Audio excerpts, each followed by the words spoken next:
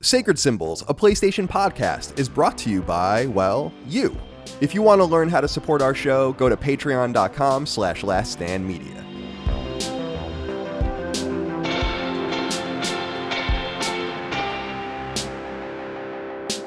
Greetings and salutations. Welcome back to Sacred Symbols, a PlayStation podcast. This is episode number 363. My name is Colin Moriarty. I'm joined as always by my son, Chris Reagan. Chris, to what do I owe this great pleasure? Dude, I love that. I'm sorry to bring this up, but like you twisting your camera looked so menacing from like the perspective. Like it looked like you were strangling the life out of someone. But yeah, man, it's I don't know. It's another day. I didn't eat this morning, which is like probably not a smart thing to do. I was like, I had one of those days or one of those mornings where I'm just like, I'm kind of just in bed and I'm awake early, but like I kind of just have no energy to get up at all. And I was just like kind of like vegging out there reading through the document. And then 2 minutes before Dustin sent the email, I was like, all right, I guess I'll get up. It's time to go. Up. Yeah, it's time. Stand up, be ready. I got up a little earlier today. I got up probably an hour and a half ago, which is unusual for me. It is so fucking hot out though. I brought out Rush. It's like in the low 90s.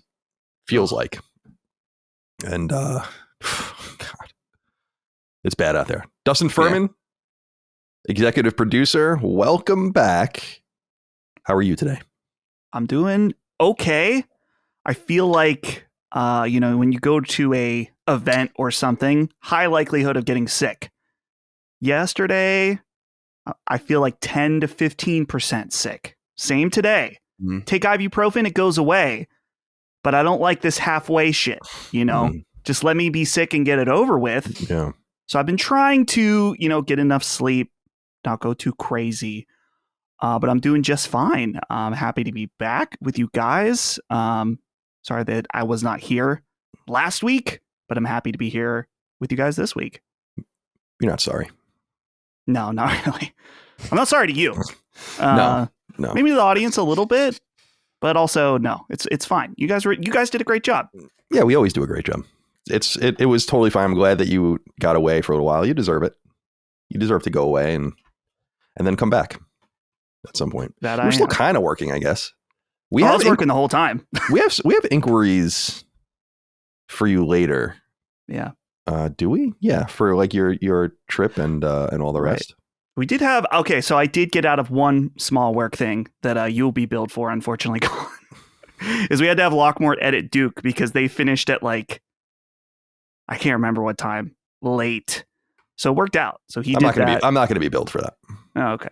Well, he doesn't bill me. So. Oh, that's true. There we go. Who knows how much money I owe Lockmore at this point? It's like.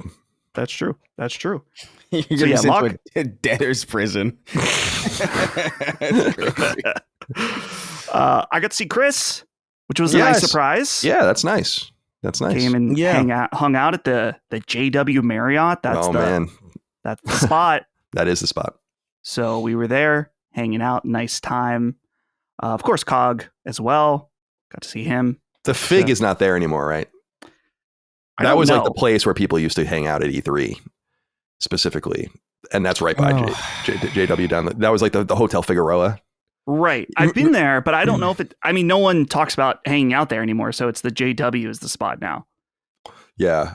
Yeah. I had some interesting encounters at the Fig. There's like kind of an outdoor pool. You know what I'm talking about? With like the tile around it. Yeah, there was like, I don't remember the guy's name. He's like some douchebag analyst. The fuck is his name? I can see his face. But when I was still like in the media, like years and years ago, he said some snarky shit to me at the Hotel Figueroa. And I think I said something to him like, I don't even know who the fuck you are. Nice. And I'll always remember about the Hotel Fig. But apparently they redid that hotel because it's a kind of a classic, pre-war hotel. And you guys might recall, I don't know if it still exists anymore, but do you remember that there was the crowdfunding platform called The Fig or called Fig or something? The entire idea was that people would buy in. It was what I always thought Kickstarter should be, which is like you buy shares of a product and in return you give like X amount of money, kind of like, Shark Tank kind of situation. And it was named Fig because of the Hotel Figueroa, because that's where people used to meet to make deals. So a little bit of insight for you guys. That's so weird. Yeah, when I met up with you guys, I was like, oh yeah, like I'm always walking around this area particularly, but I'd never. There's like a Fleming's, like I think 1 block away, that makes like a really good like smoked old fashioned where like they put the smoke in it or whatever. And I've been there like several times. I'm like, oh, this is so funny. This is like 1 block away from the place that I normally am. Right. And I've never seen that hotel in my life. Also, I've not been able to notice it. Also, you guys were kind of around where the riots were. Actually, I had a light experience with the riots. Nice. We were looking to kill time before the Death Stranding 2 premiere event. Yeah. So you went through a concrete block at a cop? Yeah, just trying to, say our piece. So the plan was to go to a video game store that's in Little Tokyo. And we started to drive there, and suddenly there was like, spray paint all over everything, people with masks on, traffic getting crazy. And we were like, we're just going to turn around right now. Just got the fuck out of there. We didn't see any craziness. But a few minutes before that, this is unrelated. We're sitting there at a stoplight. There's a guy walking past. Looks like maybe a homeless guy. I don't know. He just whips his dick out and starts like helicoptering his dick in the car beside us. Nice. I was like, oh. Wait, in the car? No. This guy was out of the car. He was a pedestrian. And he was able to, but he was soft. He was soft. So he had a big old dick. He was, this thing take someone's eye out if he wasn't. Like Michelangelo with a nunchuck. Right. Yes. Yeah. So we saw that. That was cool. Los Angeles still doing. That was cool. Just as I remember. Yeah. So I bet it is. It has not changed. Maybe gotten a little worse in some ways in some of these areas, but it's something. Where Brad lives, though, he lives over in Irvine. Very nice. Yeah, he lives in Orange County. He's not in LA. That's a totally different place. Totally different. Yeah, I love Orange County and like the Inland Empire. Like that's a cool part of California. It's a quaint and like suburban part with quite a bit of money. What was Nick Scarpino from? Do you remember? He was from fuck. Oh, I can't remember. It's something over by Brad. And he used to talk about it all the time too, about how it's like, classic Americana kind of. Yeah, that's cool. I haven't been to LA since I left, so I can't judge it. We went to San Diego, but we didn't go to Los Angeles. Right. Well, I'm glad you're safe. I'm glad you're well.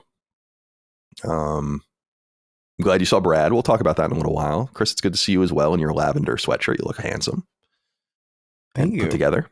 I love this. I love the sweatshirt. I don't know what it is. Yeah, I went a long time, I think in New York especially, where like your color palette's just very gray or very monochromatic, or it's just like white, black, gray, white, black, gray, white, black, gray. I wouldn't know anyone who does that. Who does that kind of thing? I throw a little blue in there. Like this is a blue color, like a navy blue. Yeah. But I'm a darker color person myself. Yeah, I like your hoodie. I like just hoodies. I've had hoodies like that too, where I just wear it. I mean, people see over the years I wear the same hoodies over and over again. But I had a gray monochrome sweatshirt for many years, and then an ex took it from me, and then I never got it back, and I was disappointed by that. That's tragic, man. Yeah. Losing it's always like my good shit too. Mm-hmm. It's just like I have so many hoodies that I was like I wouldn't care if I lost half of these, but like you have the one, or like one of the two that I care about.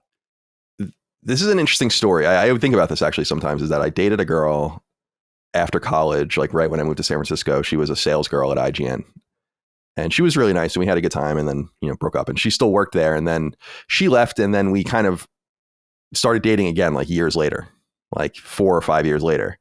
And I was at her apartment, and she's like, oh, your Northeastern lacrosse shorts are in my drawer, my bottom drawer, if you want to grab them.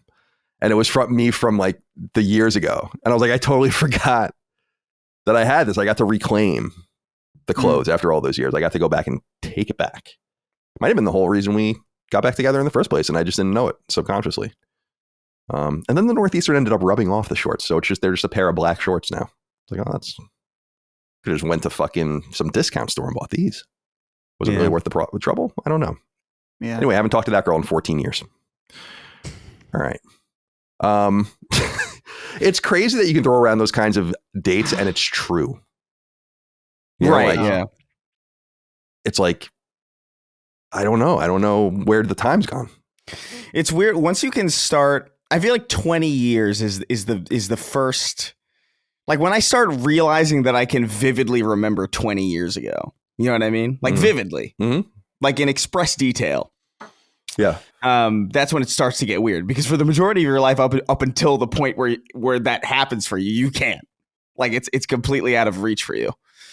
Like when you're, I don't know, even when you're 25 and you're like, I vaguely remember 5 maybe, but not really. Yeah, you remember little bursts of it, or you remember what you think you remember of it.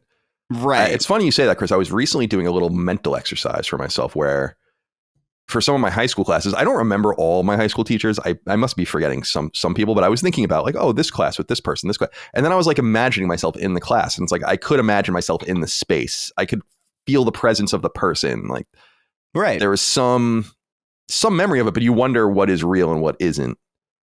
There are things that I remember in quotes that I know are probably not totally true. False memories, things that you've reinforced over time by thinking they're real. I don't know why I went down that path. It's a little more philosophical than I anticipated it getting. Actually, that's okay. Well, good. It seems like you guys are well. I'm feeling good. Looking forward to getting into the pool after this, because it's got to take advantage of this weather while you still can. I've been drinking a beer a day in the pool. Oh. I'm like, I don't know. A beer a day is not so bad, for a little while. But then it gets probably a little worse. I have such limited experience with beer, really.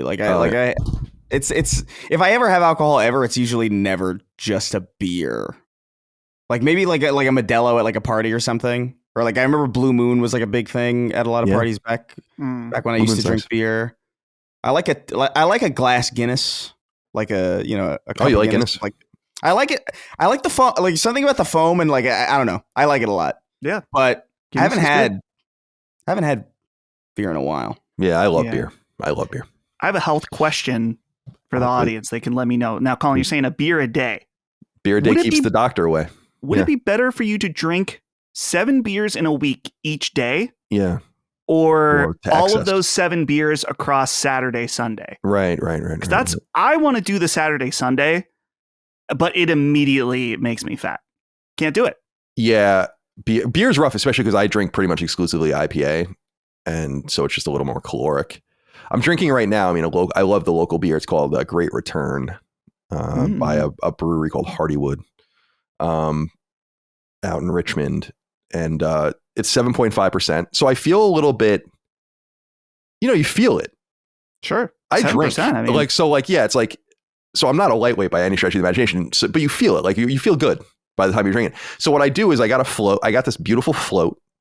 I think I told you guys when this happened that I traded every once in a while I trade Last Stand merch with random people that like work at places and like are like, I have this and people ask me to do that sometimes. I'm like, I don't have it. Yeah. I'm like, totally. It's totally great. I'm like, I have no problem doing that. We buy this stuff like really cheap and it's a good deal. So there's this one guy I actually worked in Canada and he's they're over there. The recent PlayStation toys that came out too? He actually had sent me those, like there was like Aloy and I don't know who else. I can't see. Probably fucking Kratos or something. They're like some sort of plastics or vinyl company or something. I don't know. And they have like these really beautiful, like I've never had this level of pool float, like that are constructed with like plastic bars on the inside and keep them all solid and stuff. It's like, and so I traded some merch for those and I finally got one of them open and it's got the cup holder in it. I'm reading a book. I'm smoking a joint. I'm drinking a beer. It's the life in some sense, but there it is. But then it only lasts 3 months or so. And then it's right back to the fall, the winter. So you got to really capture it while you can. And I'm getting so tan. I mean, you can see it. I don't think I typically look like an Italian American, except for in the summer. I get very olive and get that Mediterranean complexion, not a Mediterranean complex. I don't even know what that would mean, really. Colin, is this beer before or after you eat? Because that's definitely, if you're feeling buzzed, it's a 7% beer on no. Oh yeah, it's before. Stomach. Yeah, by the time I drink the beer, I haven't eaten for like 22 hours. Hell yeah. So yeah, I'm just floating out there. I'm reading Jake Tapper's shitty book. I'm fucking drinking a beer. I'm smoking a joint, and Rush is laying on the concrete next to me, and I got to get the concrete cleaned, like power washed. Power wash. It gets so dirty. The one thing I told you guys that like everyone knows that the building of the pool was like a nightmare. The company fucking sucked.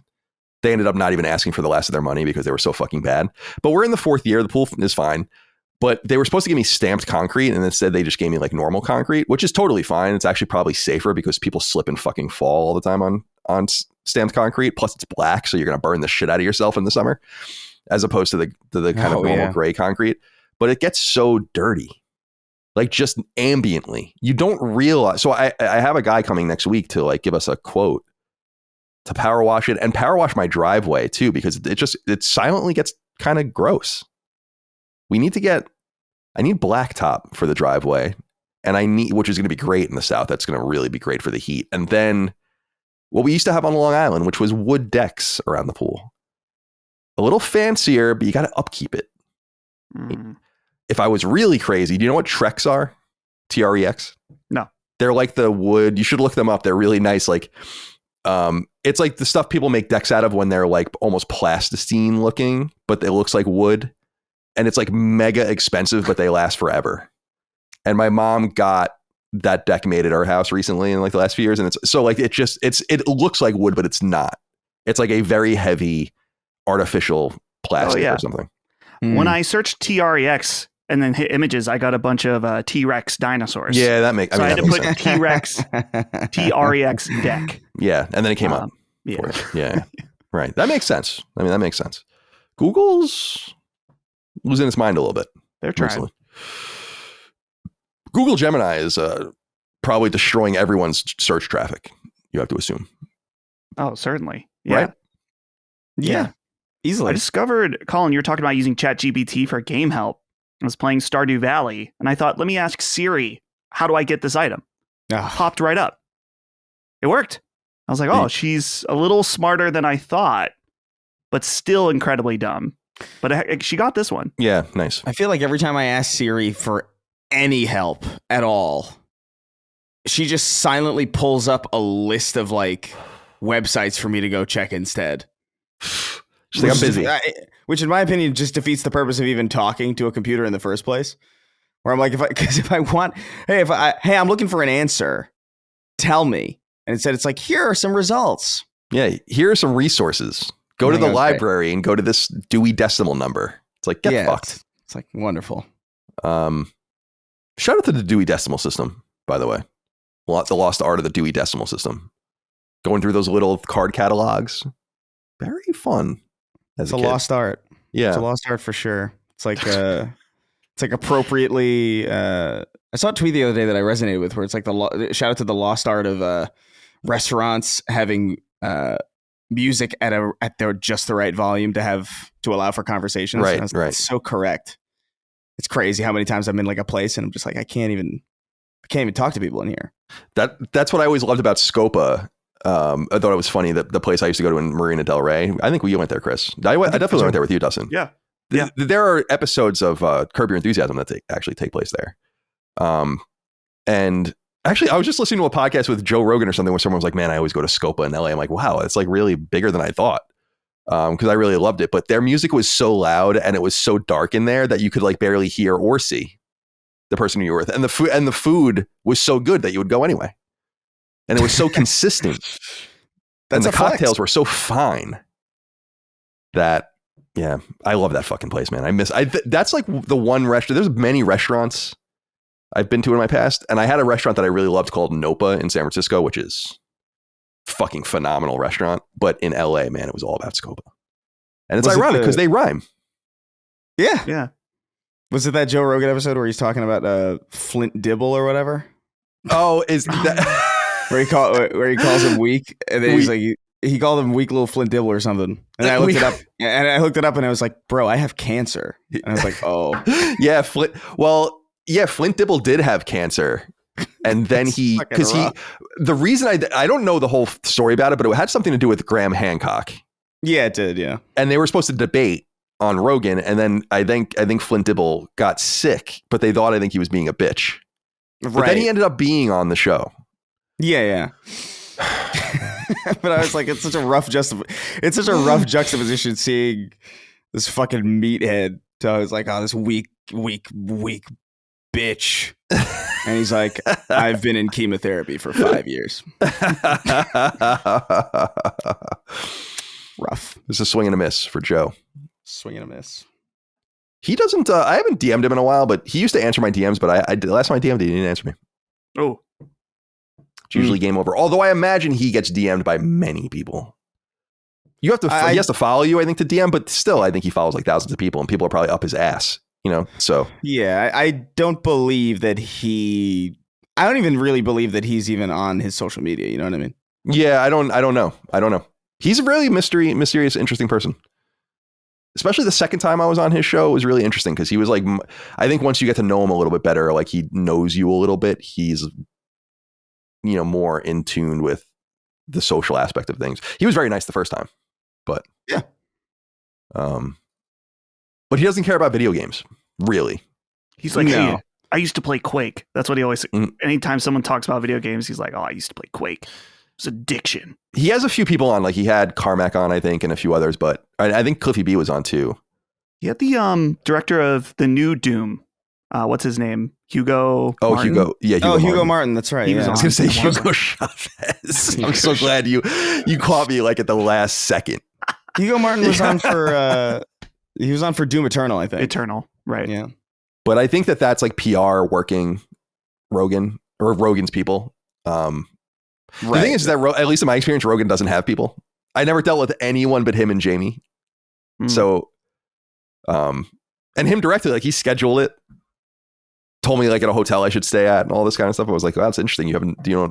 And this was like episode 800 or 900. So he had been going for a long time. I just find it interesting. If I were him and I was that rich, I already offload a bunch of shit. If I had that much money, I would be offloading everything. I would be literally rolling into the studio with shit that other people prepared. Right. Doing the show this research. Yeah, like I want to be fully like it's like I would familiarize, but it's like I want to have everything. You get me everything ready to go. All it would be like the show would be just a surprise for all of us. Right. We'd react in real time to the news. Love that. Sacred Symbols is sponsored by Cash App. I love going out with friends, having dinner, going to different events, but often as the unofficial group planner, I'm the one footing the bill with people paying me back after. And that's fine. I got no problem with that. But it's annoying that after I get paid back, I have to wait for a processing delay to get my cash in my account with no explanation. That all changed when I switched to Cash App. Cash App is a safe, easy, and fast way to send, receive, and transfer money to friends and family. To get started, all you need is your phone number, email, and some basic information. Cash App is also secure and safe, so if you're buying from an account that might seem kind of sketchy, Cash App will warn you beforehand. I love Cash App because it makes dealing with my money easier and safer. For a limited time only, new Cash App users can use our exclusive code to earn some additional cash. For real, there's no catch. Just download Cash App and sign up. Use our exclusive referral code SACRED in your profile. Send $5 to a friend within 14 days and you'll get $10 dropped right into your account. Terms apply. That's money. That's Cash App. All right. Where are we? Well, this is Sacred Symbols, the PlayStation podcast. It's episode 363. I was thinking, why was the number 363 I was like, what is it about that number? When I lived in Maine for 3 years, 94 to 96 with my mom during the school year, we lived in York, Maine, which is the southernmost town in Maine. And our number was 363. I want to say it was 3630769. Your phone number. Yeah, phone number. Yeah. So that's why I was like, why is 363? Like, it's just a random number. But that's why. Do you still remember like your it's so funny. I remember my first apartment phone number, but I remember anybody. I'd be hard pressed to remember most people's phone numbers at this point. Yeah, I remember my old phone, two of my old phone numbers. I know my own cell number. And then I know which some people don't, and I don't think I really did. I mean, I've had the same cell number since 2000.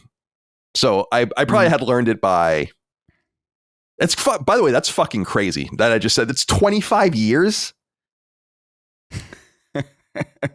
Jesus Christ. I've had the same phone number for a long time too. I think I've had mine since 2007, probably. Yeah. 2008. Yeah, I got mine in 2006 when I started 7th grade. 6 might be right, actually.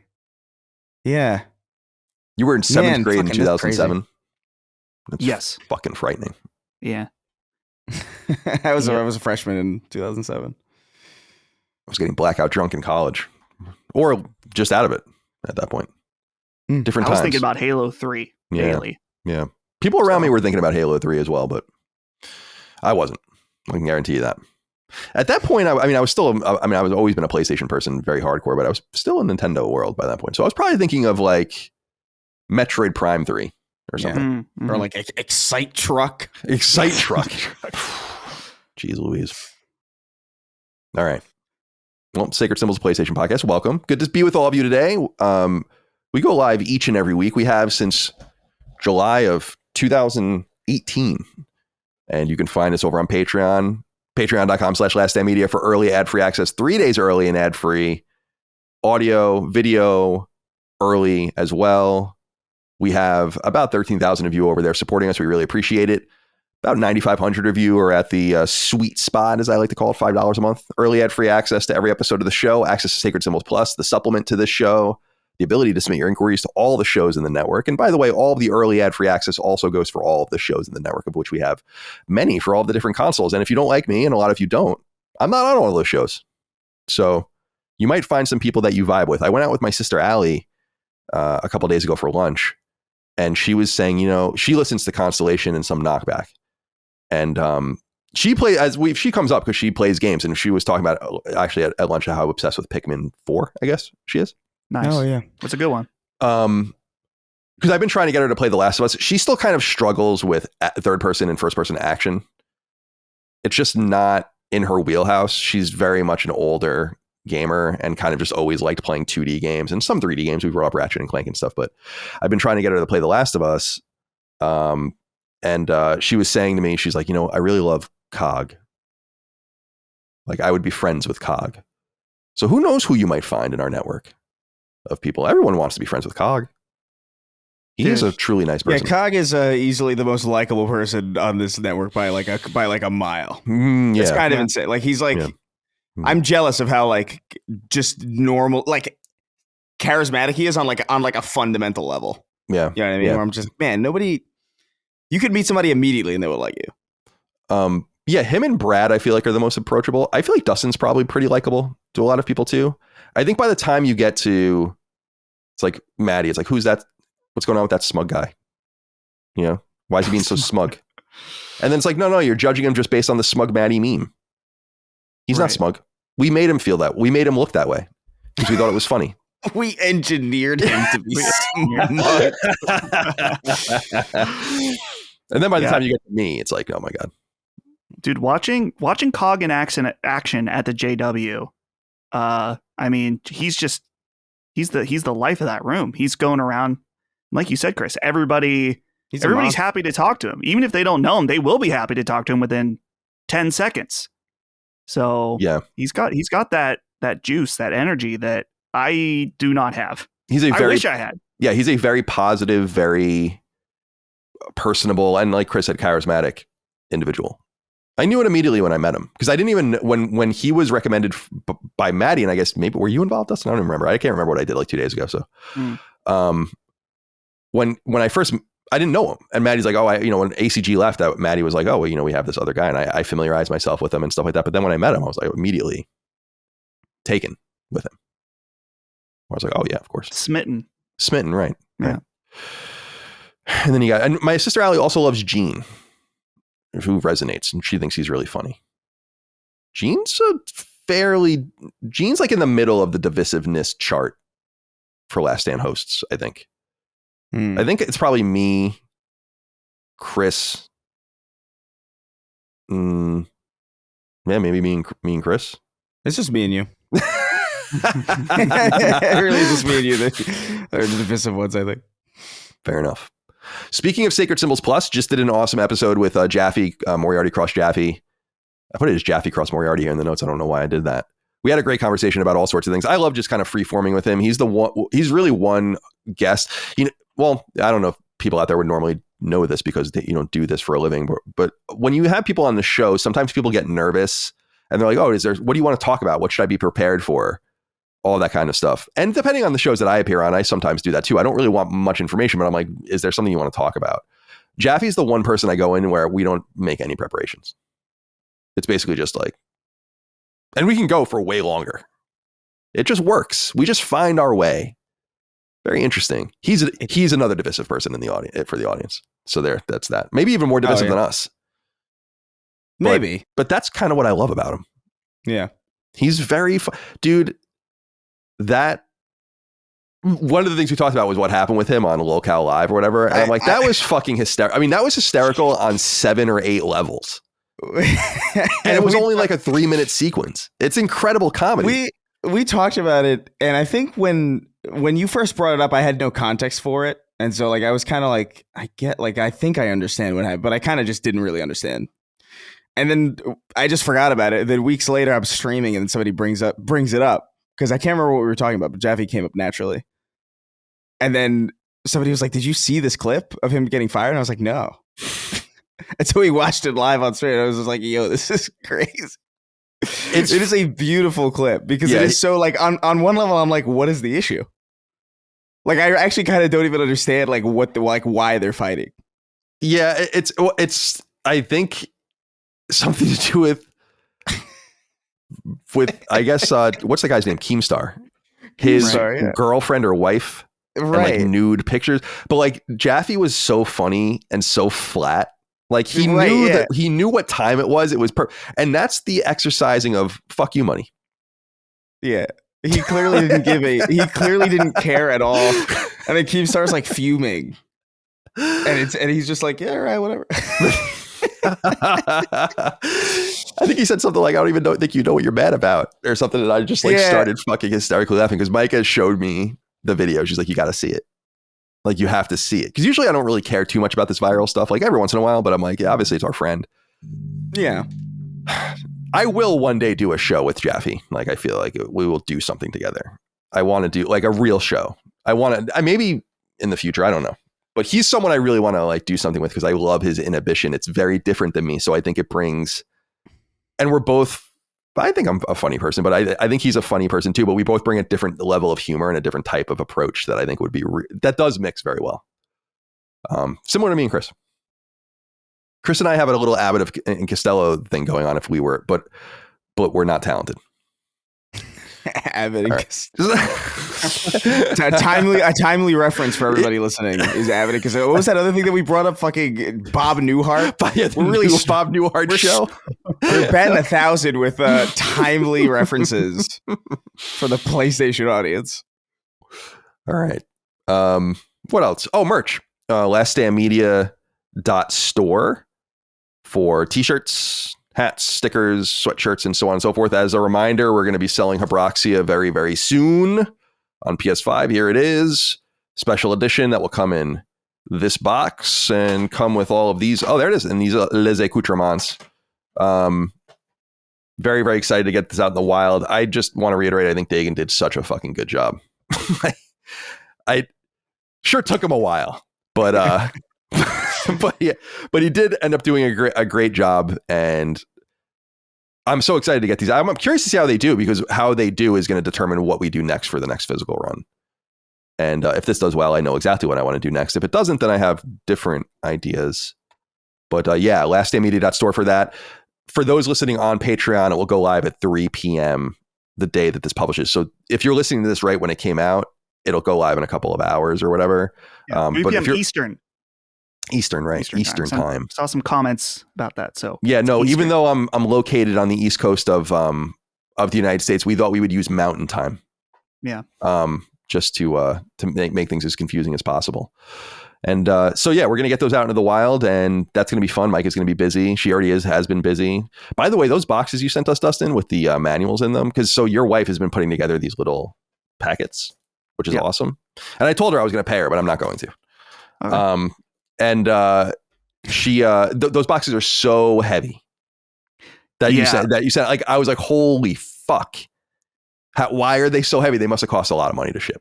Well, we fucked up on one of them. We learned, I think it's 40 pounds for UPS. That's like the limit before they charge you more. Yeah. One of the boxes was over 40, and we were like standing there at the thing, and I'm like, well, I guess fucking send it. So we're going to send some more, but none of them, we're being careful that we're not over that weight limit, but there will be more heavy boxes. That makes sense. That makes sense. That makes sense why the way these games are shipped now, and with that too, because they're shipped in like sleeves, but you get like 8 million of them. But it's probably to keep the weight down. You get them on pallets, and then you're like, what am I supposed to do with this fucking pallet? What do you want me to do with this? I actually ended up taking like my little saw and just cutting it up and putting it in the garbage. But it took time, especially because I'm weak and I don't really know how to use tools. So that was a problem. You definitely don't want to see me with a saw. Especially a saw that's electric. Yeah, a Dremel. Oh my god. Oh, I would Dremel a hole into myself probably, dude. I've hurt myself in like comical ways just using screwdrivers and hammers and shit. So definitely not my father's son. Must have been like the milkman's fucking son or something. My mom having an affair with the milkman. There's another timely reference. Yeah. Oh man, This podcast is broadcasting you from 1962. Yeah, welcome to Sacred Symbols. See? Dude, well, that's just fine. That's just fine. Such a lost art too. That transatlantic accent. Like, I love that stuff. Yeah, like the newsreel accent. I'm kind of sad that it went away, because it is such a fun broadcast. Like, I feel like I would be so much more locked into everything that I listen to if everybody spoke in a transatlantic accent. So I'd be like, this sounds serious. For some reason, it sounds like more official than just like plain spoken English. You gotta watch Review Bruh, Report of the Week. Does he do that? He kind of, maybe not quite to the extreme, but he definitely has. I know he dresses like that though, right? Like he looks like a fucking ventriloquist dummy. He's such a fascinating person. He does. Michael loves that guy. No, I know what you mean. Like, he does have like that. It's a different like, news review or food review. He does it a little bit. My review.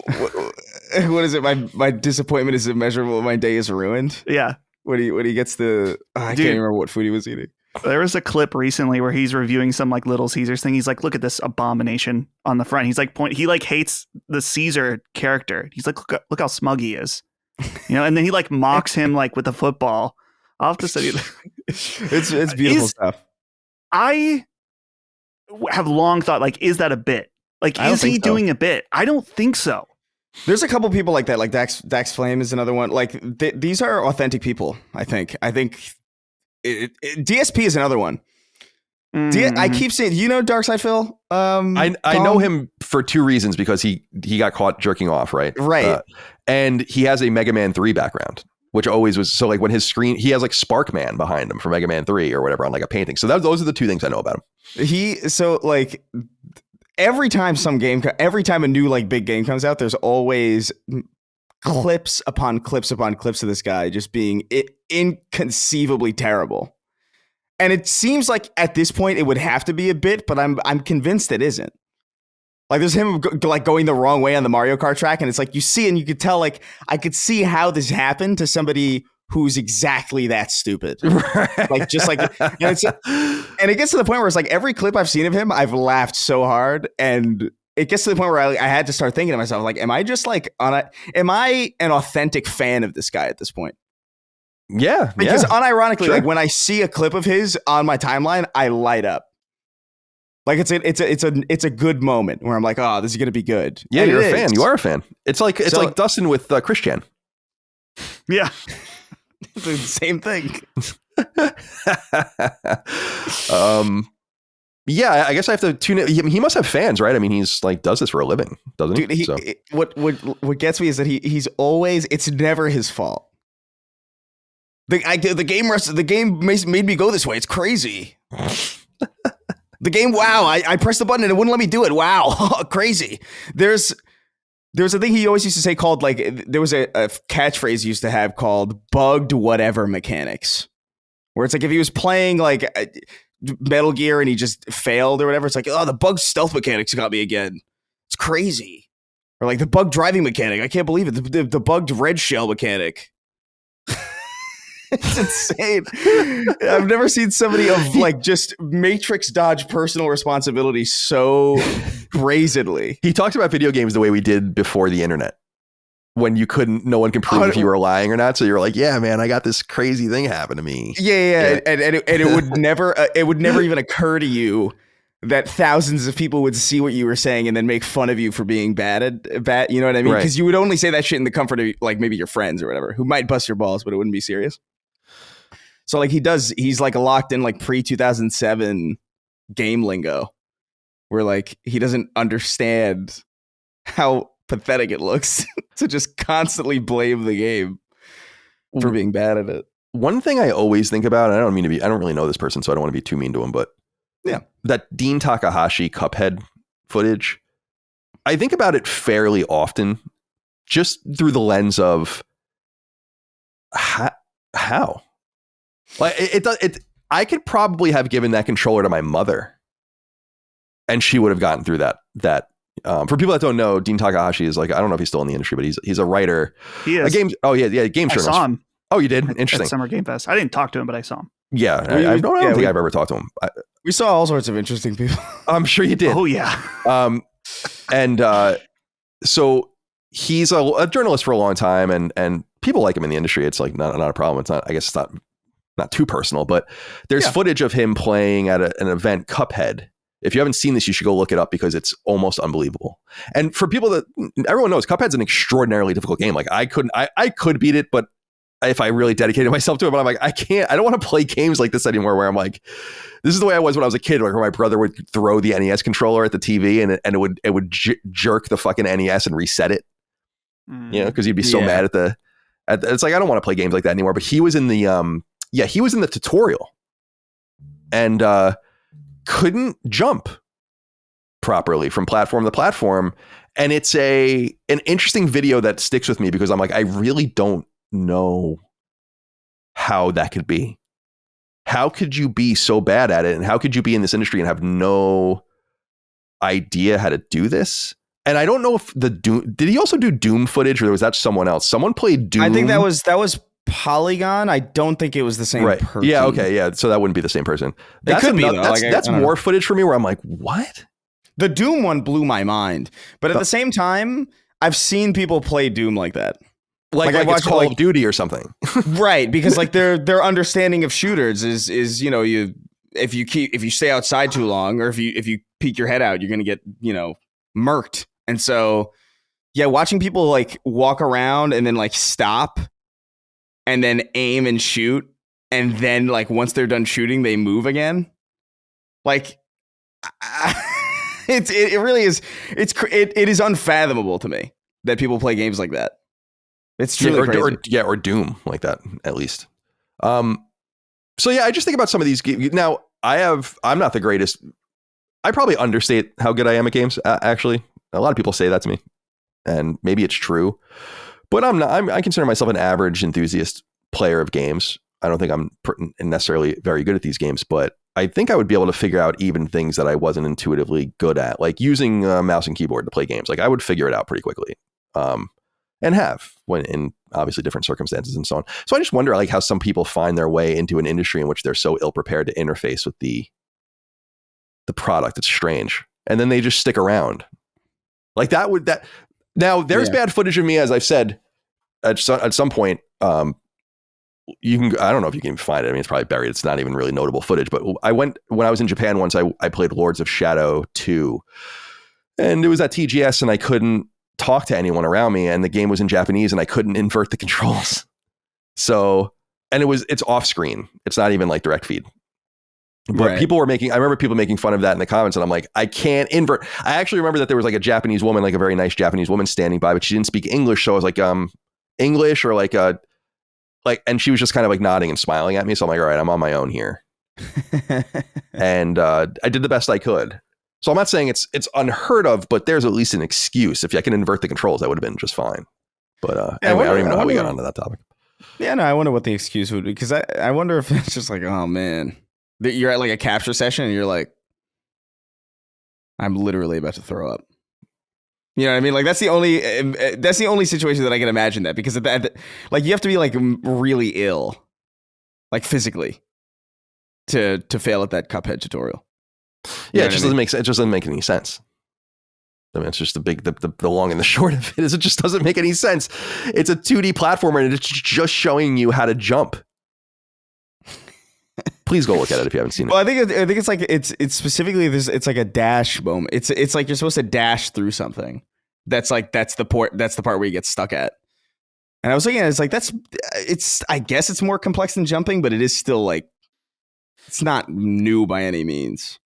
Well, because some people try to dismiss it and it being like, it's not that big of a deal or whatever. And I'm like, no, it's a somewhat big of a big deal. I think. I don't think it's nothing that video exists. I don't think it's nothing. Sure. It's not nothing, but at the same time, it is also one of those, like, how long ago is this? Like, it kind of, Cuphead is like ancient. It does begin to feel like not cancel culture exactly, but it feels like, all right, guys, come on. Yeah. Well, he wasn't canceled for that. No, of course. Maybe if that happened now, it would have been worse for him, but it was still very inoculated at that point. Not that it's the end of the world. I don't even know how we got on this conversation. The one thing I wanted to say, since we were talking about Habroxia, was Future Millionaire wrote into us on Patreon and said, "Greetings, gentlemen. This is my first submission. Colin, I recently purchased Habroxia 1 and 2 on sale, as well as Twin and Tribreaker on the PSN store. Do games on sale ultimately affect your cut at the end? And do publishers have a say when the games go on sale? Just curious for some insight. Thanks. And no, I will not be harming myself. I'll just shut up and listen." That's wonderful to hear. See how well adjusted some of you can be? Isn't that nice? Of course it affects us. I mean, Future Millionaire. We get a 70% cut of whatever the price is.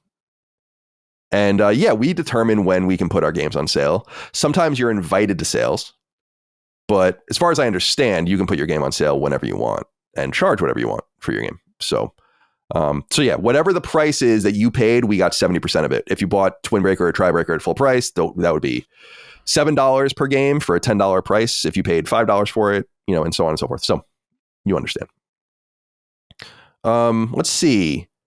Yes, leave us nice reviews on podcast services. You can find us on YouTube, of course. Some people like to watch the video. It exists in video. Most of you are still audio people, but I know that's a lot of you like the video as well. Come look at us. Nate Sticker wrote in and said, "Hey, CDC, this one is for Dustin. What is the game plan for TooManyGames? Who's coming? Is there a panel and meet and greet? Love seeing the crew there every year, especially the Dakester. Love all you guys do.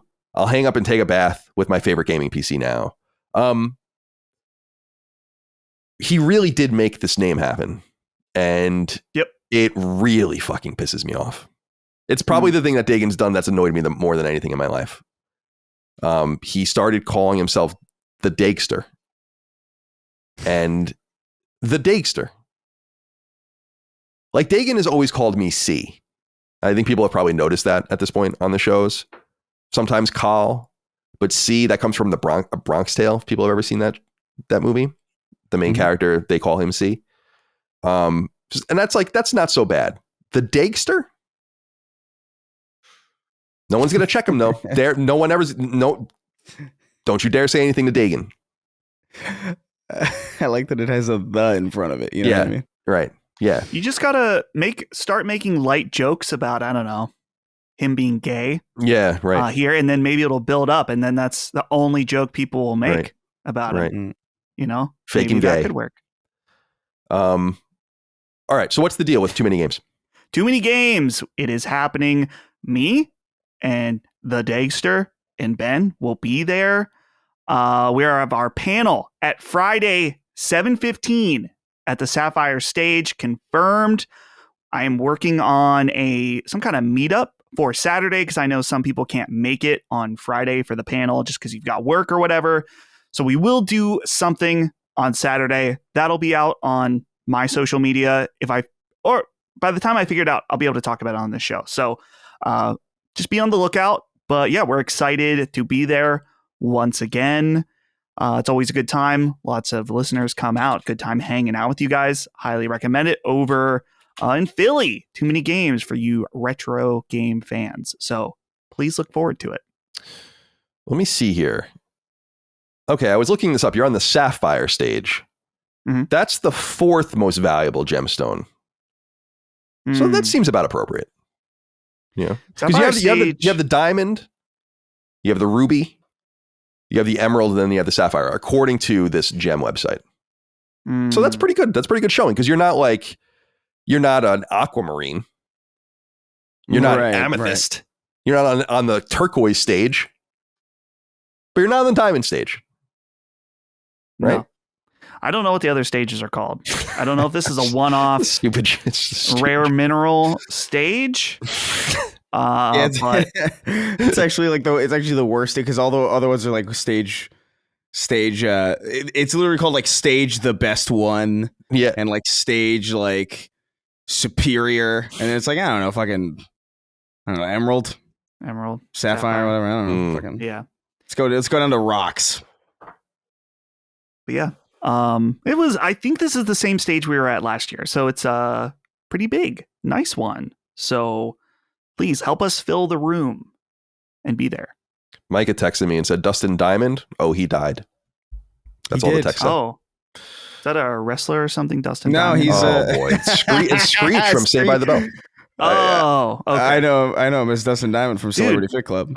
Celebrity Fit Club, of course, yeah. At Summer Game Fest, Brad said hi to this guy. And I was like, oh, I have no idea who that is. So we walked and I was like, who was that? And it was a wrestler. Oh, Adam Cole. Yeah, Adam Cole. That's it. And he just casually said hi. I was like, oh, I have no idea who that is. Yeah. But the Last Stand Discord was hyped about it. Cool. We'll get more into your trip shortly. Let's get into some topics of discussion, and then we'll get into the games news. There's a lot of news this week. Yeah. You missed a robust episode, though, Dustin. I mean, we went 5 hours without you. It would have literally gone 7 hours probably with you in the show. I don't know if I've ever filled 2 hours of talking in any show. You don't think so? No. Also, I don't. It's not just you talking. It's where the conversation would go from there. Sure. More things to talk about. That's fair. More threads to pull at. But fair enough. We don't let Dustin talk enough. Stop talking so much. Let Dustin talk. Well, it doesn't seem like he has. Dustin, you have anything to say? Not at this moment, but I will interrupt you very rudely later if I do. Okay, fair enough. Connor Reese wrote in and said, greetings, gentlemen.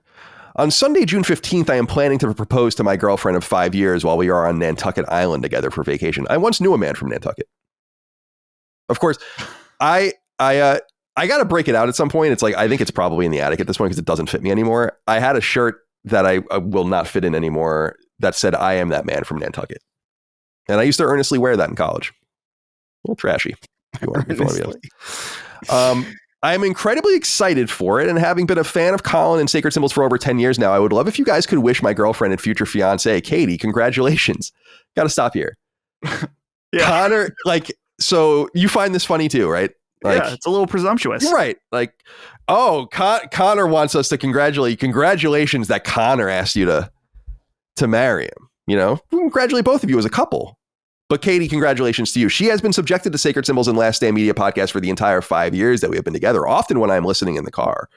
She also traveled with me to the live show in Houston, did not cry in the bathroom, and is still with me. She knows that the network means a lot to me and keeps me sane each and every week.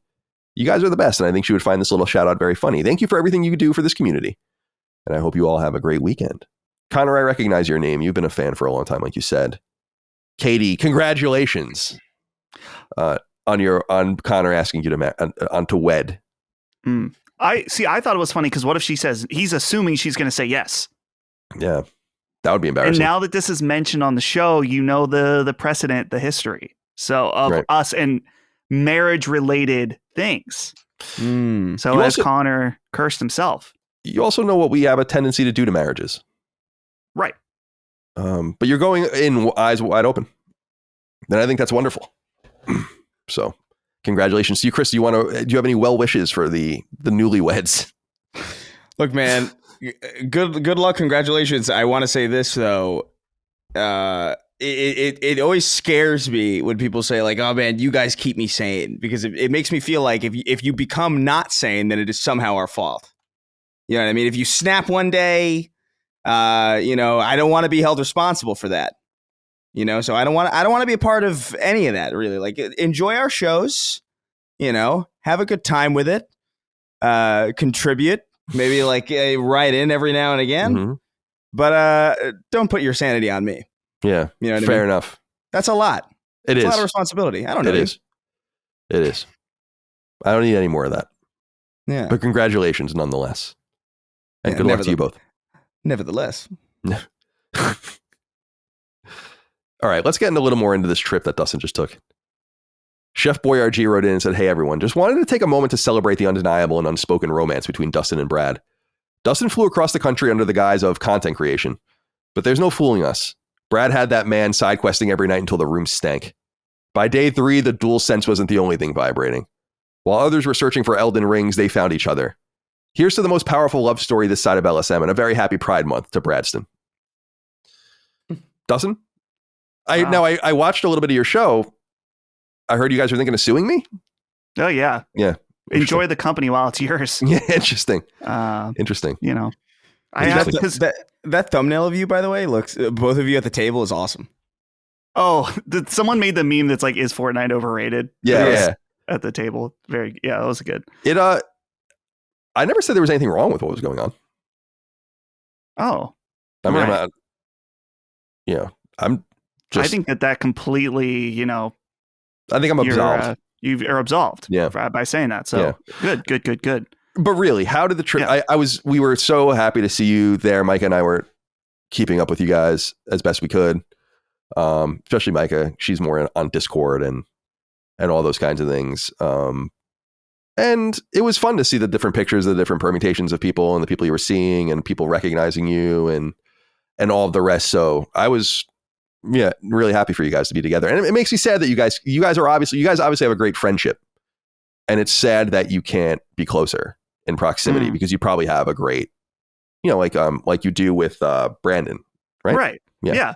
Oh, absolutely. It was a great time. It felt like I was there. I was there like 6 days or something because I was there and I went to the actual in-person Summer Game Fest thing, like the event stream. So a lot of really cool, fun experiences. Some of them a little weird. I was at that IO Interactive showcase. If anyone watched the stream for that, it was just as awkward in person, and even more so. Something that was really weird was they were showing Mindseye, which we'll talk about later. And then in between on the stream, apparently they were just showing more Mindseye trailers. But then they brought out this dance group, which I think is famous. Someone told me who it was, but I've already forgotten. And they're just like, all the press are just sitting there and they're doing this dance that have like light up outfits. One of them's like Iron Man. And we're all sitting there looking at each other. I was sitting beside Jimmy's friend and business partner, Ray, from Xbox Ready. And we're like, what the fuck is going on here? So that wasn't part of the stream. And then, of course, after that is the Play Days experience, which is kind of like the small contained E3 that Brad and I were both at, that we got to play a bunch of games, check things out. So I'm sure we'll be able to talk about some of that stuff, like Resident Evil 9, got to see that, got to play Pragmata, the new Lumines game, lots of fun stuff. So all of those impressions of those games are in this week's Summon Sign that Brad and I did indeed record in person at Brad's kitchen table. So that was pretty fun, or his dining room table.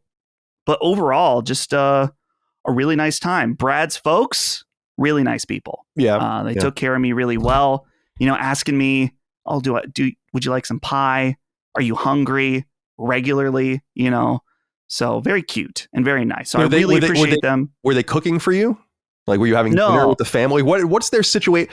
Because Brad lives with them, but he's also older. So it's like, he's probably not having like dinner with them. Like when I lived with my mom, when they were building this house. So as people know, I lived with my mom for 5 months in 2020. I ate dinner with them every night. Like at dinner time, I was like ready to go, like, fucking Wile E. Coyote. Yeah. Yeah. So Brad does have like kind of a separate addition to the house that's kind of his space. We did eat dinner with them one night, but we went to In-N-Out. So, but I think, they weren't cooking per se, but they were always offering like, oh, we can make this, or if you need this. Brad's dad made some delicious croissants for us. Oh, wow. For breakfast. Nice. Which was pretty like from scratch? I don't know, but they were really good. Wow. I just got up and they were already proofing on the interesting on the top of the stove. Wow, you had like a continental breakfast. Yeah, it was really at the Ellis Hotel. At the Ellis Hotel, very nice. So, I'm trying to think if there's any other interesting things about the trip. Yeah. So wait. So In-N-Out was it worth it? I love In-N-Out. I had In-N-Out 3 times when I was in San Diego. So we had In-N-Out twice, and I've had it plenty of other times. It had been since 2019, and of course, always really, really good. It is rock solid. And now I saw some feedback from the Summon Sign. They're like, "Why were you eating?" Because I talked about eating Del Taco also. Oh, I love Del Taco. Yeah, they're like, "Why are you eating Del Taco when you're in, Los Angeles, Orange County?" I'm like, guys, we were eating at like 9 or 10 sometimes on the way home from Summer Game Fest. You just need something quick. So we have to either go home and do stuff or immediately go to bed. Also, Del Taco is awesome. I love Del Taco. The thing so I got like a street taco, a regular taco, and a quesadilla, which Taco Bell doesn't even have the street tacos. That was good. The regular taco, though, totally blows Taco Bell out of the water. Oh my God. I know it does. That's the thing. Yeah. It's like it shits on Taco Bell. It's crazy how much it shits on Taco Bell. Plus, it has all sorts of other options. Like I love getting tacos or burritos and fries, or getting their burgers are pretty good. I saw they had a burger. Yeah, I didn't have it though. Dude, I used to order when I lived in Santa Monica. I would order Del Taco like on a constant basis. Yeah, it's really, really good. Keep them coming. Yeah. What else? So what else could you have eaten down there? Did you go to Portillo's? The one Portillo's that's in Orange County, isn't it? I've been to that Portillo's, and that's the only one I've ever been to. I've been to Portillo's twice, I think, and both times I thought it was extremely overrated. Like it's fine. I really like it for what it is. When we eat hot dogs for dinner like every few weeks because we both love hot dogs. But it's like I have to have like 3 of them. So like, because they're so small that I told Micah, because I actually never liked hot dogs until I was an adult. It wasn't that I was not into taste eat. So I love that you make that face, because I was like, I finally understood. Chris, for people that listen to audio, you made a confused face. I was just confused. I figured out why this was, I think, is because just growing up for me, they were never presented by themselves. It's never like, we're having hot dogs tonight. It was always like, my dad's grilling or a neighbor's grilling or whatever. Do you want burgers? Do you want chicken? Do you want hot dogs or sausages or whatever? And so I was just always like, hot dogs are fine, but why would I ever want a hot dog when I can have a cheeseburger? And I think like, it wasn't until I was an adult that a hot dog was just presented to me. Do you want a hot dog? Like, that's the only option. Right. And then I ate it and I'm like, I kind of like this. And I never really, so it's not that I was like aghast by it. It's just that it was never just presented to that. And so it was just it was always thing. It was always the least appealing option whenever it would come up in a slate or an array of options. Right. And let me be clear. If you're presenting me a burger, like grilled chicken, sausage, or hot dogs, I would probably take the burger and the sausage before I took the hot dog even now. But you could just have hot dogs, I guess is what I'm saying. There was never a thing. It was like, oh, just have a hot dog. It doesn't have to be a whole thing. Just have a hot dog. Like, what's the big deal? And then so I came to embrace them as an older person. Yeah. And Portillo's does that really cool thing where you can order the whole box. Have you guys ever seen this? Like, you can order a box from them, and it's like 10 hot dogs, like all the fixins, the peppers, the onion, and you get even like a little hat and like the apron and shit like that. And it's like a cool gift for a person for like their birthday or whatever. And they can make like a little Portillo's experience for themselves. Yeah. So that's a nice way to experience it too. And the buns and all the rest. I just feel like I have so many hot dog experiences, and like most of them are just like on the street. You know what I mean? It's usually like the blue and yellow kind of things in New York City with the blue and yellow umbrella. Yeah. That sell you the hot dog on the street, and those are great. And then like outside of bars in LA, I'm sure you're familiar with it's the Mexican lady. Oh yeah, that's amazing. But that's often, see, I was an adult by the time I discovered that, so I was already in. But also it's like they go nuts, man, with that. I love the Mexican ladies in LA with the sausage and the hot dog cart, because it's just like they got the onions, they got the peppers, the ketchup, the mayo, they got like anything you want. Sometimes they also have tacos and burritos. It's kind of like a Del Taco situation where you can just bash these worlds together, this American world and this Mexican world, and just bash it together. Yeah, those ladies are the best. They're awesome. But yeah, Summer Game Fest. One of the things that I really liked, got to actually talk to people in person. I think we basically had lunch. What's that like? I don't know, dude. It was wild. It's been a long time, but got to hang out with Destin, friend of the show. Oh, good. Of course, he was there. Cool. Met Alex, who is Boomstick Gaming. Boomstick Gaming. Yeah, why do I reckon was he the one that got plagiarized? Yes. And that's interesting. Okay, yeah, I remember him. All right, we're back. We had some sort of cut. It'll cut it in some fashion, some way. What happened? Amazon or Cloudflare or something went down. Yeah, it looked like multiple major server hosts went down. Some of them appear to still be down, but we'll see how far we get into this. It seems to be working now, but I think I was talking about seeing people at Summer Game Fest. So yeah, saw lots of fun people. We'll leave it at that. Yeah, I was going to say, we waited about 40 minutes to make this, for things to get better. There were more things to kind of dick around with, but I think we should just get right into the news now. Kind of interrupted the flow. I'm not in that playful mood anymore. Now I'm ready to get serious. I'm ready to focus in. I wonder what happened though. Maybe the Chinese are attacking us finally, getting it over with. Just set the EMPs off already. Just like liberate us. Yeah. From. All right. Let's get into the news. There's a lot of news to get into this week. And we are a PlayStation podcast, so I suppose we should talk about the news. Let's start here, because this has been kind of developing today. Mindseye is finally out. A lot of people wrote in about it. Colin's erection when a guest says that's a great question wrote in. It said, guys, Mindseye is not looking good. From execs bailing before release, sponsored content creator streams being canceled at the last minute, and glitches, the game is getting Cyberpunk comparisons. Are you still interested in playing this B movie of a game, Colin? I'll go hug my mother and tell her I love her and listen. That's so nice. So thegamer.com writes, Mindseye invokes memories of Cyberpunk 2077 as PlayStation begins to issue refunds. And so basically they chronicle people on Reddit, on Twitter, and other platforms that are getting returns, actually getting their money back for games that they purchased, specifically Mindseye, on PSN. And then the Cyberpunk references are because this is very unusual. And Cyberpunk was one of the last games where this was really happening at scale because the game was so broken. And that was obviously the PS4 version. This is for the PS5 version, which is the only version on PlayStation for Mindseye, which is the only game from Build a Rocket Boy, Leslie Benzies studio, who was the producer, a longtime producer of Grand Theft Auto and Rockstar, and worked on other games too, Manhunt and Red Dead 1, and so on. So the game is supposed to be, as Colin's erection when a guest says that's a great question writes in, he's right. The game is getting destroyed. And he asks, a lot of people wrote in about it, but he asks, is this a game you're still interested in playing? It is, but actually I was turned off by one specific thing. Do you guys know what it is? And the reason that I didn't jump in? Frame rate. Yeah, right. The frame rate's supposed to be horrible. Yeah. It's locked at 30, or it's 30 is the max, and it's more like 20 apparently on PS5 Pro. That's mind-boggling. And really bad. I've seen some funny things from it. I've tried not to watch too much because I don't want to necessarily spoil it for myself if I do actually play it. But I still say that I think the game looked fun from a PS3 era silly shooter mentality. And I have seen, to be fair, I don't want to be too harsh on it. I mean, it deserves it. I saw Push Square gave it a 3, which is like really bad.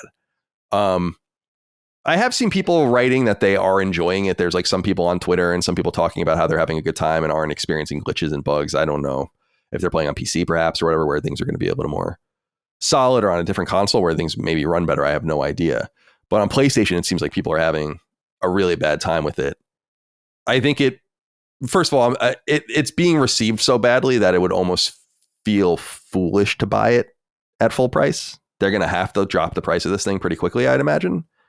And they'll probably have a major patch before they go out of business, I assume. I don't know how this all is going to work out for them. As we know, and as we've discussed, that Mindseye is really the spin-off of the studio's primary project, which is a game called Somewhere, right? Or something like that? Or? Everywhere, I think. And close enough. And it's supposed to be some MMO and whatever, and they've been working on it for a really long time. Mindseye, I think, takes place in its universe and is supposed to be some sort of spin-off of that, and they've kind of gotten it out. The major mystery to me, and it's the thing I've thought about the most, actually, is what's going on with IO Interactive stepping in and publishing this game. This is not something that they usually do. In fact, it's the first game they've ever published that's not their own. They obviously publish Hitman 3, and they're going to self-publish the 007 game next year.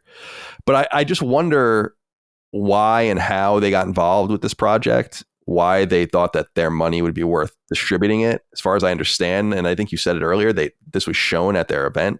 It would be weird for them to ignore it, I guess, if it's their first publishing project, but it's being horribly received. And I'll defer to people's judgment on this one. But my suspicion is that I will one day play it. I don't know when that might be. But I'm not going to play it in this state, and I'm not going to play it without a major patch, and I'm not going to pay full price for it. But I do appreciate everyone out there that did pay full price for it, so we could know better. Also, they didn't distribute codes, and the advertising thing was weird. Can I just say something real quick about the I find taking sponsorship money from the games industry when you cover games to be very peculiar. I know it's common. I worked at two companies that did it.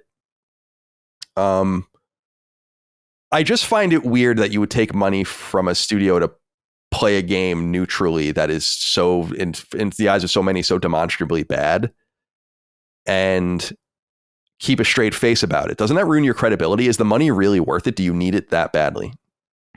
It's strange. It's always going to be strange to me. So just that anyone would even take money from this game is weird. It depends on how serious the people involved want to be taken, I guess. Because there is an element of like, dude, I saw somebody playing a game, or I think somebody playing Mindseye on stream, and then I think they like pulled the sponsorship like in the middle of the stream, and then he was I think like, he was about to, was that Co-Carnage? Is that something like that? Yeah. He was booting it up, and his like, I don't know if he has a producer or something, was like, they pulled out like right as he was about to play it. To me though, I'd be like, the game's out, we're playing it. I mean, we're already here. Let's see, see what it all is. Unless you're paying me still, I guess. Right. And they're saying just don't stream it. But then that's like so. It's weird. Yeah. That's the entire point. Is it's just a weird situation. I'm so deeply uncomfortable that companies do that, and I don't know how it's not a conflict of interest. And I also don't know how you are taken seriously by audiences when you do that. I get, like, it's like you said, maybe there are just some people that are very, I don't want to say casual, they're probably big gamers, but maybe court a more casual audience where they're not really in it for the seriousness of it at all, and it just kind of washes through. But I would just feel so icky about doing that personally. Yeah. It's led to some great clips. As I'll say that, like, because I saw some, like, there was another clip too of some guy like ending a stream, and it was presumably after like, I don't know, a couple hours with it. And he was just like, well, that's Mindseye, it's out right now. and right. You could just tell he's like barely holding it together. And so it's good for things like that. But like, yeah, if you're trying to be taken seriously as I guess like an objective voice, I mean, it's obviously a non-starter, I think. Yeah. So obviously neither of you are gonna play this, I assume. I'll give it a go probably in the future, but I'm not eager to. I maintain that I think it looked fun, and that I think people talking about its generic nature don't ignore a lot of the generic nature of, again, all of the things they like. Yeah, I think lightsabers. There's a lightsaber. I think. Interpreting the previous trailers of Mindseye in good faith, assuming that, like, I mean, how regularly does a bomb this spectacular where it gets a 3? Yeah, that's what I'm saying. Incredibly rare. Yeah, so like in good faith, interpreting the trailers as what they are, like I thought like maybe you'd get like a low 70s kind of like fun, 360 era open world romp that at least functioned correctly and ran well and was at the very least like finished. But it's very clearly that's not the case. Like, dude, I once I saw the scores, I was like, all right, well, I'm probably not gonna, because scores are meaningless up to a degree, but like if it's unanimously like it's horrible like this, it's like Ride to Hell Retribution. It's like you don't really need to go play Ride to Hell Retribution for yourself to know that it's not The Last of Us. Yeah, again, like the biggest turnoff to me is not people's response to it. It's the frame rate, right? Because people, everyone has different tastes. I'm sure I never thought it was going to be this great game. It's like you said, I just thought it would be fun and I thought it looked good. But I looked at it like maybe like a Saints Row 1 or something, or like a Destroy All Humans, so like just like a small like kind of open world romp. But dude, like I was, so I immediately was like, I'm not buying this. Let me look up spoilers for it. And dude, the ending is hysterical. It's awesome. Like I almost thought about like, I thought about maybe just buying it and playing it on stream earnestly, because it. It's wild. Mindseye is certainly something. It is certainly something. So I'll monitor the price. This thing's going to get cut in price quickly. I think I will be monitoring the health of the studio, because as I understand, they might be 400 plus people there. And I don't think most of them even work on this game. I think it's going into this other project, but in reading the history of the game, it was first revealed in 2022. We first saw it in 2023. And then this, again, I maintain the greatest mystery from my perspective of this game is why IO Interactive got involved with it. And they signed on publicly in the beginning of 2024. So they saw it fairly deep into development, and they have good instincts. It's a good team. They also have history of being associated with a major publisher in Square Enix that would have given them some chops to kind of choose and pick and figure things out. I'm just confused by that. It is weird. Yeah, it's very weird. Especially because it's their first one. Like you'd think that like your first game would be something that is like so unambiguously special. It's kind of like, it reminds me of like Donkey with like Animal Well. Like Animal Well's really nice. Like it's good. Like that's a really good first game to publish. But like, what the hell did they see in this thing? Yeah, and why did they want to rush it out? Like if the game is in this state, I get, obviously you want to get things out and just get it over with, but you have to have known. I mean, they're not stupid. These people aren't stupid. That's what's so strange about it. There's a lot of strange. I'll be very interested to hear more about this game. I'm sure there'll be some sort of expose or something about it at some point from someone about what happened behind the scenes. I think that everyone generally agreed that the game didn't look incredible, but I think that the telling sign that something was going to be very off is when those executives left. Was that 2 weeks ago? Yeah, the CFO and the chief legal officer, Cielo. So maybe they knew the state of what the game was coming out in. And yeah, why? I don't know. Maybe it's just a financial issue where they couldn't afford to delay it any further or something like that. But releasing at this state is just, when it's at the point where PlayStation is notoriously stingy with giving people refunds, that's when it's like, oh, it's not just bad or boring or whatever. It's broken. Yeah. And I wonder, it's an interesting point to wonder if they will delist it, because that is what happened with Cyberpunk. They were like, we're not doing this. And that's a major insult. Now, Cyberpunk roared back and is an excellent game. I don't think this game ever had the bones or the potential to be a Cyberpunk. But I thought, what game comes to mind for me where I was like, this game is going to fit into the pocket of Nakon's RoboCop or something. Yeah. That's in my mind. That was the quality of the game. So just in third person and like sci-fi future shit instead of it being like in the 80s. So that was kind of in my mind, but it became more of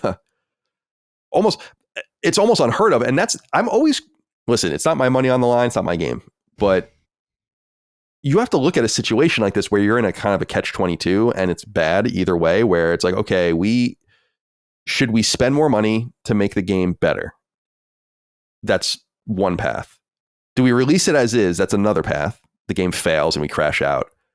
Or do we do the third thing, which is kind of what happened with Concord in reverse, is just we kind of cancel it and get some of our money back on tax returns by writing it down and put all of the resources into hoping this everywhere game is huge and kind of mitigate the damage. But they've released it and it's probably going to sell, I assume, tens of thousands of copies.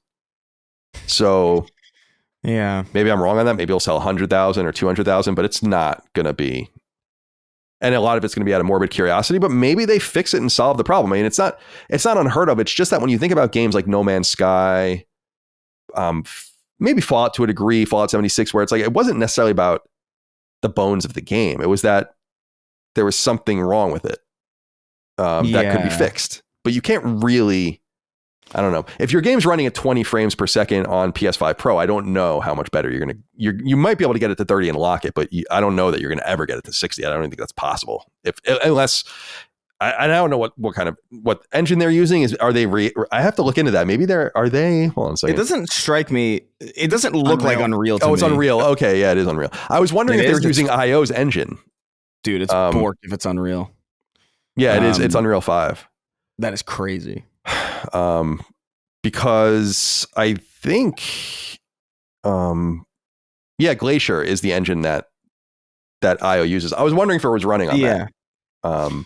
And maybe it can be optimized by IO, but maybe there's hope if some wizard comes in and understands Unreal 5. There are games a lot more beautiful than that run at 60 frames on PS5. And that's the thing that's just very confusing. It just doesn't look like it was executed well at all. Very weird. The engine being Unreal is even more baffling because that's the engine that everybody knows. You know, there's in my opinion, it makes some sense that because Cyberpunk is using some proprietary, or at least like Cyberpunk 2077. I know Witcher 4 is like switching to Unreal or whatever, but like CD Projekt used a proprietary engine for Cyberpunk, and so like you could kind of understand on some level, even if it doesn't excuse it, how it launched on PS4, but like you could see why it would maybe be a little bit more tricky. But like Unreal is like a known quantity. I feel like everybody knows I know how to use Unreal. Like I can open up Unreal Engine right now and make something in it. You know? So it's truly baffling to me that a game like that looks like Mindseye, which doesn't look particularly, I mean, the cutscenes look pretty nice, but like it doesn't look like it's like this unheard of quality that it's like it's definitely got 20 frames per second. You know what it reminded me of, Colin? I don't know if you remember these games like Fracture. Oh yeah, of course. Or like it reminded me of that kind of thing. Jet Brody was the main character's name in Fracture. What? Jet Brody, yeah. That sucks. That's not even cool. It does suck. I remember the posters being really cool for that game because it was like the Golden Gate Bridge. Yeah. I don't know, man. Yeah, Fracture was trash. Yeah, but it's of that era of game, and right. RoboCop harkens to that era of game. There are a lot of games from 2007 or 8 to 2012 that it would have fit perfectly in, and I like some of those games. So, like, it reminds me a little bit of like Remember Me or something, which was good. So that was a Don't Nod game, strangely. Yeah, Remember Me or like Wet or like one of these weird like kind of offshoot games that I mean, none of those like Dark Void. Dark Void, right? You know, like these. Nolan North was in Dark Void, right? He was the character in that, wasn't he? I mean, you could probably bet that that's true. But it's one of those things where I just kind of feel like those games weren't particularly good. Like Fracture and Dark Void are not very good, but they're not like threes. No, they're sixes. They're like 6 or 5s. You know what I mean? Like at worst. But like for this to be that bad is truly, and it is that bad from what I've seen. Like the sheer functionality. I've seen like traffic. Like it really reminds me of like Cyberpunk 2077 on PS4. Like the traffic is like spawning in and out and like chaotically. Like there's cars spawning inside other cars and shit. It's completely bewilderingly fucked. That's again. It's just so strange that they would launch the game in that state. Certainly in the solid state era, they wouldn't have done that. in the disc era. Because you couldn't have gotten away. I mean, there are games, I guess, that are really, really bad during that era, obviously. But anyway, I think people are using patching to get away with problems. Hopefully they're able to fix it. I have my concerns. I'm busy with other games. I'm fine. I'll wait. Yeah. I did see on my list that a few people on my friends list pre-ordered it. So I wonder how that went for them. But maybe they're one of the people that are having a good experience. I have no idea. Do you think it's going to be a big victory when Everywhere comes out and it and it calls back to has some callbacks to Mindseye, and you're like, there's Jacob Diaz from Mindseye. Yeah, right. It's gonna be awesome. It's a glub shitto moment. Mindseye glove shitto moments. The Mindseye universe is such a fucking funny premise. All right, so yeah, that's a PSA that if you have Mindseye and you're not impressed with it, maybe you can message PlayStation and maybe they'll give you, or you could message PlayStation and then maybe they'll give you a refund, but there doesn't seem to be anything automatic about it. But it is an unusual move for them and bodes poorly for the game, both literally and as far as it even being a listing on PlayStation in its current state. Because I don't think Sony has any tolerance for that, mostly because I think that they have to pay the chargeback kind of costs for... They're paying all the credit card fees and it's kind of just wasted money. Then you have to do it back. That's more money. So it does add up. It's not like it's going to break the bank for them, but it's money. It's not like it's not a thing they can just do for free. So it does be, if thousands of people need it, they're going to just pull the game. Okay.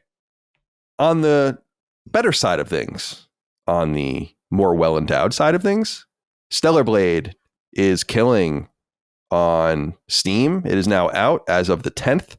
And I don't know if you guys saw, reached a max of 183,830 players on Steam, which puts it far above the second place game, which was Ghost of Tsushima Director's Cut when that launched a few years ago, which was 77,000. And obviously Ghost of Tsushima, God of War, Spider-Man, Horizon, The Last of Us, and so on are all first-party games. Stellar Blade is really a second-party game, and really nebulously even that because Sony doesn't even own the IP. But what was interesting about this is when people were saying this, I was like, wait, Sony published this on PC? Like, I for some reason in my mind, I just thought they were publishing it themselves. So this is not... People are like, oh, Sony's publishing on PC is bad. Obviously, I'm very bullish on Sony publishing on PC. I think we all are. I think they should be doing more of it.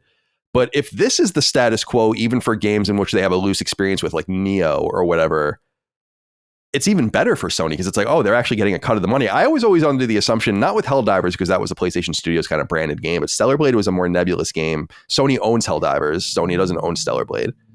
So anyway, this is an awesome success story for them, well above and beyond any of their first party games by more than double, which is pretty incredible. I guess you can make the excuse that they're more well established and gaining more eyeballs there now. Steam has a bigger user base, but what I really think it is Eve's breasts.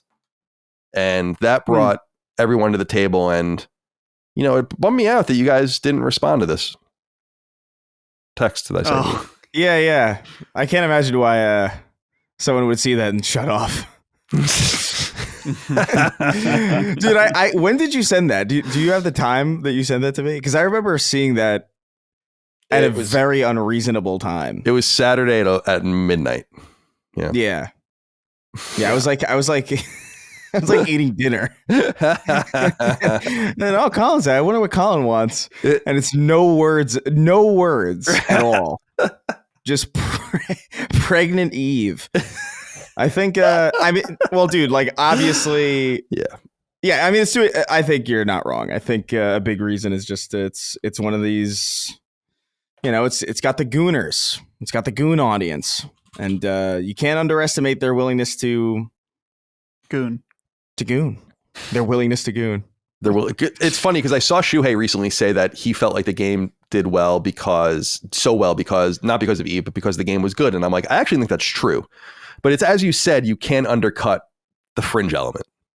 I think it's both. Yeah. I think obviously if something is just sexualized and that's it, and it's not good on top of it, then it'll have its flash in the pan moment and then it'll die. But the fact that it had that kind of sexual aspect to it and was also at its heart very solid, I think that's ultimately is the reason you're seeing it. If it had bad press before this. Like if it was like anything like Mindseye, like I don't think you'd be seeing, you know, this level of adoption rate. Now, obviously the mods are. I would imagine I would bet that at least like 20% of the people who bought this game on PC are buy it for the mods. I would be. I actually think I'm being like nice about that low estimate. You are being nice. Thank you for being nice. Something that I'm wondering, I'm trying to find the stats. The only thing I can see is from a website called Gamealytic, which I've not heard about. But I was wondering about where the game is selling so well. From this website, it says these are recent and may not be accurate because they're estimates. So take that for what it is. 68.6% from China. Which makes a lot of sense because in that Shuhei interview, Colin, one of the two, he talked about how the Chinese market on PC is so essential and one of the main reasons PlayStation is going to PC. And so it would make a lot of sense this game being, very anime-esque, doing well in Asian countries. Yeah, China, I would imagine huge market. Per capita, South Korea is probably a place where it's doing well too, because I don't know what PlayStation's penetration in South Korea is comparable to the amount of people that are interested in this game, especially because they're so well known for another popular game. You missed us analyzing the artwork of the new game. I saw some comments about that. Yeah. I've seen that artwork. It's I don't know what's going on with that. The boobs, one boob's big, one boob's not big. There's a Korean Rob Liefeld out over there making the craziest proportion drawings possible, and it's next level stuff. What do you have anything else you'd like to say about Stellar Blade PC, Dustin? Sales are impressive. I think we all agree there's a combination of it. It is a great game. I really loved it.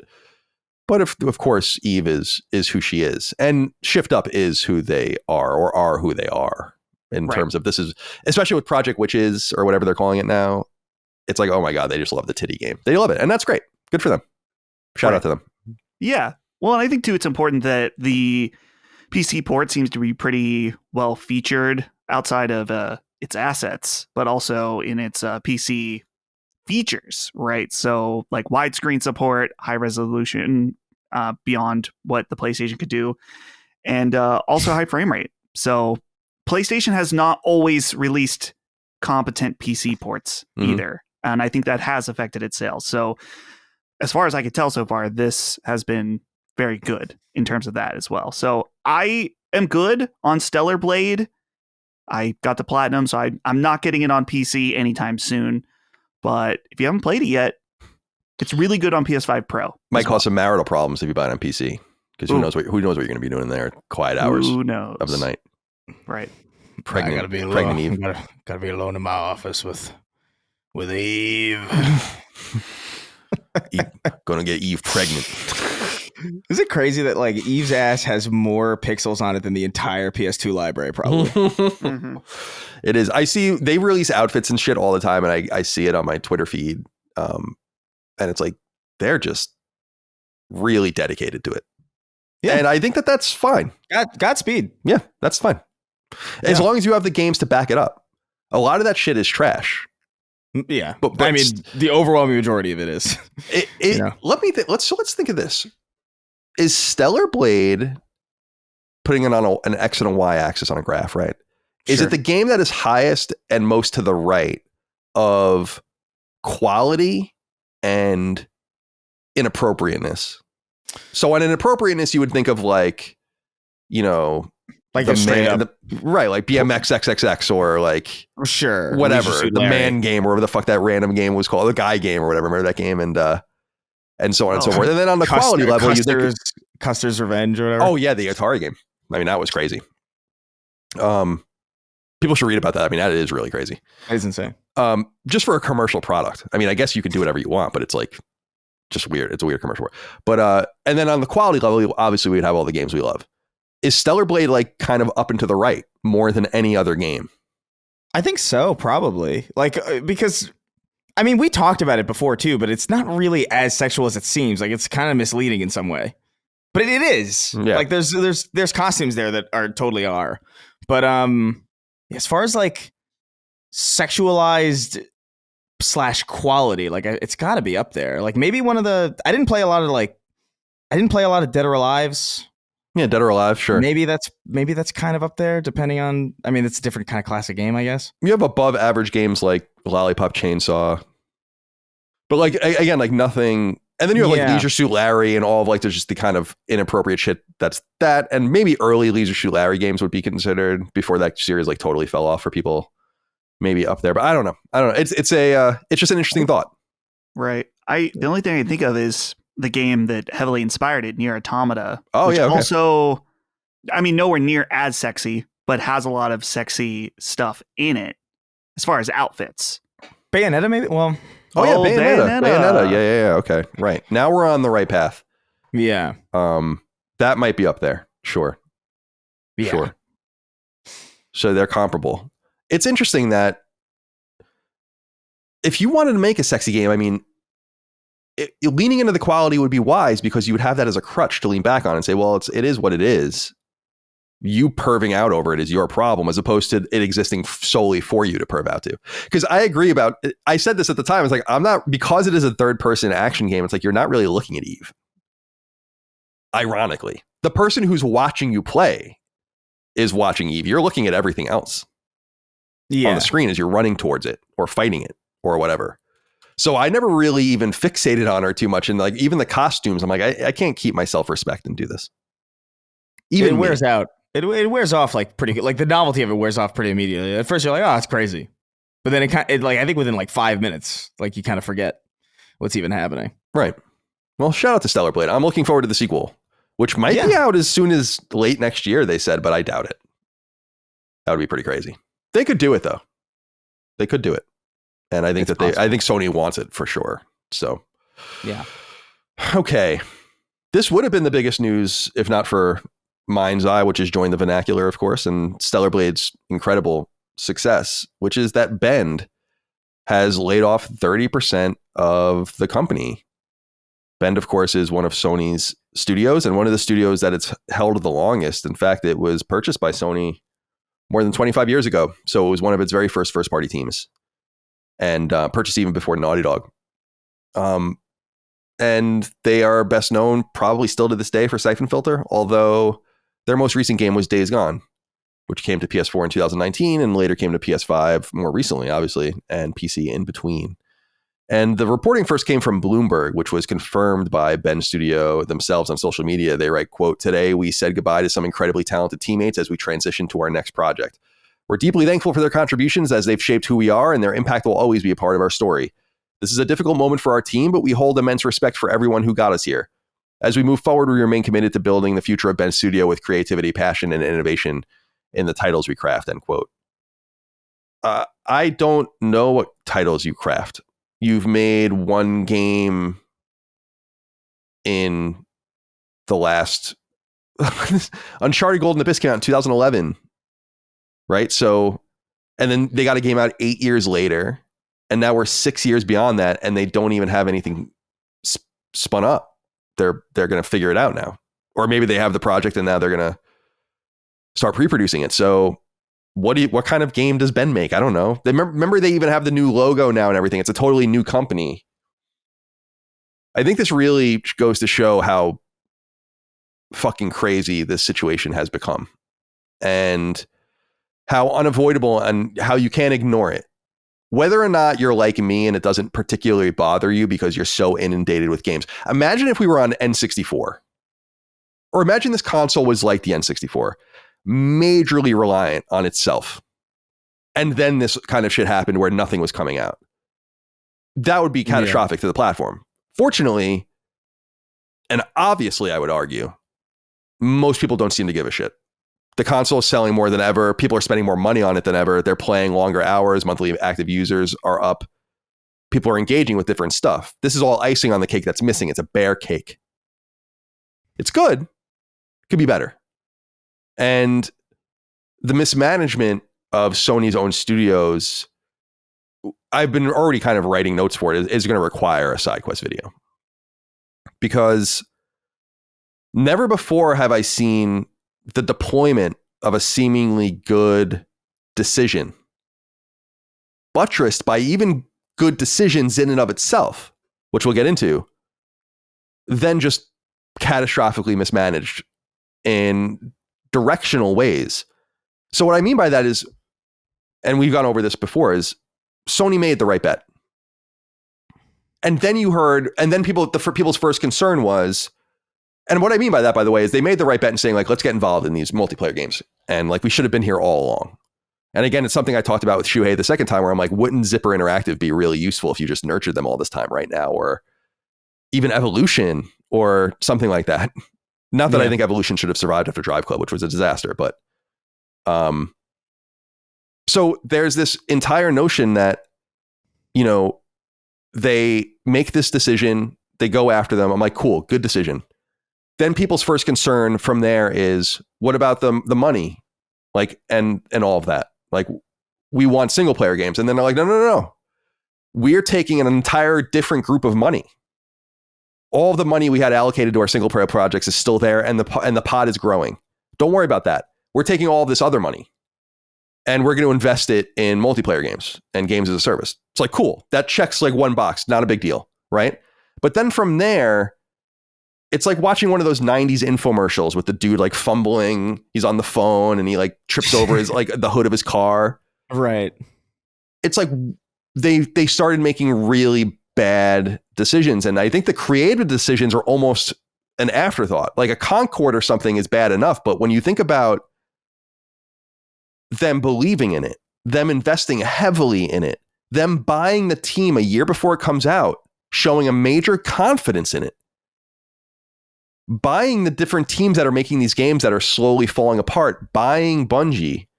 And then I think the real criminal element of this, per se, is what they've done to their own teams. Because all of that could have been isolated, right? If we believe what they say, and I do, that they were like, we're carving out a bunch more development money and we're giving it to all these teams. It's like, cool, then that's like an isolated thing. You can kind of quarantine that. And none of the blowback comes onto your own teams. But then they're like, but there's been major spillover. It's like a nuclear event. And Chernobyl happens and you happen to live in fucking Minsk. Oops. And before you know it, Blue Point is making one of the games. Oh, okay. Bend is making one of the games. Oh, okay. Naughty Dog spent years making one of the games. And so on and so on. And then it's like, oh, and we took money that we could, if you believe in studio purchases, which I really don't give a fuck about at this point and haven't for a long time. You took that money and you're like, oh, we could have bought X, Y, or Z, but we bought Bungie and Haven and Firewalk. It's like, what the fuck are you doing? And at some point that needs to be called out, and CyberSlut69 wrote in. Said, good day, sacred gents. With the unfortunate news of layoffs at Bend Studio and seemingly disarray at almost every Sony studio, do you think it's time for Herman Hulst to go? How do you think all the devs and employees at Sony Studios feel about him? Staff are getting laid off left and right due to poor management decisions, yet Herman still has a job. What could possibly justify him staying in this position? I don't like playing around with people's individual jobs, and I'm not going to really necessarily do this here. I just do wonder where the buck stops. Mm-hmm. How could it have not been his decision to make these calls along with Jim Ryan? And it's what I said a few weeks ago. Assume Jim Ryan, and we can assume this about him, we know this about him, is Jim Ryan is like a Strauss-Zelnick character, where he doesn't really play games. But Strauss-Zelnick makes generally good directional decisions because he has like advisors and people he listens to and people that are in charge of the studios and their cultures and all that tell him. And then he uses his expertise and his various spectrum of expertise to make good decisions. How could that have not been the case here? How could have Jim Ryan not been making the ultimate, kind of signing off on these deals with at least the behest of the person who's in charge of the teams and in charge of the creative output? It doesn't make any sense. And it doesn't seem like it falls it doesn't seem, now I was going to say it doesn't seem internally like it falls at his feet, but maybe there is a movement towards that because as we've noted in the past, he was co-CEO. And he is no longer that. He still retains the co-CEO branding, but now he answers to another person. And so they've already demoted him. And you just wonder, like, it's funny, man, because Jaffe was right about a lot of things about kind of the behind the scenes stuff. Remember when it was, I can't remember who it was. Oh, Connie, when Connie Booth. Yeah. And people were like, he was like, he made a big deal about it, and people were making fun of him, being like, who fucking cares about Connie Booth? You're feeling that the person behind, like, that helped shepherd like so many things for many years there's a vacuum there. Now someone else is making the creative decisions, or at least some of the creative decisions. You see how true this came and how bad the decision making was. You buy a team like Bluepoint, and you have basically you have like an engine, like a group that can remake probably 3 games a decade for you, which is an amazing thing. You have like this whole fucking vibrant garden of things you can just pull, these crops you can just pull up and be like, remake this or fuck with this, and you're like, no, you make a God of War, a new unique God of War game. You have a studio like Ben that has Days Gone, where you're like, yeah, make a fucking game as a service. Just, I don't know. It's disappointing. So people pay the price. Now, the game they were making probably wasn't very good. It wouldn't have been canceled if it wasn't. That not everything they're doing is getting canceled. Most of it is. But Fair Games is still going as far as we know for now. The Horizon game is still going as far as we know. We have the Gummy Bears project. We have the X Deviation guys working on a shooter. So things are going. If your game got cut at this and culled at this point, it was because it was not very good. But it doesn't mean that it's not a sad decision. It doesn't mean that it wasn't a decision that should have never been made. And really, we should have probably just had Days Gone 2. And we probably should have gotten it in 2023. Or reboot Siphon Filter. Or make something new. But don't have your team of 100 people isolated in Oregon, many of them been working at the same studio for all this time, that don't really know how to do that kind of stuff, and then sign off on their stupid projects. Chris, what are your thoughts? I don't know, man. I mean, you said a lot, and I think if I had it onto it, I would be repeating a lot. But I would say that there is, we don't like to play fast and loose with people's like jobs or whatever, and like the whole like, oh well, should this person be fired for making these decisions? Like, I want to point out that like I don't disagree with that take, and you should be very careful about how you treat that shit. But at the same time, it's like, how many people are given that much grace in their day to day when they go to work? Like, if they fucked up this catastrophically, would they not be gone? They would be gone immediately. You know, so on some level, I'm like, I don't know how I feel about it. Really, I'm conflicted about that mentality, where it's just like, no, give it time. You know, like mistakes happen. And it's like, mistakes is one thing, but like, this is an entire generation that's kind of off the board in some sense for a lot of these developers. And so like, we don't get a Bluepoint, we don't get a Bend, we don't get we get less Naughty Dog. So like, that's not nothing. And it's less important than it used to be. Yes, because everything is driven by third party. And in some cases, it's always been that way, or at least like in modern, in the last few generations. But like, we can't keep having this problem.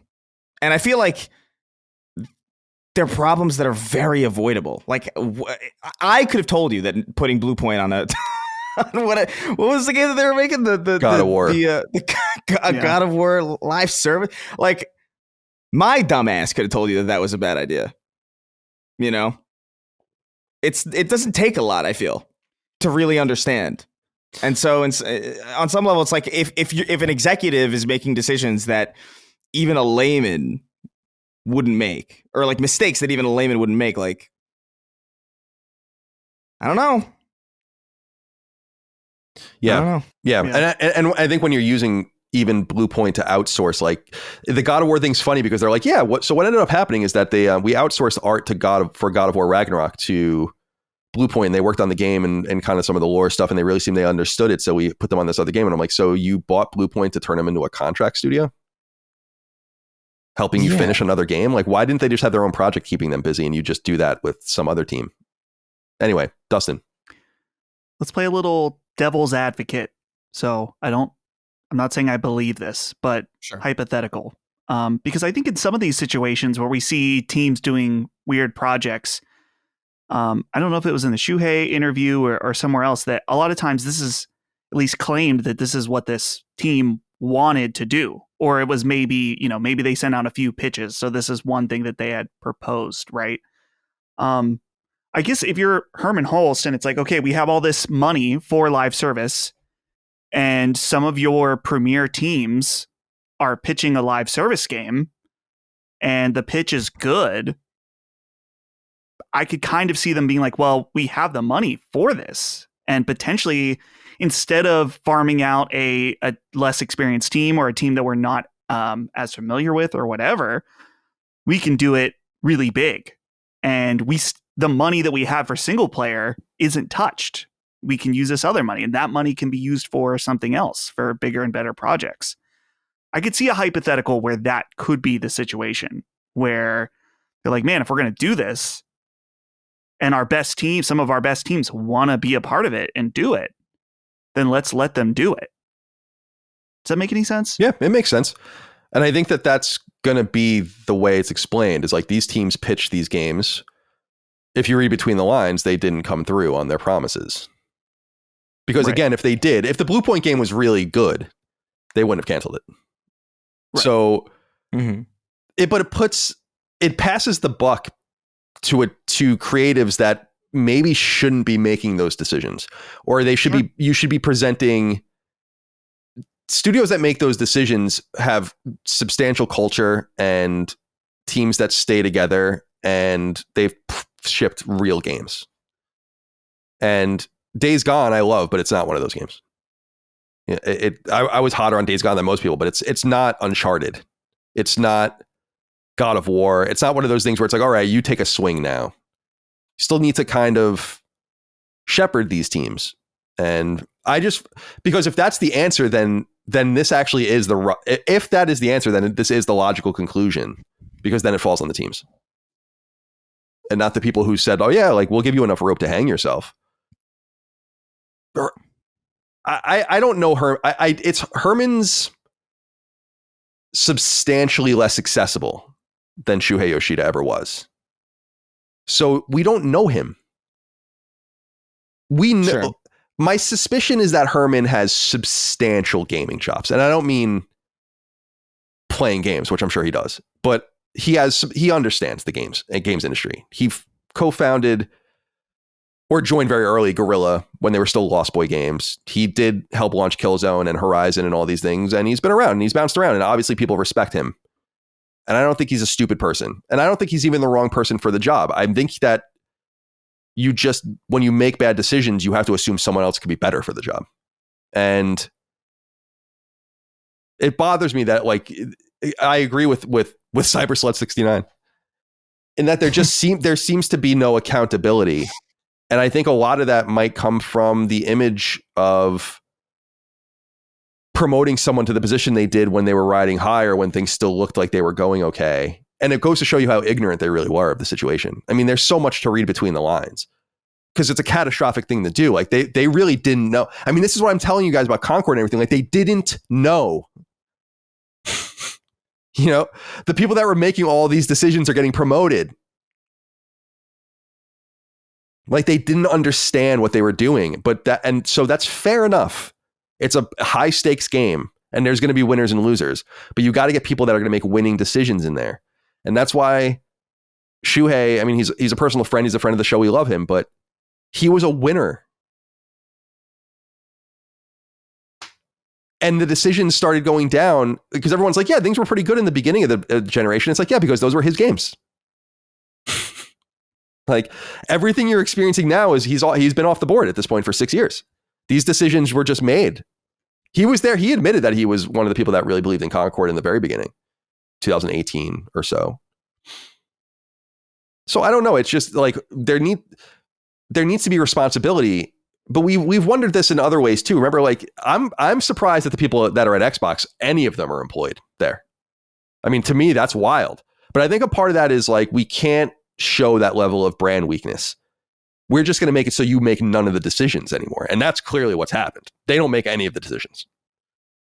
They're contradicting everything they've ever said. So clearly they know like what time it is, but Microsoft can't just be like, yeah, we'll just get someone else. There's definitely better people that can run all of those things. And that's true for them, and it's true for PlayStation. Maybe not at the very, very top, but certainly on the game side. And it's undeniable, and it's sad. It's too bad. Because you're right, the generation really is lost at this point for these studios that are affected. There are some studios that are operating fine. Sucker Punch is fine, right? Housemarque is fine in terms of like getting their games out. Naughty Dog is going to release a game this generation. But when you're at Bend and you're like, get something spun up, when you're at, Blue Point, and you're asking them to get something spooled up and so on and so forth, it's like, you have to understand, these are PS6 games. Right. There's no way they're going to start a PS5 game now. Why would they ever do that? It's going to come out in 2030. And dude, even with Naughty Dog, with Intergalactic, that's 2026. I mean, we're basing a lot of, maybe. And so it potentially 2027. And that's, what is that? That's the year that we're presuming the new console will come out. The new console is going to come out. So it's like, even to the degree that like, we're technically getting some projects from these teams in this generation. It's like, dude, imagine if, put this in the perspective of a previous generation. Imagine if we got, what was the last Jack and Daxter game? Jack X or whatever. Right. At the end of the PS2. And then the PS3 went by, and at the end of the PS3, right when the PS4 was just we're starting to hear about it, and it's actually confirmed. Hey, Uncharted. You know what I mean? Right. Like, that's kind of the situation. And it's like, that's fucking sad. And I mean, that's a bigger issue because it goes into like development timelines, ballooning, and just budget ballooning, like all sorts of shit tie into that. But this is not a sustainable, like, how it can't keep going in this trajectory.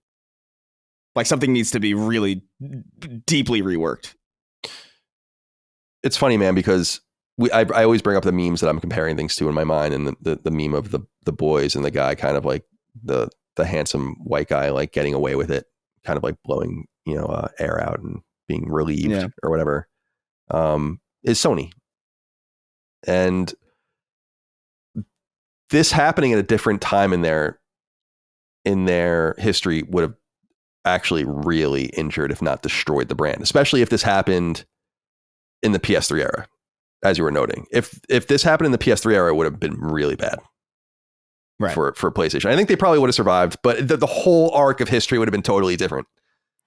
Everything would have been different. Xbox probably would be the dominant brand now, but it was because they had good first and second party output that they came back and roared back and won that generation. And I think people overstate first party's importance in the first two PlayStation generations. Sony published an enormous amount of games, but these are really partnered games and things of this nature, and games they went out and contracted. But you had your Gran Turismos, and you had your God of War later, and Kinetica, and fucking whatever. But even like we say over and over again, Crash Bandicoot and Sly Cooper are like Universal games that Sony like shepherded but never owned, and they learned. I mean, you can understand where their whole like we need to own shit thing came from. Because they were both like, bye, we're going to go work with others now. I just, I think they're incredibly lucky that they dominate now.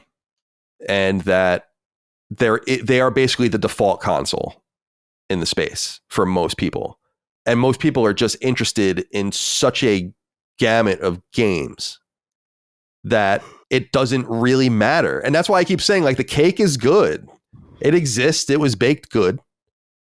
But it's just all the shit that you really want, like the icing and like the exciting part of it. For a lot of people, it's missing, or it's slapdash. I mean, let's not pretend that Death Stranding 2 is not weeks away. Let's not pretend that Ghost isn't later this year. I mean, and so on. I mean, the games are obviously, they exist. I mean, even this year alone is filled up in just the last couple of weeks. Right. But I understand more and more people's anger. I think the anger I still feel like the anger originally had no basis other than that people didn't like change. And that's what I think is getting lost in translation with all of this is like, no, they should actually just totally continue doing what they're doing. They need to make better choices. They need to find better partners, spend smarter money, have better timelines, operate efficiently like a fucking company does. But like, that's the bummer. It's like they took all this time to aim the cannon in the right direction. Everyone's like, yeah, fuck yeah. And then it just exploded. And they like never even got a bullet out. Yeah. And Helldivers, by the way, I don't think there's any coincidence that Helldivers 2 comes from Shuhei either. Nor do I think that a lot of early successes from the Horizon and God of War sequels to Returnal and the Ratchet game and Miles Morales and so on are all his games. And then you think about everything really after that, after 2022, and it's I don't know. I still don't know why we don't have that kind of relationship, nor would I want to press him like that, nor would he be wise to really talk in the weeds on camera. But it would be really interesting to know, like, why did they make this decision? It's just so strange. And I know he says, and I know that the argument is, I wasn't the right person for the Games as a Service initiative, and I didn't really want to go in that direction and stuff. But it's like, but you were right. So you would almost think that the best move would have been a mea culpa a few years ago and been like, just please come back. And everyone would have loved it. That would have been such a win. Yeah. Yeah. So it's kind of like how when what was it when Marvel fired James Gunn or whatever, when when they got rid of him, and then they were like, hey, listen, you're actually kind of like the best person that we have. So can you please come back? And they lost him. Now he's at DC doing all that. Superman, I think, is literally about to be out, I think, which is kind of crazy, actually. But anything else to say, Dustin? Do you have any closing thoughts on the Bend issue? I don't think so. Give me 5 to 10 minutes on it. 5 to 10 minutes. Yeah. 30%. What was their total studio count before? I think it was like 100, so I think it comes out to like 40 people or something like that. 40 people. Yeah. It's unfortunate. And that makes sense. You're not going to need your social guy. You're not going to need a lot of things. What you're going to need are like people that can, you're going to need some writers and design. You're going to need designers. And then, a few animators, some artists and programmers to get some slice up and figure out what you want to do. Start working on things. So yeah, that's too bad. All right. Cyber Slut 69. Just staring at his name. I saw this come through. I thought this was interesting. Speaking of Helldivers and Arrowhead, PC Games Insider writes, Tencent now owns 16% of Helldivers maker Arrowhead. And the story goes, quote, Chinese tech and entertainment giant Tencent has acquired 15.75% of Helldivers 2 developer Arrowhead Games. Swedish media outlet DI reported on the news saying that Tencent paid $80 million for its stake in the studio. The remaining 84.24% of Arrowhead still belongs to its founders, Johan Palsted, Emil Englund, Malin Hedstrom, Peter Lindgren, and Anton Stenmark. The deal values Arrowhead at $532 million. DI reports that Arrowhead had a turnover of $100 million and $76 million in profit. Not so bad. Arrowhead released Helldivers 2 at the start of 2024 and performed well on PC, spending number one on Steam for 4 weeks. Blah, blah, blah. We know all this. That's an incredible valuation for the company. And in my opinion, is an extreme valuation for Arrowhead. But it makes you wonder, I guess Sony, and I'm not so surprised by it because I think Sony is going to be gun shy now, especially about it with M&A, but you would think Sony would want a piece of Arrowhead to just kind of stay in bed with them in some way. But they've been pretty clear, Arrowhead, that their next game is going to not be with Sony. Maybe Sony wanted them to continue. Maybe they didn't want to. And of course, this valuation is extreme. And it's so funny. Like, so Johan Palsted, if they all own equivalent portions of the company still, and then they diluted it for 16% for Tencent, that means that guy is himself worth $80 million or has an $80 million stake in Arrowhead, which is crazy. So good for them. I'll be interested to see what they do with the money. But any thoughts, any feelings on this? Tencent getting involved? I'm not surprised that they don't want to work with Sony anymore.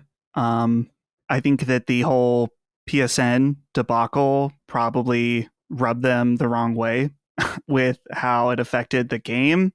I think too that, I mean, if I remember, and maybe you guys can correct me, but I feel like the lead up to Helldivers 2 didn't feel anywhere near equivalent to what the game became, which of course it was like a overnight success that I don't think a lot of people expected, but it wasn't being treated like how we saw Concord, right? Or other live service games. Like, I don't know, maybe there was a feeling that Sony didn't fully believe in Helldivers 2. So, with that evaluation, they can kind of go and do whatever they want and maybe work with someone who isn't going to require the game to not be sold in certain territories due to a login issue. What I wonder is, does Arrowhead have it in them again? Is Helldivers the thing that they're going to be known for forever, or can they make something else and will people like it? They have a major advantage in that I think people are going to be attracted to it just inherently. So they should definitely leverage that. And I don't blame them for not wanting to continue with Helldivers either, because it's just, I mean, beyond what they're going to support with Helldivers 2 for probably years, just because you want to own your own thing. If you're this big, you don't want to be dealing with Sony. Any thoughts, Chris, or should we move on? No, I mean, I'm definitely curious as to what they're going to do. I played a little bit of the first Helldivers and I really liked it. And obviously Helldivers 2 was great. So like, I'm in for whatever it is they're going to be doing. I think they have a good handle on what makes things fun. And if they keep in the same general wheelhouse of this kind of chaotic multiplayer sandbox, that'd be interesting. I'll be all down for it, even if it isn't Helldivers, if it's some random other thing. But I'm not really surprised that they don't want to work with Sony, though, for the reasons that Dustin, I think, laid out pretty well. All right, let's get into some game announcements here. We'll start with Resident Evil Requiem, which I guess ostensibly is Resident Evil 9, but they're not calling it that. Did they call Resident Evil Village Resident Evil 8 Village, or was it just Resident Evil Village? It was, if I remember correctly, it was kind of both. It was like this weird kind of thing that they did. With the logo. VIII with the village. VILL. Right. And in Requiem, it shows the Q flashing to 9. Oh, I see. There it is. Yeah. Okay. Gotcha. So this was announced and will be coming to PlayStation 5 soon. I mean, February 27th, 2026. That's not far away at all. It's really great that they're waiting a nice long time to announce these games. This is perfect, especially for a game like this. I think they could even wait it a little longer, but I'll take this, especially if they hit the date. And I assume that they're confident that they will. It says here in the official press release that, quote, Resident Evil Requiem is a survival horror game that serves as the 9th main installment in the series. The title is being developed using RE Engine, Capcom's proprietary game engine, and leverages Capcom's extensive development expertise cultivated through numerous hit titles. So they don't really say very much about it, but there is a trailer. And Dustin, you saw the game? Is that right? I did. Yeah, so talk to us a little bit about that. Yeah, this is the first time I've had to sign an NDA at an event, which it was up on Wednesday. That's why Summon Sign was delayed. But we did get to see the game, like gameplay of it. Some elite press did, I think, get to play it while we were there, but we were not one of them, but that's okay. So yeah, the gameplay trailer with the gameplay presentation showed all in first person. And that was kind of the big thing, that the big reveal for our gameplay was they showed them going to the settings and changing to third person. So that's kind of one of the big things. You can play this game as you want. As far as what to expect, the gameplay we saw was very much in line with 7 and 8 as far as being in first person, kind of slowly going through what looks like this like weird dark hospital thing. There is a real fucking creepy monster that appears that no combat in this trailer, that you kind of just got to avoid and get away from, finding different keys. Very standard Resident Evil stuff, but visually it looked awesome. One of the main things I noticed is that there was a part in the gameplay where they like open a door and it's just completely dark. Like you can't see anything. And so they closed the door and then kept going in the light. And then later in the trailer, they got a lighter. And so they were using the lighter to go into the dark areas. So I'm curious how much light is going to play an important aspect in this game, but it was pretty brief what we saw overall. So there's not like too much to chew on other than showing, of course, the third person. And of course, the theories about the main character. So you see, I can't remember her name, but it's the blonde girl you see from the trailer that was shown. Grace Ashcroft. Yeah. Which Brad was telling me her mom is in another Resident Evil game that they referenced died in the hotel. Okay, it's a hotel that you're in, not a medical place. Yeah, I don't know. So lore heads, I don't know my Resident Evil lore that well, to be honest. Yeah. I've played them all, except for 6, but I don't know the lore very well. Yeah. So the lore people, I'm sure, are digging deep into that. But of course, many theories right now with the return to Raccoon City. Will you play as Leon? That seems to be the strongest rumor right now. And that would be interesting. How old is this dude? Let him rest. Let him. He needs to rest. I mean, he's seen some crazy amounts of shit. Will this be like Metal Gear Solid? Like, is Leon going to have equipable Ben Gay for his back that once he gets like hit or something, We'll see. You brought up the first person, third person thing. We had a letter about it, but we don't need to read it since you brought it up. But I will say that I'm not crazy about that. I would rather that they chose. I think that there's differences in the way you present a game, the way you design games, the way you interact with worlds, depending on if you're first person or third person. It's obviously not unprecedented. I always think of Fallout as an example of a game that lets you play in both. But I think that Fallout heavily suggests that it's supposed to be played in first person. And I wonder what this game will suggest, because it's not going to feel right in both ways. I thought they kind of made a choice, in going first person, and I liked it. So it is what it is. I don't care. I will say this. I watched the trailer. It was like 3 minutes long or whatever. I'm not going to look at anything else until it comes out. I'm good on everything else. Yeah, they added third person mode to Resident Evil Village. Oh, to Village. Later on. Yeah. So to me, it really feels like for me personally, the horror level is going to be much higher in first person. I'm not interested in the third person mode pretty much at all. And I like Resident Evil 4, 2, 3, those classic ones are great in third person. But as you were saying, they're designed for that. So I will probably play it in first person, but I'm curious to see if other parts of the game might be beneficial in third, how that will work. Yeah, we'll see. Chris, you have any thoughts here about Resident Evil 9, Resident Evil Requiem, which launches in February? Yeah, I'm looking forward to it. They had a nice little fake out at the event where they had the guy, what's his name, from the studio? He came on, and in the middle of the Summer Games Fest, he was like, we'll need a little bit more time. He's like, we're making Resident Evil 9. We're making the next Resident Evil. Don't worry, it'll be out soon or whatever. But they didn't show it, and they just cut to other stuff, and they closed the show out with it. I thought that was like a cute little thing. Nice, but because you were there, right, Dustin, when they did it? How did that like? What was the vibe for that? Because I thought that was like, that's cute, that's fun. Yeah.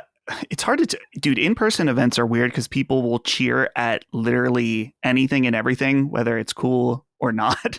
Yeah. But there was a sense where like people were going nuts when it was anything Resident Evil on the screen. And then they did that where he's like, it's going to take more time. And I was like, I don't know. It was definitely a little muted in the room. Yeah. But especially because people were so amped because they're like, oh shit, it's happening. This is the Resident Evil trailer. So then at the end, when they showed it, it was a huge pop. Yeah. Particularly when they showed the police department in the trailer, people lost their mind. That's cool. Yeah, that's a nice. That was cute.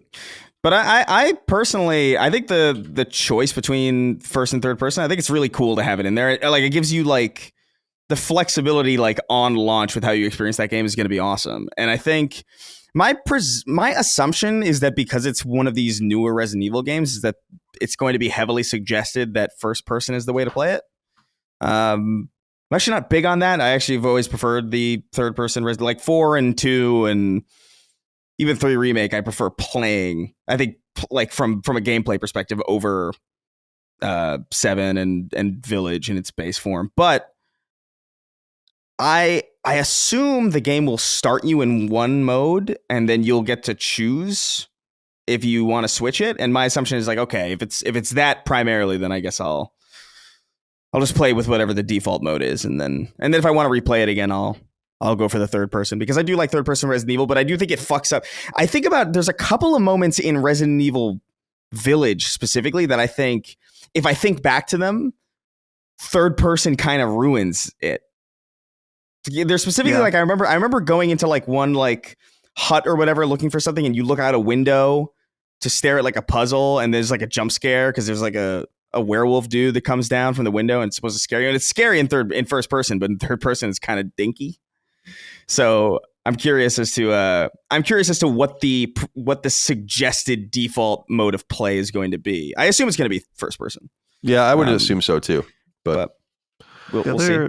Thing worth pointing out, interesting about Capcom, is just that they are releasing this game before Onimusha and Pragmata next year. So yeah, I would assume Pragmata is coming out. I don't know if it. Oh yeah, it said 2026. Yeah, they said thing. It. Yeah, that game is going to be sick. I think that was one that we actually got to play and really enjoyed that. But so yeah, it's kind of crazy that this is the last one revealed.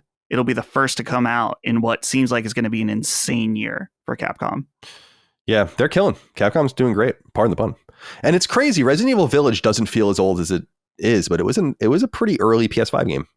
I think it came out that spring after PS5 launched, if I recall. And when you go back just 10 years, we've really only gotten two mainline games, which was Resident Evil 7, 17, early 17, and then Resident Evil Village. So yeah, I'm looking forward to Resident Evil Requiem. Excited about it. Not a huge Resident Evil lore guy. Just really like being within those worlds and enjoy. I did love the in the trailer, that shot of the crater in the city was dope. Loved it. Yeah. And I'm really, really looking forward to it, but I don't want to see any more. So I've seen enough. I'm obviously going to play it day one. So yeah, what's the purpose of spoiling it for myself? Okay. So yeah, Resident Evil Requiem, February 27th. 2026. Today, Konami, speaking of Resident Evil, we go to Konami's response to Resident Evil back in the day, back in 1999, early 1999, which was Silent Hill on PS1.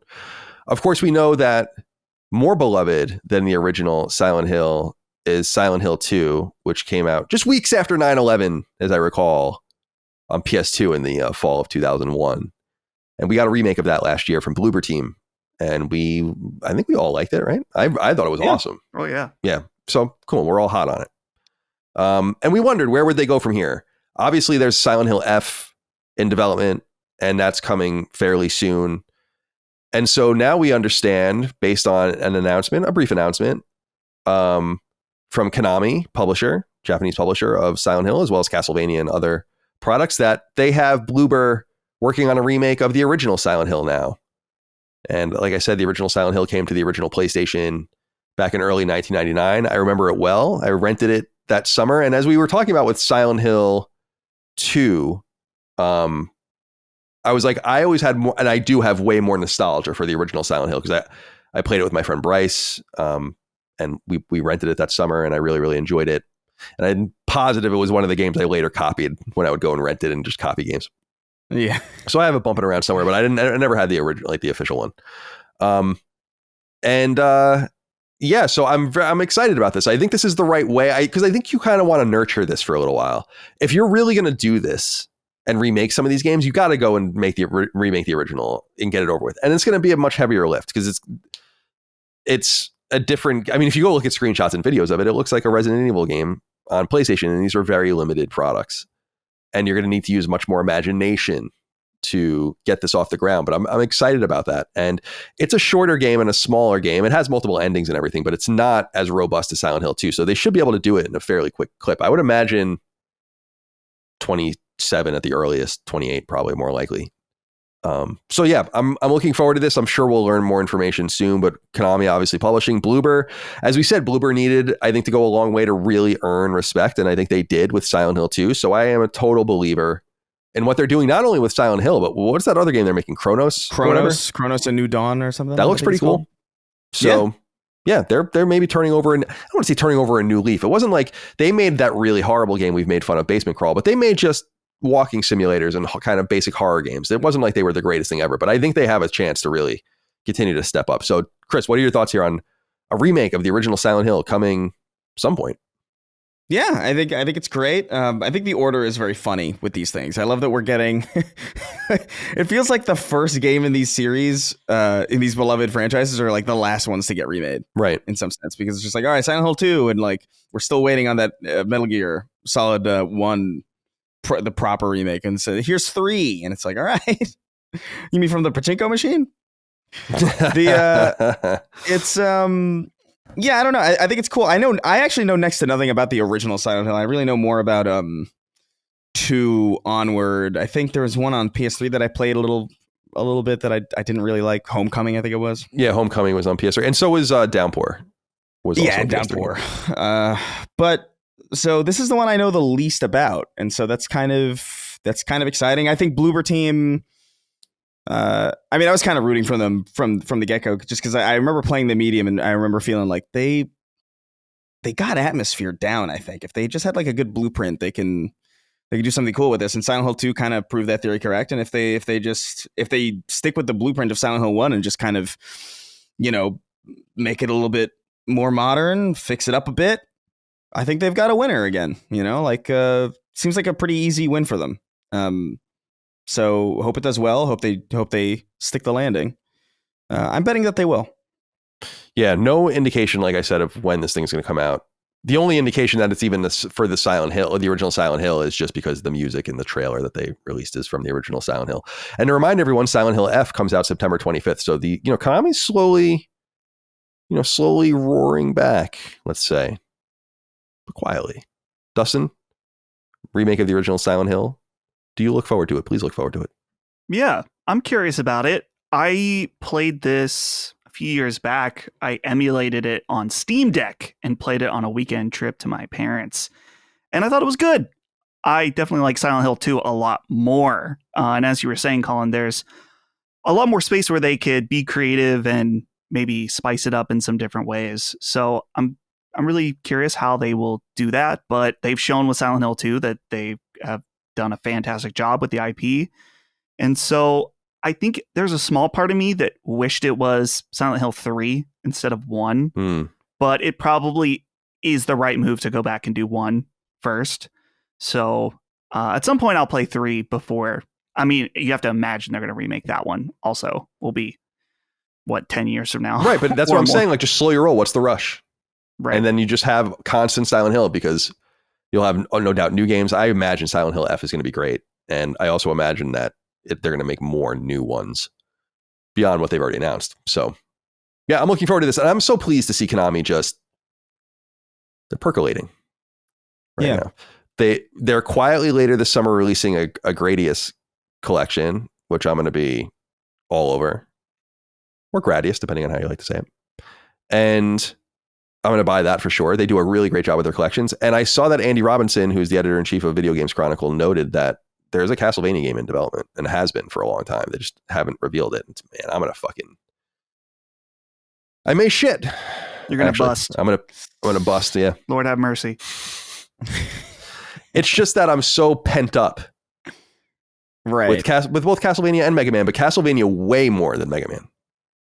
We got Mega Man 11 7 years ago. I mean, it's a long time ago, but it was there. And we've gotten Mega Man collections, and they've done, and we know Mega Man's come back, and they've treated it right. Castlevania, the Konami collections have been good. Like I said, great even. And we've gotten some re-releases, like Symphony of the Night was a pleasant re-release. But as I've noted many times, I'm surprised they never took advantage of like the anime and did something with that, because it was so good. At least the first few seasons were great, like really great. And that first season again is sublime. Yeah. But I wonder what it is. I want to know what it is. Who's making it? What is it going to be? Third person action RPG, I imagine. Maybe semi-open world. Whatever it is, I'm a bust. I'm going to definitely bust. And I know this is going to make you bust, Dustin, or has already. Persona 4 Revival was announced at the Xbox Game Showcase and will be coming at some point in the future to PlayStation 5. It was not announced for PlayStation 4, which I thought was pretty interesting. Now, people have been pretty negative on this, and Link DV wrote in about this. He said, this one is for Dustin and Colin. What is the deal with the Persona 4 remake controversy? Legit or just made up nonsense for clickbait? These are the exact same guys that blew it out of the water with Persona 3 Reload. Do people really think they magically suck now?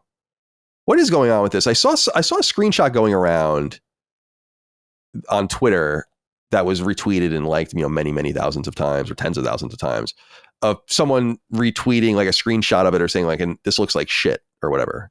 And I looked at that screenshot and I'm like, I don't really understand what you're talking about. This is a PlayStation 2. The original is a PlayStation 2 game. Came out in 2008. It didn't look like this. And what do you really want it to look like? And why are we being so negative about a remake of a game that is so beloved? Even I love this game. So first of all, congratulations on this was inevitable, obviously, but congratulations on this happening after the success of Persona 3. This was obviously going to happen. And how are you feeling?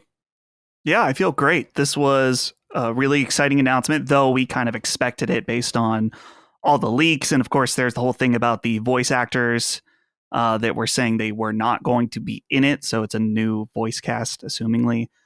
And I'm super excited. I think a lot of the main controversies, people were saying that they're like, oh, this looks like if somebody said, this is what a Persona 4 remake would look like. And it's like something that they whipped up in Unreal Engine or whatever. And it's such a small, brief amount that we saw.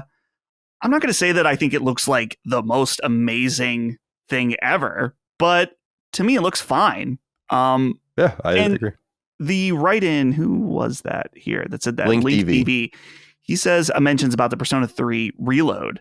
And that's exactly it for me. That game was amazing. I like that game more than I liked Metaphor.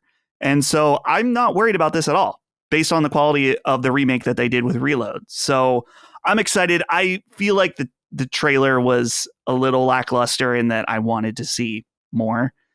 It was so brief, but Persona 4 Golden is one of my favorite games of all time. So, I just want to see more, and I don't really understand what people are upset about at all. Yeah, I'm watching it again. I'm like, I don't know that I would ever really. It's what I liked about the Final Fantasy Tactics remake, which is like I'm so happy you didn't do what I thought you were going to do, which was like really modernize it, and that's why I thought it was taking so long. It's like you're trying to AAA Final Fantasy Tactics, and that's not what it needed. And then they showed what we saw, in my opinion, showed incredible restraint. And I think that with a game like Persona 4, I don't want a realistic remake of it. It's an anime game, right? You got to just make it you can make it a little prettier. I actually thought on Vita it looked great. I don't know that it even really needs this treatment. I'm surprised that they're not doing this for the original Persona games 1 and 2, which are way more obscure and way more in need of. In fact, it's shocking just because you can milk all of it, but I guess they'll get there at some point. Chris, are you going to play Persona 4 Revival? Probably not. But I will say, this looks like Persona though. I really don't understand what the controversy was around it. When I saw people kind of like down on it, I was like, it looks like a Persona. Like, what do you mean? Yeah, it's not Metal Gear. Yeah, it's not an exciting trailer in the sense, like, it's not an action-packed trailer, I guess, but like, I don't know, the pedigree of the studio, the track record of the studio, like what the original game is. I don't know what there is to worry about from the perspective of people who love this game. It seems like it's in pretty good hands. I don't get it personally, bro. The thing I want to know is like Persona 4's soundtrack is insane. It's so good. It's crazy how many good songs are on it. I listen to a lot of those songs. They're just on my master playlist. That song, Your Affection, and Signs of Love. Mm-hmm. Oh my God. So I want to know if they're going to rearrange those or just use it. They'll probably have options and do.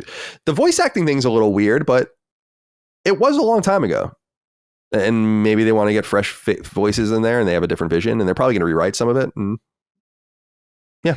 Yeah, that will be this. Persona 4 is a bit controversial with one character relating to his sexuality. You may remember. It's actually Troy Baker's character, where there's this whole thing about, is he gay? But he finds out, no, he's not gay. Right. Yeah, I wonder if they'll elbow that out a little bit. Times are changing, though, as well. People have a more balanced approach to these things now about intention and also just fiction. I've known people that I've wondered if they were gay. Why wouldn't that be true with a character in a piece of fiction? They're in this very room right now. Are the gay people in the room with you right now? All right, so that's Persona 4. No date on that. It will be on Game Pass, I think. Does that say that here? Yeah, game coming to Xbox Game Pass, as well as PlayStation 5 and Steam. And there's a little note if you guys want to go look up the press release from P Studio as well. But we'll look forward to that as well. Persona 4 Revival.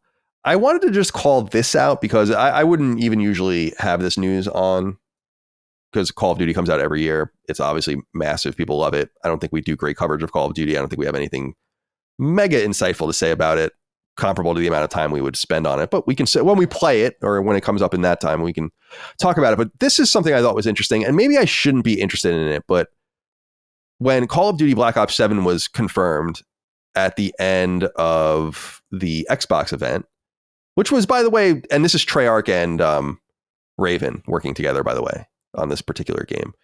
People felt that was a little anticlimactic. And I was like, yeah, I get it, but it's huge, and it's going to be huge in corners that matter a lot more than our hardcore corner. But the game is coming out obviously later this year. But the thing I wanted to discuss was it's coming to PlayStation 4. Dustin, any thoughts on that? So obviously PlayStation 5 as well, but we're still holding on to PlayStation 4. Pretty remarkable. We're getting pretty deep into it now.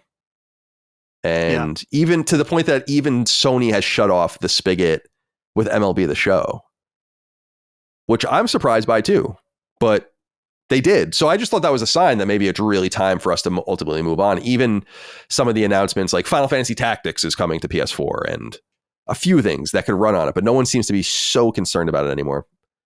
It seems like we're going to hold on for another year. I wonder what this means for Call of Duty. What are your thoughts? Yeah, well, it's clear that with Black Ops 6, they probably sold a shit ton of copies on PS4. So there is continual market demand for the release of these on last gen. And dude, I can't even imagine how this thing's going to be stinking on Xbox One. It's just, man, because that's even slightly less powerful. I'm assuming it's Xbox One also. Yeah, it says Xbox One as well. Yeah. Oh, man, that's going to be rough. So, yeah. I have to imagine at that point though, it's kind of like when if your prescription for your glasses is like -7 or -10, like you're blind. Yeah. Like it's like it might be worse. It might be worse on the Xbox One, but like to the degree of like this is fucked regardless. Like, so we're back again. Yeah, we had another technical snafu, but Chris might have been recording what he was saying, and it might stitch together better than we think. Yeah, we'll take a look. Yeah, maybe. Yeah, sorry about that, Chris. No, it's fine. It's some weird issue, I guess. No, I didn't mean to interrupt. I find this so weird because it's like the PS4 was what, 2013? Yeah. That's, dude, it's 12 years is a crazy amount of time. Like, just for perspective, like that would be like if Halo 4 at the tail end of the 360 came out on the original Xbox. Like, that's so weird. Like, that's so weird to me. Yeah. That's like, I get it in some sense, but like, man, we're never going to throw PS4 away. It seems like an eternity in modern technology, or from the frame of modern technology too. But PS4 is still a great machine and still plays great games. I just think I would have imagined people's expectations have surpassed this at this point, but people are still playing it. And not to be put too fine of a point on it, I'm more surprised. I mean, why wouldn't you bring it to Xbox One if you're bringing it to PS4? But how big is the Xbox One player base? I mean, that to me seems almost unimaginable. People, because there's still tens of millions of people playing on PS4. I mean, I don't think there are that many, there weren't that many Xbox Ones to begin with comparable to that. So you would think that would be a fraction of that. But yeah, if you could sell a few 100,000 copies or whatever, at least. Plus, these guys are probably wizards at making shit run. I mean, we were discussing how they were getting games on PS3 to run at 60 frames, which is really crazy. Yeah, true. So maybe they're just like it's not that big of a deal for them, and they're going to make it, and it's a nice rounding error for them. So Call of Duty Black Ops 7, again, a Treyarch entry in the Call of Duty franchise with Raven in support. Yeah. I assume Raven will do the single player stuff. Probably. Did you see the showcase though? Like how they led into this, how this was their like one more thing or whatever? Yeah, I did see that, and I didn't watch the showcase, but I watched that video. Yeah. I think that's a little psychotic. I think this is like, by the way, we got a special surprise for you. It's that thing that always arrives. Yeah, that's arrived every year. Yeah, without skipping it. So like, it's a bad one. It's not a bad closer, but it's a bad one more thing. Yeah, do you remember that they used to open the Xbox showcases with Call of Duty? Right. And that to me would be a better move and a cooler move, because it was always like a very impressive showcase. I don't know what it was, but there was one where they were like underwater and they were coming up on like a beachhead, and it was like modern. It might have been Advanced Warfare actually, or something like that. And it was like super cool, but they don't do that anymore. But now that used to be like a licensing thing. Now they because Activision never did their own conference, and so now they own all of it, and you would think, yeah, maybe you'd want to front load that instead. But I think it goes to show that and because I saw Aaron Greenberg and some others trying to kind of temper expectations and saying like, we really they did have like a phenomenal showcase last year, and it's hard to do that again, even with their vast resources. So temper your expectations. And yeah, when you're closing with Call of Duty, that is probably a temper your expectations sort of thing. Because I imagine that would, in a normal year, Halo or something would end the show, or Gears. Which I'm surprised they didn't show more of, but I guess they're just not ready to do that yet. Yeah, E-Day. Next year's looking pretty good for them, actually, showcase wise. So we'll see. Yeah, I actually think it's we'll leave it there, because I actually think we have stuff in the audience inquiries later on. Yeah. Talks a little bit more about this. Okay. Well, a few more, since we're talking about Call of Duty, we will get a few Xbox pieces of news out of the way. I thought that I would throw this out there that if you pre-order the Gears of War Reloaded digital edition on PlayStation 5, you will be able to join 2 weekends of multiplayer beta in the surreal PlayStation 5 release of Gears of War Reloaded. And these run from the 13th to the 15th of June, so the day this goes live on Patreon, that weekend. And then the next weekend, June 20th to 22nd.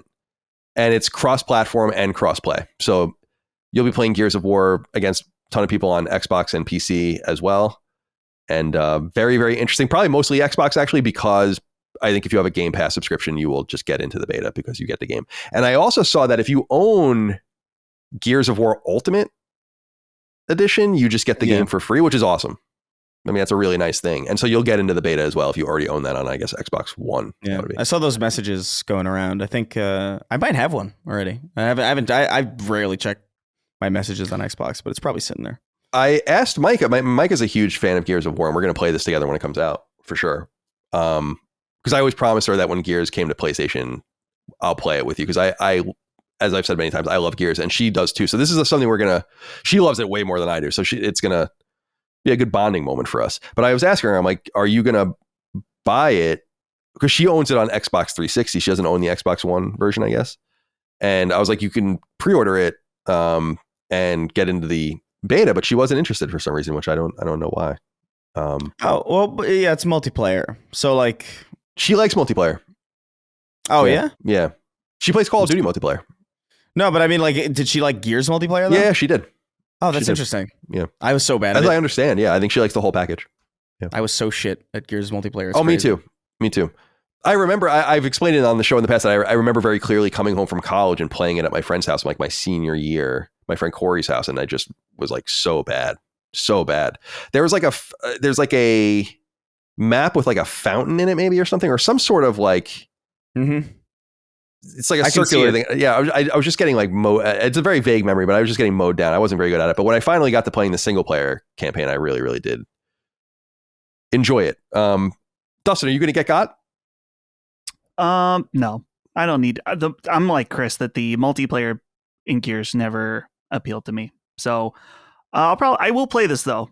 I don't know. Will I play it on PlayStation or PC? PlayStation's a pretty interesting novelty. Yeah, I mean, it's a novel thing. Yeah, maybe I will there. We'll see. But yeah, I don't need the beta. Good. I'm good. I think it's 120 frames on PC, right? Isn't that what they said? It might be on PS5 Pro as well. It might be. I think it might be on. I mean, I can't even imagine that they would have a hard time running the original Gears of War at 120 on base PS5. To tell you the truth, like I mean, like I can't, because there are games that run on the Series X, the original Series X, at 120 frames. I don't see why the PS5 couldn't do that, especially for a game like Gears, which is pretty old, even if it is getting touched up. But yeah, like 120 frames, I think, for multiplayer, which is it's good shit. If you got a TV that supports it anyway. So the details are multiplayer beta weekend 1. So this is the imminent weekend, the one you're listening to this over if you're on Patreon. It's a, quote, social media multiplayer experience in the classic team deathmatch mode across 3 maps, including the fan favorite Gridlock, as well as Raven Down and Gold Rush. Yeah. And then multiplayer beta weekend 2, which is the 20th to the 22nd, as we noted, quote, adds the competitive King of the Hill mode on the map Canals being added to the mix along with the maps Courtyard and War Machine for use in team deathmatch, end quote. So yeah, go check that out. It's on Xbox Wire if you want to go see the specific times and all the rest. But yeah, if you pre-order Reloaded digitally on PS5, you'll be automatically entered to download the package and get on in there. I'll buy the game. I'm obviously not interested in the multiplayer component at all. I want to see the trophies because the achievements were multiplayer centric, as I recall. On the original, I assume they'll play around with that, but maybe I'll go online if I feel like I can achieve the if it's like Doom 2016's multiplayer trophies where it's like this is like you can just play a little bit and it's who cares, you play for like an hour and you get them all. But when they're like, you know, prestige or something, I'm like, come on, man. Yeah, you know, I don't want to do that, but I understand. So I want to see the nature of the trophies. Maybe I'll play online at some point, but I'm really in for the campaign. You'll have the campaign, yeah. You'll have to fly me out to get those last few multiplayer trophies. Yeah, exactly. There was, I think that Gears, shared that thing with Resistance 2, where Resistance 2 had a trophy where it was like 10,000 online kills, and it's like, you got to be fucking kidding me. That is so fucking crazy. And I think Gears had a similar one, but I could be wrong. It did. Yeah, I remember. Yeah, it was like I think Seriously. And then Seriously 2.0 was for Gears 2. And I think 3, they had one for Gears 3, which is like some absurd, like 35,000 kills or some shit. Yeah, if it's horde mode and stuff, I would be okay with that. Right, yeah. But playing online and having to get like actual human kills, that's a lot to ask. Especially in a game like Gears where people are so fucking good. Oh, okay, so yeah, unlock Seriously achievement in Gears of War, kill 10,000 people in versus ranked match. So I don't even think it was like normal. That could take like 1,000 matches. That's crazy. That's an insane amount. That's actually like crazy. Yeah. If I'm reading this right, and it is like literally ranked match and not like even just quick play. Yeah. So you can't really spoof it or anything. Yeah. You got to be with like people who are like hyperventilating into their headsets. Oh my God. Cheeto dust and Mountain Dew mist. I'll play Gears of War. Yeah, mouth breathing. Anybody want to join up? Anybody want to join my Gears lobby? Gears of War Reloaded. Looking forward to it. Yeah. It's exciting. Yeah, really, really excited to play it. It's surreal. And again, it comes out for $40 on August 26th. And by the way, there's a native trailer on the PlayStation YouTube with like PlayStation overlays and stuff in it. Yeah. Strange. Crazy. Okay. And one more piece of PlayStation news. This has been making or Xbox related PlayStation news. This was making the rounds though. I don't know how reliable it is. There's a Twitter account, grunt.api, that's fairly well respected in the Halo community. So it seems. And this person has apparently scraped some nebulous data from the PSN or some connection that they have that indicates that there is some sort of object live indicating that there's going to be a Halo release soon on PlayStation. This seems to contradict, like, not contradict, but go against I guess it contradicts my assumption about what Phil Spencer had said about Halo recently. I guess it was at the Xbox showcase where he's like, we'll have something big for the 25th anniversary next year. That makes a lot of sense. And I thought that would be the remake of the original Halo that has been long rumored and that would come to PlayStation. So maybe that's what it is. This person is indicating that it seems to be some sort of something that's not related to an existing Halo game, I guess. So I just wanted to throw that out there.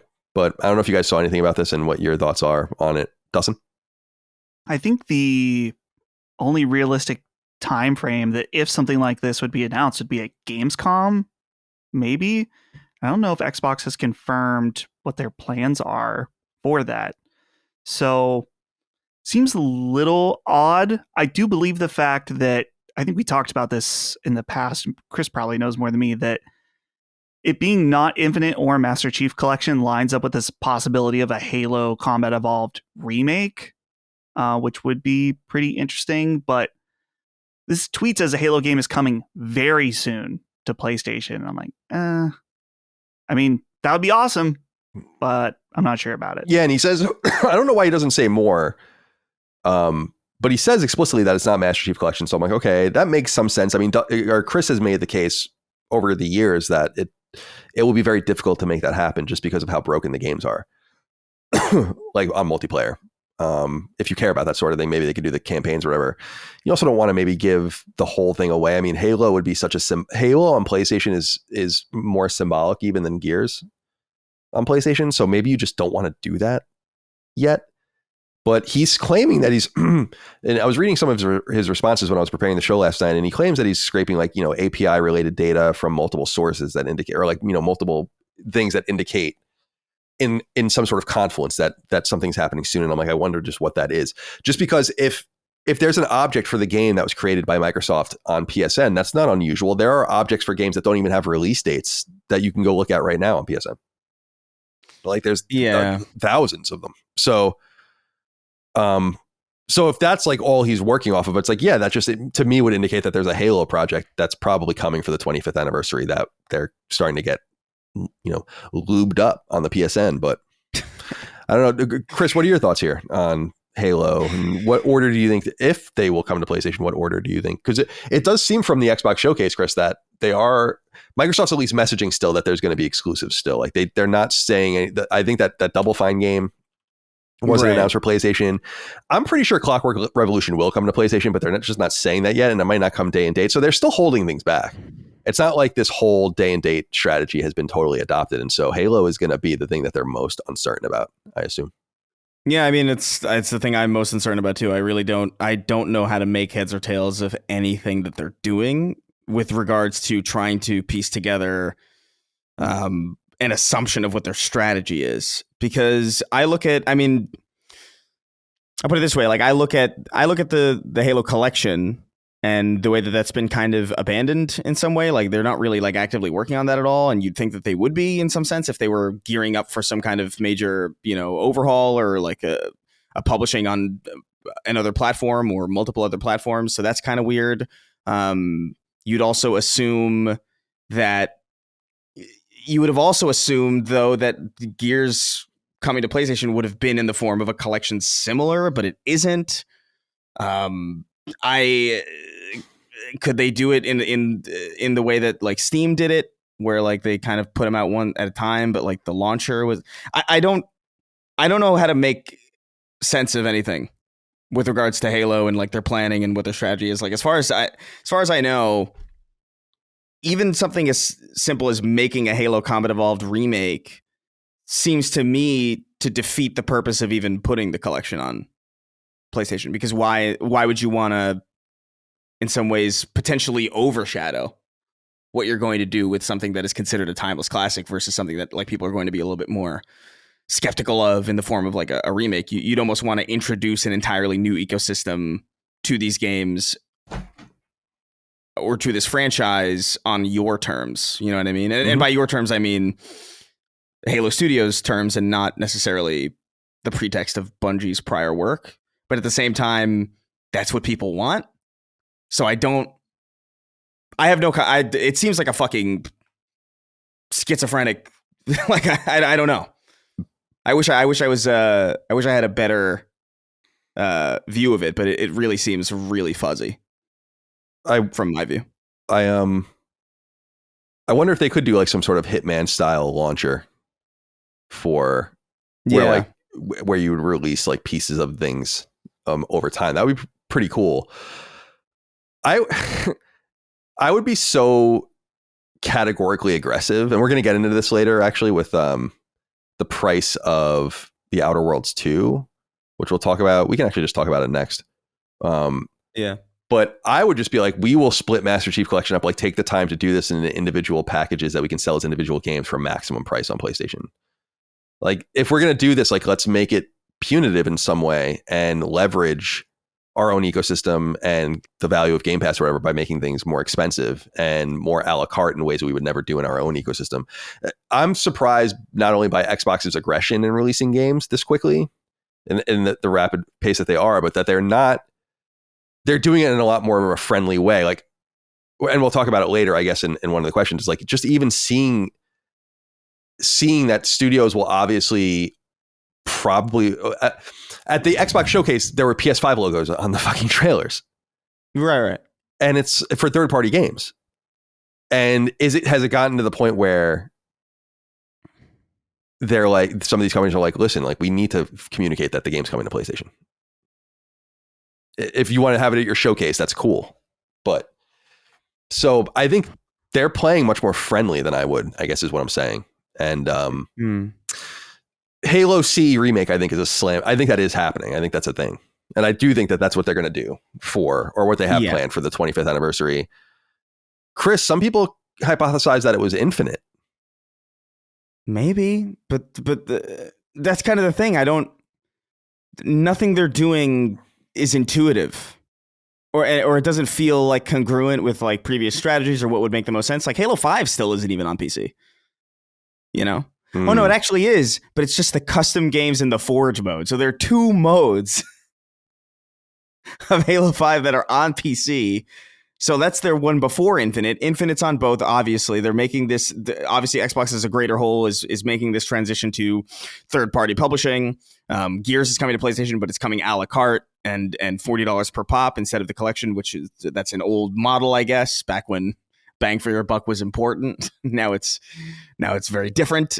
So there's no monetization in the Master Chief Collection either. So maybe that's something that they're looking at, where it's like, well, we could restart everything and just like make a Halo C and remake and put microtransactions in that, and then I don't know what to make of it, because there doesn't seem to be any transparency either. Like there's no hint of what's going on, and we know that the remake is real, or at least seems to be like half confirmed. I mean, like most of that Unreal presentation they gave was practically screaming that it was a Halo CE remake. But I'm of the mind it's like, are we doing that again? Like, is this going to be like substantially different than just like an anniversary thing? Like I would imagine it's like from the ground up and completely different. You'd have to assume maybe a completely different cast even of like voice actors and everything. So like do people want that? Like, I don't really care about that at all. So like, I don't know what to make of their decision, man. It's fucking weird. Well, I promise we would move on to this new. Oh, I'm sorry. Go ahead. No, I just said we'll see. Oh, okay. I'm sorry. You're good. So I promise. So this was later in the news, but I will just get to it now because it is congruent. The Outer Worlds 2 is coming out October 29th, 2025. I wasn't even going to talk about this actually as a game itself. There's so many games being announced. I don't know that we need to dedicate time to... Actually, remember when I tried to put every game that was ever announced and people got mad about that? Yeah. So we stopped doing it. So I wouldn't talk about this in and of itself because the Outer Worlds 2 is going to be cool and I think it's going to be good and we like Obsidian and all the rest, but there's just a lot of news to get through. And of course, it's the sequel to the Private Division, Take-Two label Private Division, published the original Outer Worlds from 2019. That was kind of caught in between its acquisition from, Obsidian was purchased by Microsoft the year before, but it already had this game in progress for another publisher that was coming to its rival consoles, but then became exclusive or whatever. So we know this is coming out PlayStation 5, on PlayStation 5, October 29th, 2025. And it'll be obviously on Game Pass on Xbox and it'll be on PC as well. But on PlayStation 5 and a la carte on Xbox, if you don't have Game Pass, it'll cost $80. People are up in arms about this and think that there's a major value proposition problem here. I have to say, from my perspective, this makes a lot of sense. And I saw a few other people arguing similar things, which made me feel like, oh, good, I'm not like out on a limb here too much. It's like, if any company should be charging that much money for their games, it's Microsoft. They should be trying to position their games as this thing where it's like, oh, I'll just get Game Pass. That's what they want. Right. I don't know that that's financially good for them. I've made this argument for many years. You go join Game Pass for 1 month to play the Outer Worlds for $20, or you just give them $80, and it's somehow better for them if you get on Game Pass because they're hoping you'll stick around. I don't know how that's financially working out. That obviously has come to a head because that's why we're getting these games on PlayStation and soon Switch and all the other things as well. So I think that kind of speaks for itself. But nonetheless, doesn't it make sense, Dustin, that Microsoft would be like, yeah, we have to, like, a premium price makes Game Pass look better, and that's the route we've chosen. So to me, that's a very intuitive price to charge. And I would imagine that they'll continue to do that. Whether or not you think the game's worth it or you're willing to pay that price is a totally different thing. To me, it seems like a somewhat extreme price for the Outer Worlds 2, which I think would be like a $60 game, actually. But it's not for me either way. I'm not going to play it, so I don't care. But to me, I'm just like, yeah, I don't think that this is that big of a deal. Are you thinking more about Game Pass? Oh, I'll just get it on Game Pass. Well, that's exactly what they want you to think, especially if you're on PlayStation. And you're looking at it and you're like, and also, man, Indiana Jones, I was kind of interested in that. That's on Game Pass. And you know, Call of Duty's about to come out. That's on Game Pass. Maybe I should just invest in an Xbox, or maybe I should just go on PC Game Pass. Or I think this is by design, I must say. What are your thoughts? Yeah, that makes sense to me. And also, a note, if you can actually play it for free if you want, just sign up for Game Pass and then cancel it before the end of the month. Right. And then you can play it totally free. Brad's done that 3 times now, apparently. Yes, I think I've done it 3 times too. So keep that in mind. That's crazy. It's just totally crazy. I don't understand what they're doing. Yeah. I was confused they did that to me the first time. I haven't even tried to sign up for Game Pass again. I just ended up buying Halo, like I said, because I was like, I'll just buy it and I don't have to worry about this. Yeah. And then I would have to buy probably these games again on PlayStation because I just at that time when I bought the Halo collection, I was like, well, this is probably never going to really come over. And it would be good to own it and play them. So, Chris, what do you think about this value proposition? I mean, this is a very financially risky move on their part, but I think this is by design, and I think it makes sense. I think they want to create hype for Game Pass, and if they keep putting games in it like they have been, I mean, this has been a very successful year for Game Pass. Yeah. What are your thoughts? Yeah, man, I think it is risky, but I do think it is. I think, like you said, it is kind of by design because you do kind of want to, if you're them anyway, you want them to be like, well, hey, listen, people on PlayStation, they're going to buy it or they're not. People here, they're going to play it. The question is whether or not they'll buy it or they'll go through Game Pass, and we want to push people towards Game Pass. And right now in particular, I would say is like a good time to do this because, you know, with not just with like Clair Obscur, huge game, obviously, that everybody is loving, but you know, you have Doom in there. You have, you know, the promise of Call of Duty in the future. You've got a slate of games for next year that's looking pretty promising. And so, yeah, you kind of want to get people into the mode of thinking like, oh, maybe I'll just get Game Pass. And then they'll look around and they'll see like, oh, there's a lot here. And chances are they're not going to get to all of it in that month because like, who the hell has the time? And so you're like, well, I do want to play Doom and I do want to play Clair Obscur and I do want to play Call of Duty. Maybe I'll just stick around. Like, what's it going to cost me? Like less than 60, less than $80 for the next several months. And I get to play a bunch of $80 games. Like, I don't know. That's starting to look pretty good. Mm-hmm. Especially if you can hit the cadence, which it seems like they're finally doing after many, many years. So I think it's by design. I think it also helps to just kind of rip the Band-Aid off about like what this pricing is going to be. Like, I think that's part of it as well. Just like, it's going to be $80. It has to be $80. Sorry, this is how it's going to be. So I think it's kind of in some ways serendipitous. So yeah, I don't know. I think it's smart. Does the game present like an $80 game? Like, I don't know necessarily. The new 80 is pretty new for the price point.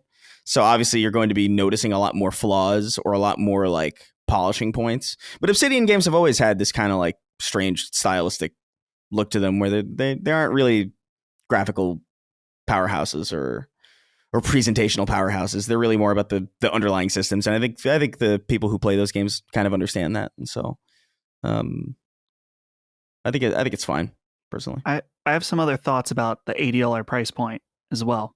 Sure. Didn't Microsoft a few weeks ago say, hey, starting this holiday, our game's gonna cost $80, just so you know. Yeah. And then this game gets announced at $80 and everyone's like, I guess it's because they're like, oh, well, it's that game that's going to be the first one that costs $80, as you were saying about the value aspect of it. But I get it. No one wants to spend more money for something we've been spending $70 for, right? So I get that aspect. But at the same time, it's like, you're going to have to get used to it. Like, this is... there's been a lot of conversation. It's like, oh, well, what are they doing to make this game worth $10 extra? Like it's a new premium price tier. It's like, no. 80 is going to be the new 70. Yeah. And sure, we are seeing a lot of like new games that are exploring the price structure. Chris mentioned Claire Obscure being 50, and that's really cool. But I think that when people are looking, and I get the value proposition, like people are throwing that around with Mario Kart right now. And I think that's totally fair. What if it's like, well, yeah, this isn't worth that much to me. I get it. But the $80 price point is going to be more and more common. And the big question is, will it matter? Because we just saw in real time about everyone crying about the Switch 2 price. It did so poorly. It only became the fastest selling console of all time. So I don't know. We'll see when it comes to like some of these games that aren't like Mario Kart's kind of doesn't really count as our first example because it was sold so highly in the bundle for $50. This will be a little interesting though with this game being, well, does it even count either? Because it's, as you guys are saying, pushing to Game Pass. So yeah, like nothing. The reality is that nothing Xbox ever releases ever again is going to sell at the levels it should. Commensurate to if it was a real release and not a supplemental release, either a late release or also on Game Pass. It's always going to affect the sales. Like that even is on the high end. Like Expedition 33 would have sold more than it did. It's already sold almost 4 million copies, but it would have sold probably 4.5 or 5, something like that. So it's affecting everything. Which we'll get into in an inquiry later, but it's an important note is what you're saying is like, it's hard. It's going to be very hard to judge quantitatively any of the shit. Just because of the nature in which they release their games and how they want the routes in which they want to take you. So yeah, it's a good point. Yeah. All right. I erased a couple other pieces of news because we can move a little quicker. And there are 2 more pieces of news though that I thought we would keep up. I just brought this up. I was curious what you guys thought of this. PlayStation randomly tweeted this out. They say, want to pair your DualSense controller to multiple devices at once? An update planned for later this year enhances pairing functionality. Stay tuned for more details. Dustin, why is this a notable thing? Why do they feel like they need to tweet this out? This is fantastic news because I fucking hate this about the DualSense. Because, as I've been saying over the last few weeks, I've been playing Stardew Valley on the PC in my living room. I'm using one of my DualSense controllers, and it is only connected to the PC. If I wanted to use it on the PlayStation, I would need to redo the entire pairing process in order to switch it over. Thankfully, I have multiple DualSense controllers. I can just dedicate that controller to that PC. So, it's really annoying the way it is currently, where if you want to move things around to multiple devices and, PlayStation now is like very open for they want people to buy DualSenses for PCs or whatever. In fact, I think that now they announced at that Apple event that the Sense controllers are going to work on Vision Pro. So they're all about their controllers being used all over the place. So the fact that they're finally adding this functionality, because I believe the Xbox controller has been able to do this for a while, is really great. So I'm very happy to see this. Can you even buy the Sense controllers? Did I buy them? No, can you? Oh, I don't. Maybe I didn't see it as far as like other stuff on the Apple. So you have to own a PSVR 2 to even use the Sense controllers at all, and then you would have to have those in order to use them on Apple. Right. Certainly, they're going to start selling them separately. I hope so, just for people that want replacements. Like, it's crazy that that's not an option, or at least wasn't for a long time. I don't know if they've ameliorated that, but that was definitely not an option. So, which I find so weird. You think you'd want to have those things available? Yeah. Make a little money and support your products. But okay. Well, let me see here.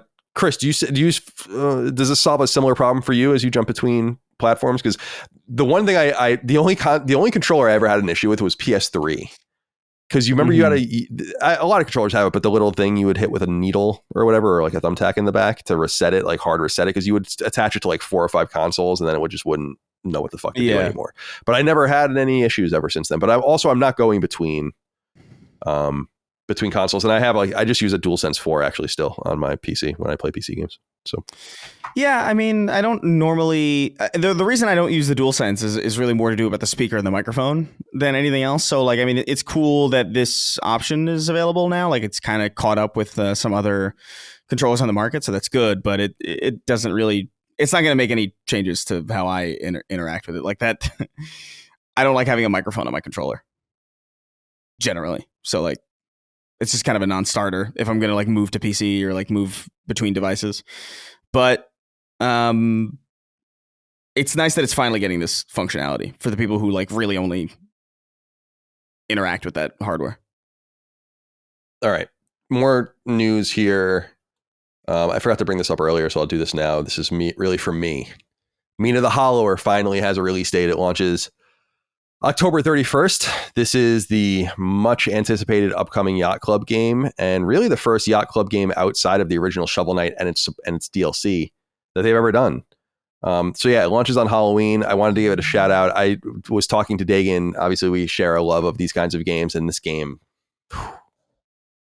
the trailer looks so good. The music is fucking awesome, and I can't wait. I love the writing. It seems quirky and funny in what they show. And I love the character. I love the art. It's very Castlevania-esque, the Mina the Hollower art, like the title art. So can't wait for this game. Just wanted to give it a shout out. I'm going to be all over it.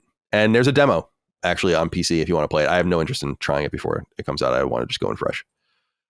And then finally, new PlayStation Plus game catalog games. So this is for people on PlayStation Plus at the premium or extra levels, not the PS Plus essential level that most of us are at. But if you have access to the game catalog, you can look forward to some games coming. These all will be available as of June 17th. So in the coming days from when we're recording and publishing this show. The big one here is FBC Firebreak, which is the Control themed 3-person game, I guess, like 3-person co-op game, or I don't know exactly what it is. It says here, quote, survival in this 3-person cooperative FPS hinges on quick thinking and seamless teamwork as you scramble to tame raging paranatural crises across a variety of unexpected locations, end quote. This is also coming to this is by the way like a day and date release for PS Plus Extra, and it's also coming to Game Pass. So obviously Remedy is hoping that that's the way the game is going to find its route to salvation. We'll see how it does. I'd have no hope for this game at all, but we'll see. I mean, maybe it being available on those services will help it. It certainly will in the beginning. Also coming is Battlefield 2042.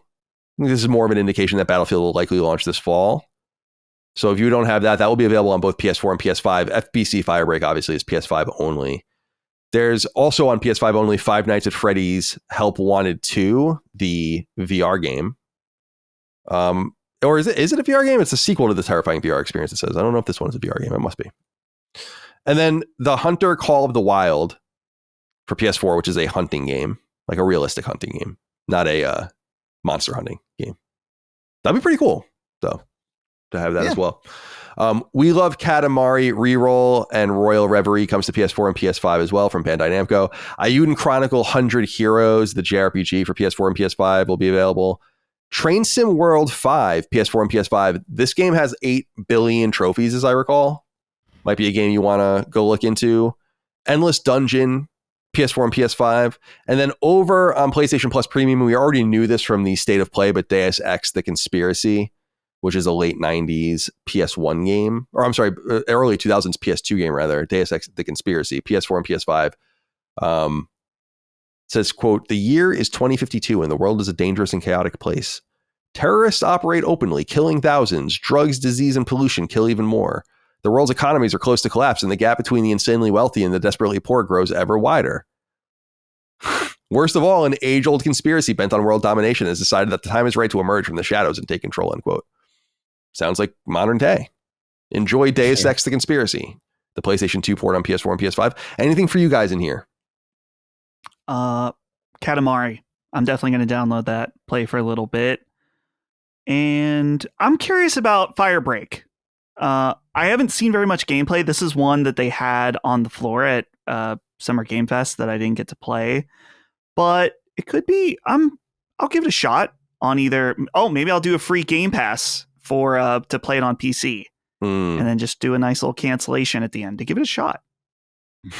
They're letting you do it. They're letting you do it. And you did it 3 times. It's not like you're trying to do it. I didn't try to do it. When I canceled Game Pass, they was like, all right, take your money back. Right.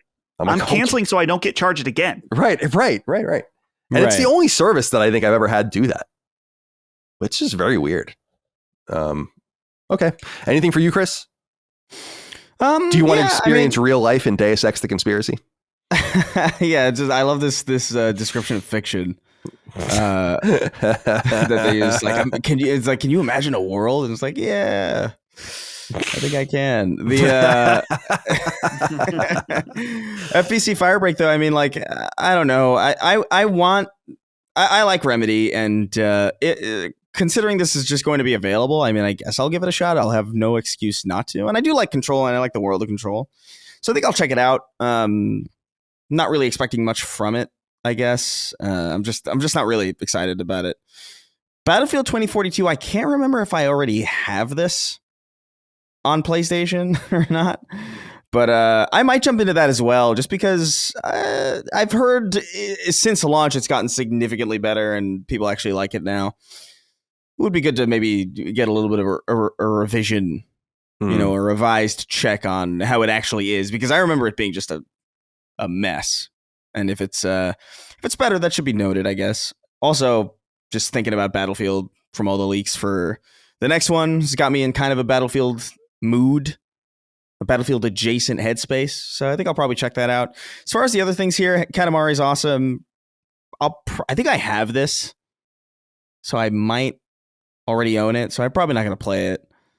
Just because it's on the service. But Deus Ex, I'm very curious about. I know that is this the second one? Yeah, that's what I'm confused about, because this is the one before the one I played, or the first one I played. Let me see.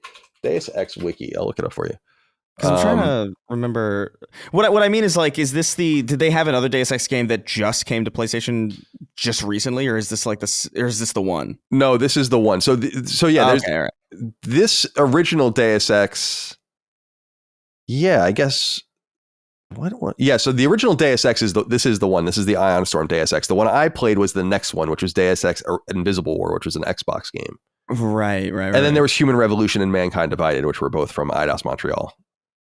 So the long and short is that these are Embracer games, and yes, they're gonna start entering them into PlayStation Plus with some licensing fees. I want to see the trophies for the game, see how those are. I might play it at some point. I really don't. I don't know. Hold up. Yeah. Did you just say trophies? Yeah. I'm sorry. Is that? Oh no. We'll keep it going though. We'll keep it going. Does this not bother you? I'm gonna keep it. I'm gonna try it again. And we'll see if we can work it out and force it down everyone's throats like the Dakester.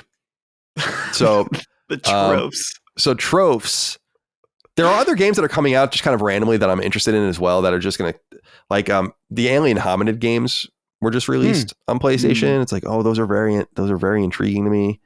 Some other things. So yeah, I want to see the trophies for Deus Ex from Ion Storm, and we'll see what goes on from there. But that would be a cool game to check out. But I'll buy that a la carte. I don't have a premium subscription. I assume it will be either $5 or $10. Some of the PS1 and PS2 games are $5. Some of them are $10, but whatever it is, I'm sure it's a fairly appropriate price. What I'm more interested in is how it holds up. Yeah. But games from the PS2 era are good. They're okay. Up-resed and cleaned up a little bit. We'll see. Okay. That's all we have for the news. All right, guys, let's get into what we're playing. We can linger here as long as you'd like. I'll go first, I guess. And Chris and I can talk about our games as well, since we played the same game. I beat Borderlands 2. I did most of the side quest in it as well. I think I'm leaving it on my cross-media bar and might get to, because all the DLCs kind of wrapped up in the PS4 version of it. I liked it, so I mean, I'd like to get back to it, but I just felt like I was playing this fucking game from 2012 for way too long. I was playing it for like weeks. So we're not weeks. I played it for like a couple of weeks, like every night. But I loved it. It's classic. It was fun to play. Stopped paying attention to the story probably a third of the way through. I don't really care. Boss fights were a little weak, I thought. But it's just the whole grind and just kind of bouncing around and fighting things. It's just very fun. And I really enjoyed it. And so now I beat both Borderlands 1 and 2 this year, which is interesting after having played them extensively but not beat them in preparation. So maybe I will be able to play Borderlands 3 before Borderlands 4. I don't know. So yeah, there's that. Highly recommended. Go check it out. You can get Borderlands 2 practically for free, I think, at this point. In fact, I think you literally can get it for free depending on where you are. I thought I saw that it was available free on maybe Steam or Epic Game Store or something. And then so after that, I was like, what should I do? I want Doom is apparently fixed. So I was like, all right, I can start Doom. And Mindseye's fucked up. I'm not playing that. So I was like, all right, where do I go? And I was like, I downloaded Death Stranding Director's Cut a while ago because I wanted to prepare by playing it again in preparation for the game coming out later this June. And I'm like, you know what? If I don't do this now, it's not going to happen. Like, not going to happen in time. So let's just get into Death Stranding. And Eric Francisco wrote into us and said, gents, I finally beat Death Stranding 1. I'm glad I did it in anticipation for DS2, but Jesus Christ, Kojima really needs an editor and someone to clean up his storytelling. I grew up on MGS and it's my favorite video game series of all time, but I feel like maybe now that I'm older, I'm way more critical of Kojima-san. Princess Beach, I'm fragile, but I'm not that fragile. Higgs inexplicably liking people's faces. This game was really cringe-inducing at times, but overall, I'm excited for Death Stranding 2. Can we get a Sacred Plus Death Stranding replay episode soon? Perhaps if anyone else wants to replay it or is refamiliarizing themselves with it, I'd be totally happy to do that because I will be refamiliar with it. But I'm in just the third chapter and or maybe even the late second chapter. And so, but I played for like 5 hours or so far. And I love it. I mean, I'm playing on hard. I just felt like it would be kind of stupid to not play it on hard. I already played through the game on normal. At least I should make something different for me. So I'm playing it on hard. So far, so good. But I personally love the atmosphere. I love the story. I love the characters. I think it's fucking profoundly weird. It's Metal Gear weird. And one of the things that I was really fixated on that I was talking to Micah about was it's funny how with Peace Walker into Metal Gear Solid 5 and now into Death Stranding, like it's clear Kojima became obsessed with like mission-based gameplay and not open-ended gameplay, that he started to, it's more about like these really ornate menus with fucking ratings and star ratings and points and currency. And that really started with Peace Walker, and Death Stranding's kind of the fruition of that, but I dig that. That wasn't what I disliked about Metal Gear. It was just the high stakes of Metal Gear Solid 5 made it really difficult to play the maps correctly and then be like, oh, I'm on this map for 30 minutes. No one has seen me. I'm like picking this place apart and then I blow it. And it's like, that's just doing that over and over again. It's not fun. It's why I'm like, I like Hitman kind of like academically, but I'm not really. Right. It's like, it's too high stakes. It's like, it requires too many things to go right. And then you blow it and you have to do it all. It's like, Death Stranding is just much more actiony and interesting. And it's not combat reliant, which I really, really appreciate. There is combat in it, but you can really avoid it as best you can. And I think that that's fun. And so, yeah, I'm enjoying it so far. I'm laughing with Micah, like watching and being like, what the fuck is going on in this game? Because it is strange, but there's so many cool visual cues and weird. I forgot, like there's things I just forgot about it. Where I'm like, oh yeah, like the upside down rainbow. I was like, oh, I love that image. It's so creepy. There's something so creepy about the rainbow arcing in the wrong direction. I don't know. It's like, there's beautiful things in it. And the game looks great too. It's like a Monet painting in a way where if you get up close to anything, it's not that impressive, but taken all in account, if you're just in these beautiful vistas and environments, it looks amazing. So yeah, I'm digging it. Yeah, maybe we'll do a Sacred Symbols Plus about it. We did one back in the day, but maybe in 2019. But maybe we can do another one if there's an audience for it and if people internally are playing it again. So yeah, that's where I'll leave it. Chris, let's go on to you. It says you're playing Borderlands 2 as well as a demo for a recently announced game. Yeah. So I'm still playing Borderlands 2. I don't know if I have that much to say about it. It's still kind of like part of my nightly routine. Just on the Steam Deck, I'll play I'll bang out a couple of missions before I just kind of pass out. It's been pretty good. I will say the more intriguing thing that I've played is this Cairn demo. And we talked a little bit about it on the last episode. I think I mentioned that I might get around to playing it if there's a demo.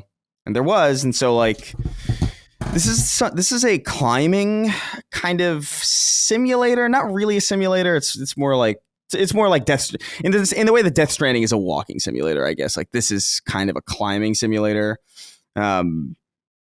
So I don't want people to get confused with, like, the police simulator or whatever the fuck. It's not right. Not that. But so I played the demo pretty extensively, and it's kind of cool. I don't know if it's exactly my kind of game exactly, but it is more. I like it more than I thought I would. There's a weird co-op element, and if anybody's familiar with co-op, it's that you could look it up. QWOP. It was like an old browser game where I think the Q, W, O, and P on your keyboard controlled a limb.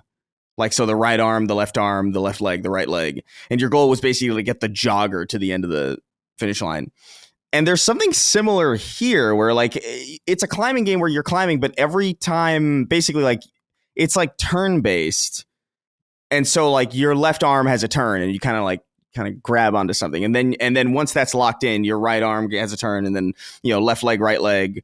And you can choose to pick specific limbs, and you don't have to go on, like, an auto turn basis, but, like, the game defaults to that. And so basically it turns into this. I don't know. Watching the trailer for it, I got the impression that it was going to be a little bit more like, I don't know. It's like it's an artistic game. It's more serious, and it is. But then the gameplay looks really kind of weird because you could, like, rotate this character's leg all fucked up, and it looks all weird. You could, like, it comes across like a ragdoll game almost in some way, and it was a lot more fun to engage with than I thought it would be. And there's, like, a belay system where you got to, keep your stamina in check, and it's far more involved than I thought it would be, and in a way that isn't too overwhelming. It's actually fairly digestible. It's like it's at that right layer of, like, the right amount of complexity and the right amount of simplicity for what it's trying to do. I think it's kind of nailed it. But it's only the demo. It's hard to speak for the value of the full game, whether or not there's, like, a story there that's worth paying attention to, or whether or not the climbing gets more dynamic. I can't really say, but the core foundation there is actually pretty cool. It kind of caught me by surprise, and so Cairn is kind of neat. I would actually recommend that people actually go out and try it. It's a really short, small demo, so you can get a pretty good idea of what it is. But I think if you're a Death Stranding guy in particular, if you like this type of stuff, obviously not Kojima related, but, like, the premise of what Death Stranding is, where it's like it's all about locomotion and kind of moving from one place to the other in ways that are a little bit more involved and a little bit more interesting, I think you might find something there. If I wasn't already so in the headspace of looking forward to Death Stranding with its imminent release, I think I would have probably downloaded it and bought it. But I'm just like, I don't know about you. Like, when I'm looking forward to something, it's kind of hard for me to get into the headspace of playing anything, because I'm just thinking about this. And especially with a game like this, that's kind of, like, spiritually kind of close. I'm like, I don't know if I want to cross the wires too much. But Cairn is kind of cool. I recommend trying the demo out. It's of no cost to you. And it's a CAIRN if you want to. Yeah. Oh yeah, that's right. Yeah, it's got weird spelling. I don't even know if I'm pronouncing it right, but, like, yeah, I think it's Cairn. I think that's right. Yeah. All right, Dustin, let's move on to you. It says here you're playing the Switch 2, obviously. A lot of that being played in my house as well. And then Elden Ring Night Rain. So take it away. Yeah. So we'll start with Switch 2. Got mine in California. Walked up to a random Best Buy. Was able to pick one up on launch day, which was pretty nice. So primarily, I guess I have 3 games that I was playing on it. Mario Kart World, Tears of the Kingdom, and I checked out that new Rune Factory game. So Mario Kart World, starting with that, I like it. I'm not sure I love it yet. It's interesting because they have definitely done a lot of cool stuff in terms of movement. Like, you can grind on the like rails now. You can do like wall runs and stuff. They've done all this awesome stuff with movement. But the items are out of control in this game. And I don't know if it's because there are, I think, 24 racers now. But there's points where I'm frustrated. Like, man, I feel that they've really raised the skill ceiling to be able to do cool stuff. But I'm just constantly getting fucked by red shells or whatever. So I'm still finding my groove with it. Maybe I'm just mad because I was really good at Mario Kart 8 and I don't feel good at this game. So I need some time with it. But it's been pretty good. Tears of the Kingdom, I wasn't planning on replaying this.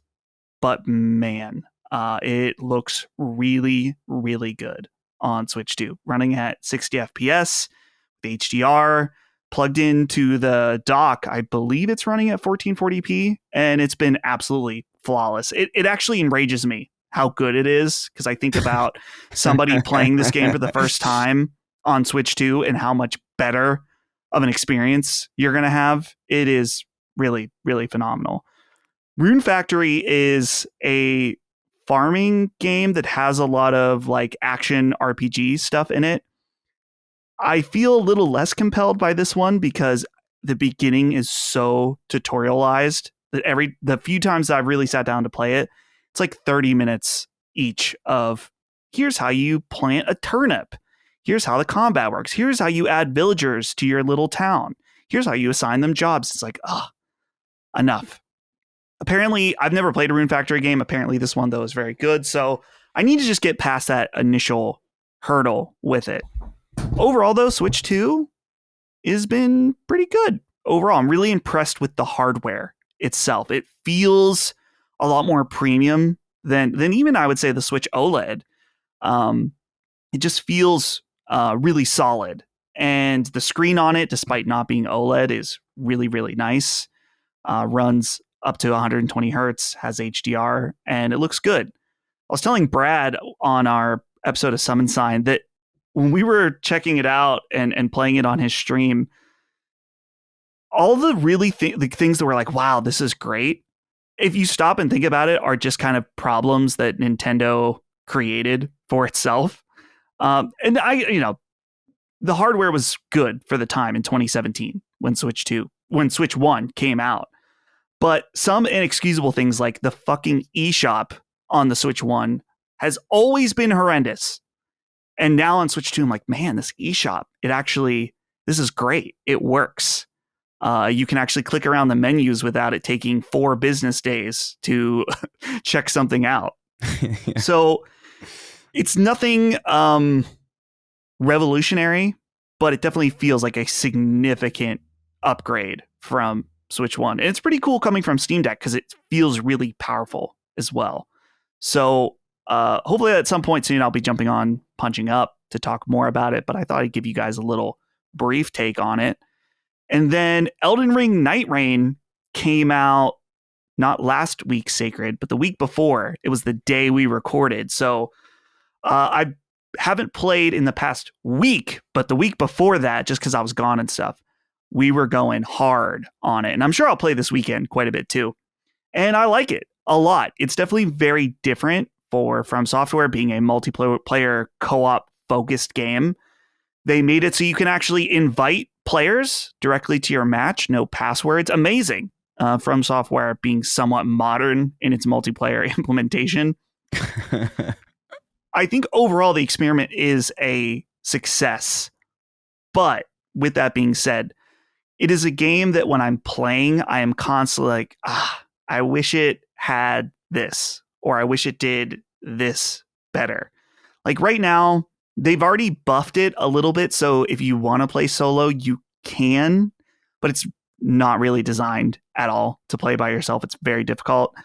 They're adding a duos mode, which is insane that they didn't like have a balancing mode so only 2 players could play together. So right now, there's been many times where Brad and I sit down to play, but we don't have a third. So it's like, okay, let's see who we get. And sometimes you get someone that's really good, and sometimes you get a fucking moron who runs off on their own and then immediately dies. So that can be pretty frustrating. There's been a few moments where we're in a run and too many things have gone wrong, and it's like we need to cut our losses. And so if you go to quit, it tells you that it's going to penalize you in some way, which someone probably knows what it does, but there needs to be an option that's like vote to end run, because it's like, this is fucked at this point. We are too low level. We don't have the right gear. It's over. But right now, if you don't want that penalty, whatever it is, you just need to run with it until you get to that day's boss and then die in order to end it. It's super annoying. There's also only the one map, which, to be fair, this map changes to a high degree depending on which boss you choose to fight. But it would have been cool to see like a Caelid map or something like that, like other regions of the Elden Ring map as its own like smaller multiplayer map for Night Rain.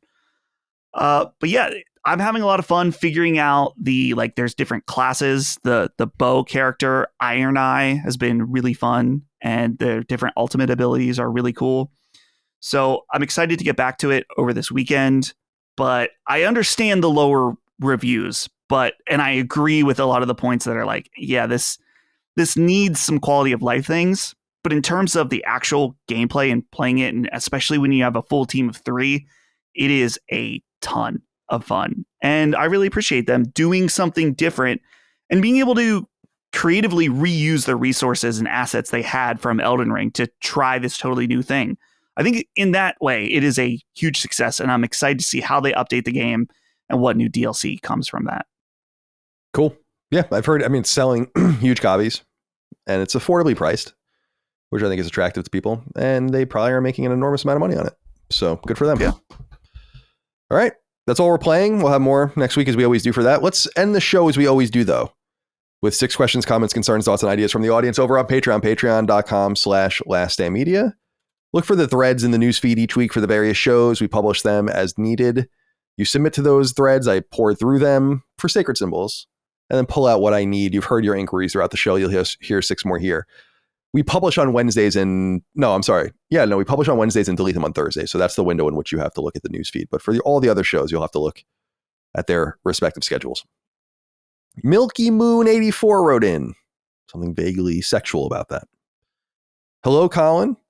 Months ago, you said something along the lines that Capcom has to be working on a AAA Mega Man game, or maybe you didn't say that and it was a drug-induced fever dream. Regardless, I spent more time than I care to admit trying to conceptualize what a AAA Mega Man game would look like. Would it be an FPS and with designated open worlds for each robot boss? Would it be a third-person cover-based shooter like Gears of War? I know it couldn't be a 2D Metroidvania or standard Mega Man adventure because those types of games tend to live in the AA space. What do you imagine a AAA Mega Man game would look like? Yeah, I did say that recently, and so I guess it's worth reiterating my vision. What I would love to see, and I have no insight into what they're working on. They're definitely working on something, and I just think that because they know that people care about Mega Man. We've talked about this extensively with their own research that they've publicly released about people caring about Mega Man. So they know. So something's in the works. I think you can go AAA with Mega Man in a number of ways, but I envision it as an open world, open city, third person action shooter. And I see it and so it could be like open world with zones. So think Borderlands or Tales or something like that. It could be truly open world. I really have no preference, actually. But what's important is that you really can go do any of it in any order if you can figure out how to do it. There might be some suggestions or some proddings which exist in the original Mega Man games, but you can kind of just do it in any order you want. And what I said was like the key to my vision for Mega Man would be that the bosses from Mega Man 2 would be the bosses you would fight first, and then you would fight the bosses from Mega Man 1 second. And my story vision is that these mysterious robots show up with this W logo on them, this logo on my microphone. And they are reprogrammed versions of robots that have lived in all of these different areas of the city, helping the city to do different things. And they've been kind of reprogrammed, branded with this W, and are running amok. And it would be the cast from Mega Man 2, and they would be strewn around the city in different places. And so Flashman would be at like the TV station, and Woodman would be like in the park, the Central Park kind of part of it, or the Golden Gate Park part of the city. and so on and so forth. I envision Crash Man at like the airport for some reason. And, you know, I don't know, Bubble Man would be at the aquarium or whatever. And you would go around in these different places and fight them in these different locations. And over time, you would come to discover that this W branding. So Mega Man has, in this continuity, would have been launched by Dr. Light. And Dr. Light would have, previously worked with Dr. Wily. And they did work on this series of robots. And those would be the Mega Man 1 robots. So they slowly connect. Maybe you beat 3 bosses or something, you get like a little more story. You beat 5 bosses, you get a little more story, like whatever it is. I don't know. And then the W ends up being Dr. Wily's logo, and they realize that it's like his old partner and like now arch nemesis. And when all of those 8 robots are defeated, so like Quick Man and Heat Man and everyone, then like the robots that Dr. Light and him actually made together appear, and they have all been reprogrammed too. And because in real Mega Man lore, that's what happened, is that Dr. Light built with Dr. Wily, like Fireman, Iceman, all of them, and then they're reprogrammed. Mega Man 2's bosses are built by Dr. Wily. So it's the same kind of story, but it's just inverted to make it more interesting. And frankly, to get the more interesting bosses up front. And you can show the game off more easily that way and get people more excited about it as well. I envision it with a somewhat 3D anime look, but something that I want to be more violent and bloody than, and this is something I've explained, is like I would want to see Mega. I don't want to see Mega Man be like fucking over the top gory and crazy, but like there's like some real ramifications, real death, not just robots and all the rest. And so that's kind of my vision. So ultimately, a third person action shooter is what I envision in an open world. Frodo Fraggins 9 wrote in. When I first saw that name, I got a little nervous. Oh, I thought the same thing. I was like, whoa, take it easy. But it was all right. What's up, CDC? First time writing in, so go easy on me, especially since this one's about physical games, Colin. This one's mostly for Dustin, but I'm all about anyone joining in on the dog pile because, yep, it's about GameStop. Last month, I pre-ordered 2 Switch games through GameStop in anticipation of the Switch 2 launch. Honestly, I was hoping to relive a little bit of that old school excitement, having fresh sealed games to open alongside a brand new console on launch day. So I go in to pick up the games. The clerk pulls one from behind the counter, sets it on the desk, and then walks over to the Switch section of the store. To my surprise, he grabs a display case off of the shelf for the second game, walks back, opens the drawer, pulls out a loose cartridge, and puts it into the open case. Naturally, I asked kind of aggressively why they opened my pre-ordered game. His excuse was weak at best, claiming it was still new because it hadn't been played, despite the fact that they'd already broken the seal. I know GameStop has this practice of gutting one copy to put on the shelf, but this wasn't a last copy situation. This was a pre-order. It rubbed me the wrong way and honestly just pissed me off the rest of the day. To make it worse, there's no feedback link on the receipt, no real outlet to express discontent. I even tweeted at them, but got nothing back. Big shocker. So my question is it finally time to just pull the plug on GameStop? Between the constant bad press and the clear disregard for customer experience, I don't see a reason to keep giving them my money. Thanks for letting me rant. Would love to hear your thoughts. Dustin, I'm eager to hear your thoughts on this practice as well, this age-old practice. I remember this first happening to me in the PS1 era, but I'm sure it happened in the Nintendo era too. And the cartridge era, I should say. I just don't really recall. And it certainly didn't happen to me, mostly because I guess I was buying a lot of games from like Toys R Us and shit, where you would get like the little receipt and then you get like the sealed copy from behind the counter and all the rest. I guess one thing to say is that I did see that GameStop's year-over-year financials are down 17%. So I think nature is just running its course regardless. But what are your thoughts? Yeah, I think it's completely fucked up. I, at one point, I had this happen to me and I didn't say anything. And it wasn't a pre-order, though. It was just like, I wanted this game. They said they had it new. And then they pulled it out and it had its grody sticker on it. And who knows what from people touching it on the floor. And I was like, I didn't say anything. It happened to me again, I think a few years later. And I ended up being like, no, like, I don't want that. They're like, oh, well, it's new. You know, they think like, oh, well, it's new. It's been here. I'm like, I don't care. I don't want an opened copy of the game. If it was open, then you should sell it to me used. And that's what I don't get. If I was to buy a new game at GameStop and, you know, you check out, I get the receipt and I open it and then try to return it, they wouldn't take it as new. Mm-hmm. So why do they get to open it? Yeah, true. And then have everyone have their grubby hands all over the box copy and then try to be like, oh, well, the game is new. It's like, I don't know. It's totally wrong. And the fact they did this to you on a pre-order. Yeah, that's crazy. You should have just said like, no, I'm not taken that and then go and try to either order it somewhere else online or whatever. But yeah, that's completely unacceptable. And I think it is absolutely insane that they would try to pull this shit. Something about it feels like it could be, I don't know if illegal, but if it's open, it's fucking open. It's not new. Yeah. So why are you trying to sell it to me as new? So yeah, if this ever happens again, assuming you'd ever go back to GameStop, like, just don't accept it. Just say no, and then buy your game somewhere else. Sim Tower is still the best, wrote in and said, "Good afternoon, CDC. With the recent announcement of the new Xbox Ally, this only reinforces my theory that the future is handhelds with the ability to dock them for a big screen session. Microsoft, Nintendo, Steam, and is it Asus? Asus all see this, but does Sony? I know they have the Portal, but they didn't seem to be doing anything worthwhile with it. The thought of only handhelds is really exciting, but as an Ally owner myself, I do think some people will experience sticker shock. The OG Ally was close to $800 Canadian, and the Ally X was close to $1,000. So now that there will be Xbox branding on it, I see no reason why this wouldn't be $1,000 or higher. And you can't go cheaper because then you will alienate all the people who bought the Allies previously. I think you said preciously, which is interesting. P.S. Now this is where I'm a little confused. You say P.S. SimCity 2000 is the best city builder, but your name is Sim Tower is still the best. I don't think Sim Tower is a city builder though, so maybe that's just unrelated. Yeah, okay, that's fair. He's muddling the message. Certainly, yeah, I mean, whatever he's trying to say. What he's really saying makes no sense. What do you guys think about this Xbox announcement? This Xbox Ally announcement is this is obviously not the route PlayStation is going to go with their handheld, but it's an interesting solution that unifies Windows with Xbox. And if they can get some robust emulation going of the Xbox backwards compatibility on, I guess you could do it via the cloud now, but just some sort of native thing, they might have something pretty powerful here where they can offload the entire cost really of doing something like this and then maybe get some licensing fees. I just still think it doesn't make any sense though from a storefront perspective. It's why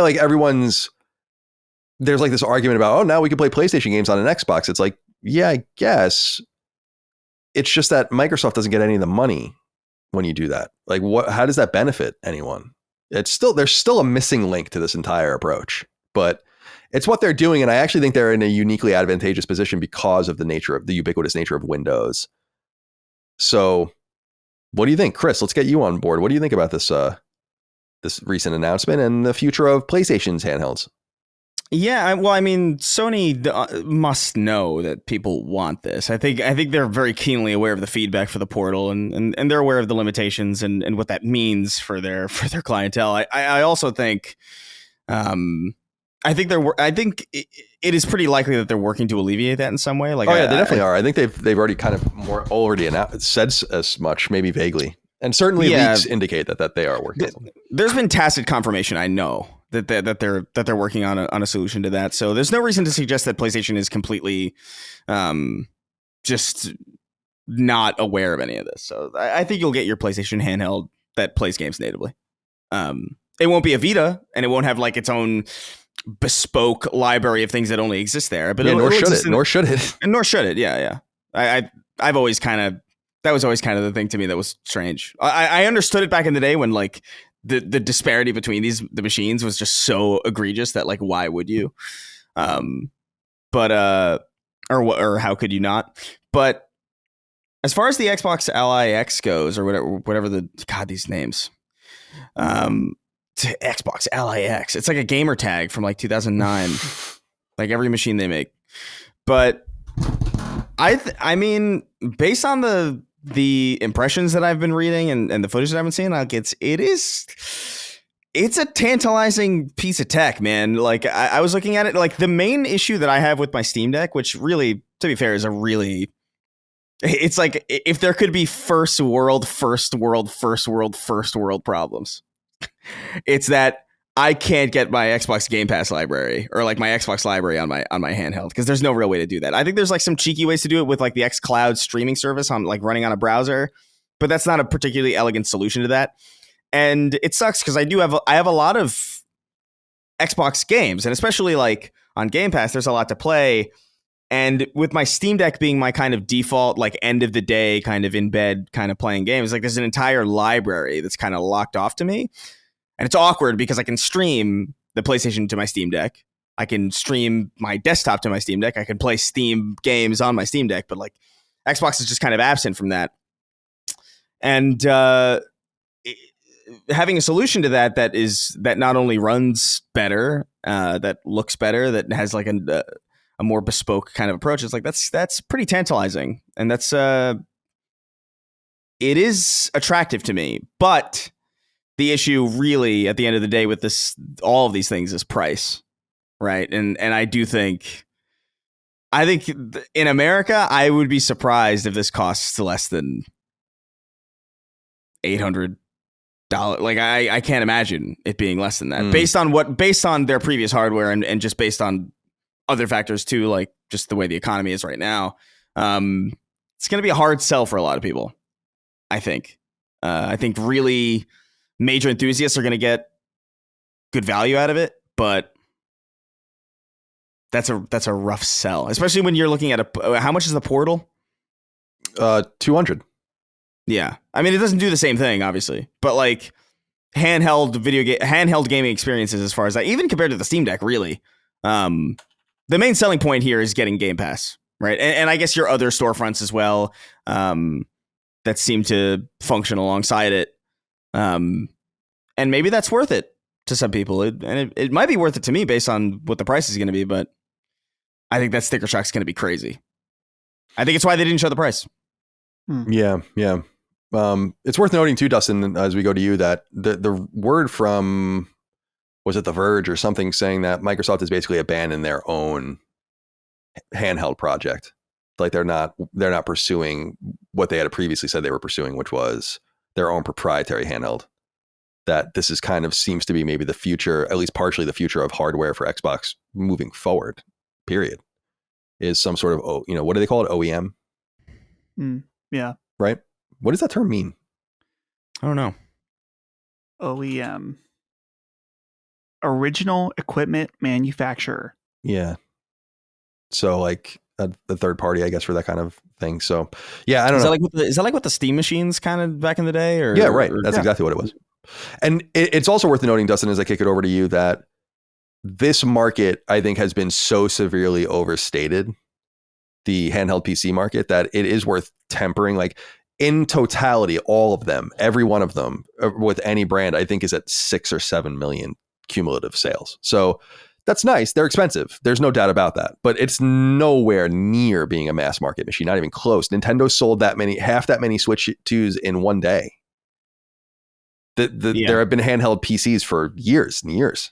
So it's worth saying that like this is not, this particular like PC hybrid approach is cool, but it's actually not what the direction that that core gaming is going in the console space. So I do wonder how that's going to conflict with the Xbox vision. Anyway, go ahead. Yeah. So I find most interesting about this Xbox handheld is the version of Windows that they're running on it, because that's been the Achilles heel of almost all of these handheld PCs, is that they're just running a stock version of Windows that is not really designed for a handheld. They don't really have, I mean, you can get overlays that have proper like controller support, but a lot of it is fucking around with the touchscreen.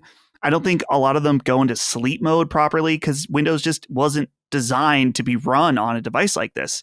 And that's been the major problem so far, and what has made Steam Deck so appealing above all these other devices is that it's designed from the ground up. It has the desktop mode that you can go in and fuck around with things, but the SteamOS interface has been great. And so that's why people are willing to deal with those compatibility issues that Chris was mentioning.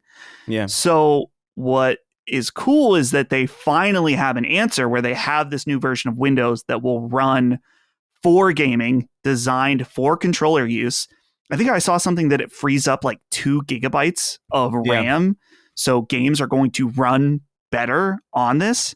And I'm curious about eventually how that will affect standard desktop PCs if they're going to have like a desktop PC mode that for Windows that could benefit from this. So what's interesting for you, Chris, you were mentioning about how annoying it is you can't run your Xbox library. Well, eventually, assumingly, they will release this version of Windows that you could install on your Steam Deck. And then you would have your Steam library, have access to Game Pass. And that's going to be really interesting to see how that shakes things up for Steam Deck specifically, where they now have an answer where before it was like, oh, well, you could install Windows on it, but it's going to be kind of ass. But you'll be able to play those games. So that's kind of, where I'm most curious about this handheld. The sticker shock is going to be massive on the Xbox Ally X specifically, where I think that that's running like a much newer chip. It's got 1 terabyte of storage and 24 gigabytes of RAM. That thing's going to be awesome, but you are going to pay for it. There is so that's the Ally X, but if the non-X version, which is the white version, is 16 gigs of RAM, 512 gigabytes. And if I remember correctly from the video I saw, it's much more in line with Steam Deck performance. So they will have a lower tier that people can kind of get in and play something at a lower price, but it's just not going to run quite as well as this newer one. And it is interesting to think about what the future of Xbox hardware is. I think I saw, I can't remember who it was, has an article up about how like we've been talking about this idea of an Xbox that runs Steam. And I wonder if this is kind of laying the groundwork of their future hardware is just going to be a PC that runs this new version of Windows that you can use SteamOS. And the idea is like, or not SteamOS, but you can run Steam games on it. And you'll be presented, it's like, okay, well, this game is going to cost $80, but look how Game Pass is already built in. And you could just sign up here. And so it really does drive in that way. Pretty interesting. And it'll be a really big contrast in comparison to how PlayStation will do it, which is probably going to be very gated off only PlayStation games in your PlayStation library in order to, have that sync between them. So big question marks for the PlayStation 1, but the Xbox One is also very interesting as far as like how will it shake things up? Because as Colin, you said that the market for these has been relatively low. They're very big within our bubble, but as far as the mainstream, maybe Xbox branding and eventually PlayStation branding on these handhelds would really shake things up. Just because right now, like you can't buy a Steam Deck in a store. I think the regular ROG Allies are available in like Best Buys and stuff, but really high price point, and they're currently with the standard version of Windows not that great for their overall interface. So maybe it could move the needle a bit. They're also always like kind of far off in a corner. Like they're never with the other. They're never every time I'm in a Best Buy, I usually kind of just make the rounds and just see like what's the hell's going on. I walk through the whole store, even through places that I have no business going to, like home theater setups. I don't need a home theater. But I noticed that like if there ever is a handheld PC option or even a VR option, they're kind of weirdly separated from the video game stuff. I always thought that was very strange. I think they've started putting VR with the video game stuff. It used to be more like computer adjacent. So it'd be like with the PCs or closer to the PCs. But having an Xbox branded ROG Ally like in that section, like with the Xbox, especially at a point where the PlayStation doesn't really have that answer to that problem. I mean, it could be something. I do think it's one of these things where it's like, this is both really cool and really lame, because I would have loved personally to see like a proprietary Xbox handheld, like just for the sheer novelty of that. It's like, ooh, that's so interesting. Like the first Xbox handheld, like this would be cool. And if it was like clean, it didn't have any shared branding on it, like that would be nice. But I do think this partnership, while a little bit less attractive on the branding aspect of it, or at least like the clean branding aspect of it, I think is functionally like very interesting and very appealing. So we'll have to see. but like that price is going to be outrageous, especially for the one that I would want to be getting, which would be like the higher performance one. Next inquiry comes from Sergio Pena, who says, "Hi, everyone. I wanted to talk, since we were talking about Xbox earlier, or just now, we might as well connect these. I want to talk about the Xbox showcase from a different point of view that I haven't seen anyone in gaming media bring up, which is how absolutely bizarre it was to see a PS5 logo on the bottom of almost every single trailer shown. This included first-party games like Outer Worlds 2, third-party games like Persona 4 Remake, and DLC like the Indiana Jones DLC. I come at this from the perspective of that typically you'd find out after the showcase that games shown were also coming to PS5, not during. Secondly, you'd never ever see an Xbox logo on a third-party games trailer shown at a State of Play, for example. It wouldn't be until after the event that you'd find out if it was coming to Xbox as well. I wonder if this was almost a prerequisite for some of these third-party publishers showing their games during the Xbox event was telling them we need to put a PS5 logo on it as well. It could also be that from here on, we only view the Xbox showcase as a third-party showcase, as everything shown seemingly is also coming to PlayStation.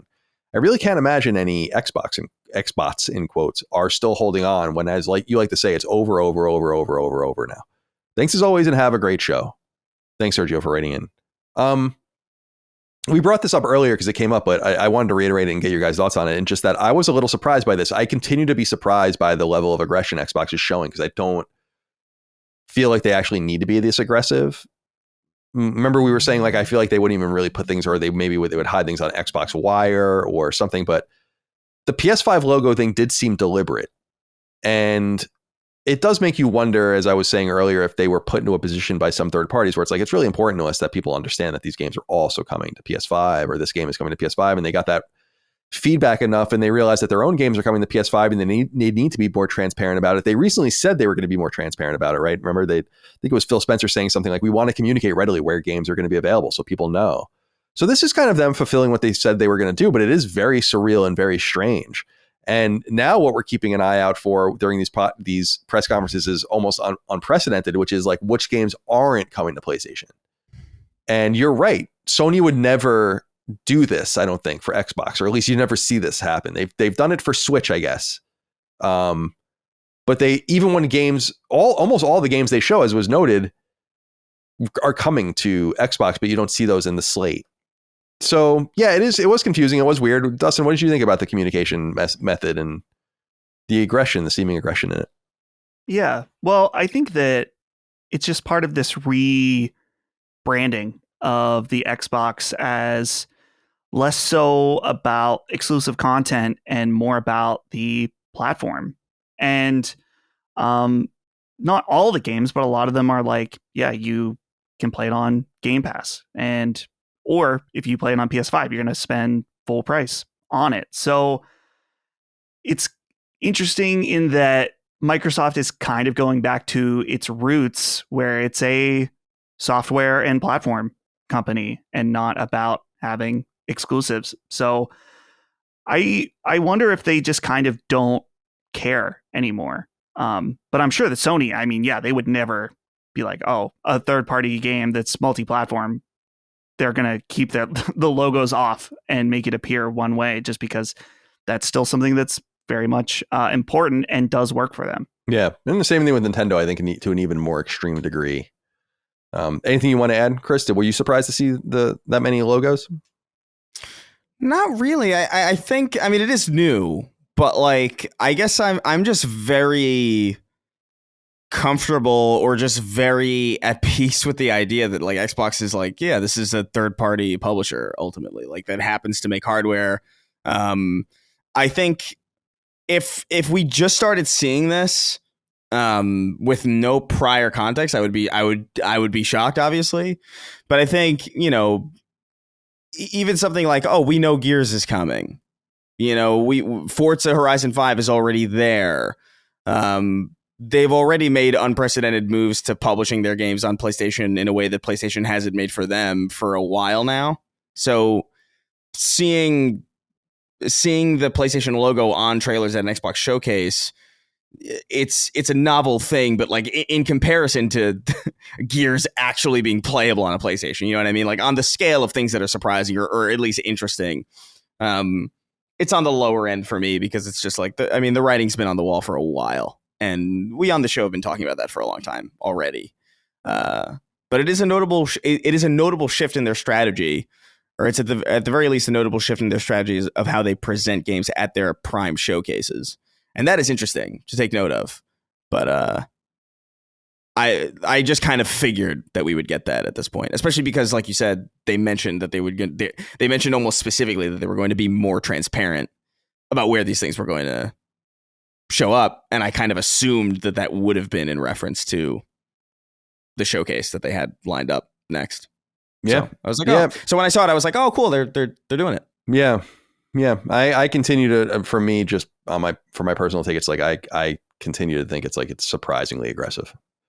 And it's happening so quick. The thing, though, is that I think things are changing so quickly, and there's only so much, there's finite runway before it's totally unknown, where no one knows really what's happening anymore. You might as well extract as much capital now out of it while you understand the hype and the demand for your products before that demand might dissipate because maybe PlayStation isn't what it used to be, or maybe Nintendo isn't what it used to be, and you've waited too long because you were trying to be too cute by trickling this shit out. I think that's kind of part of the strategy too.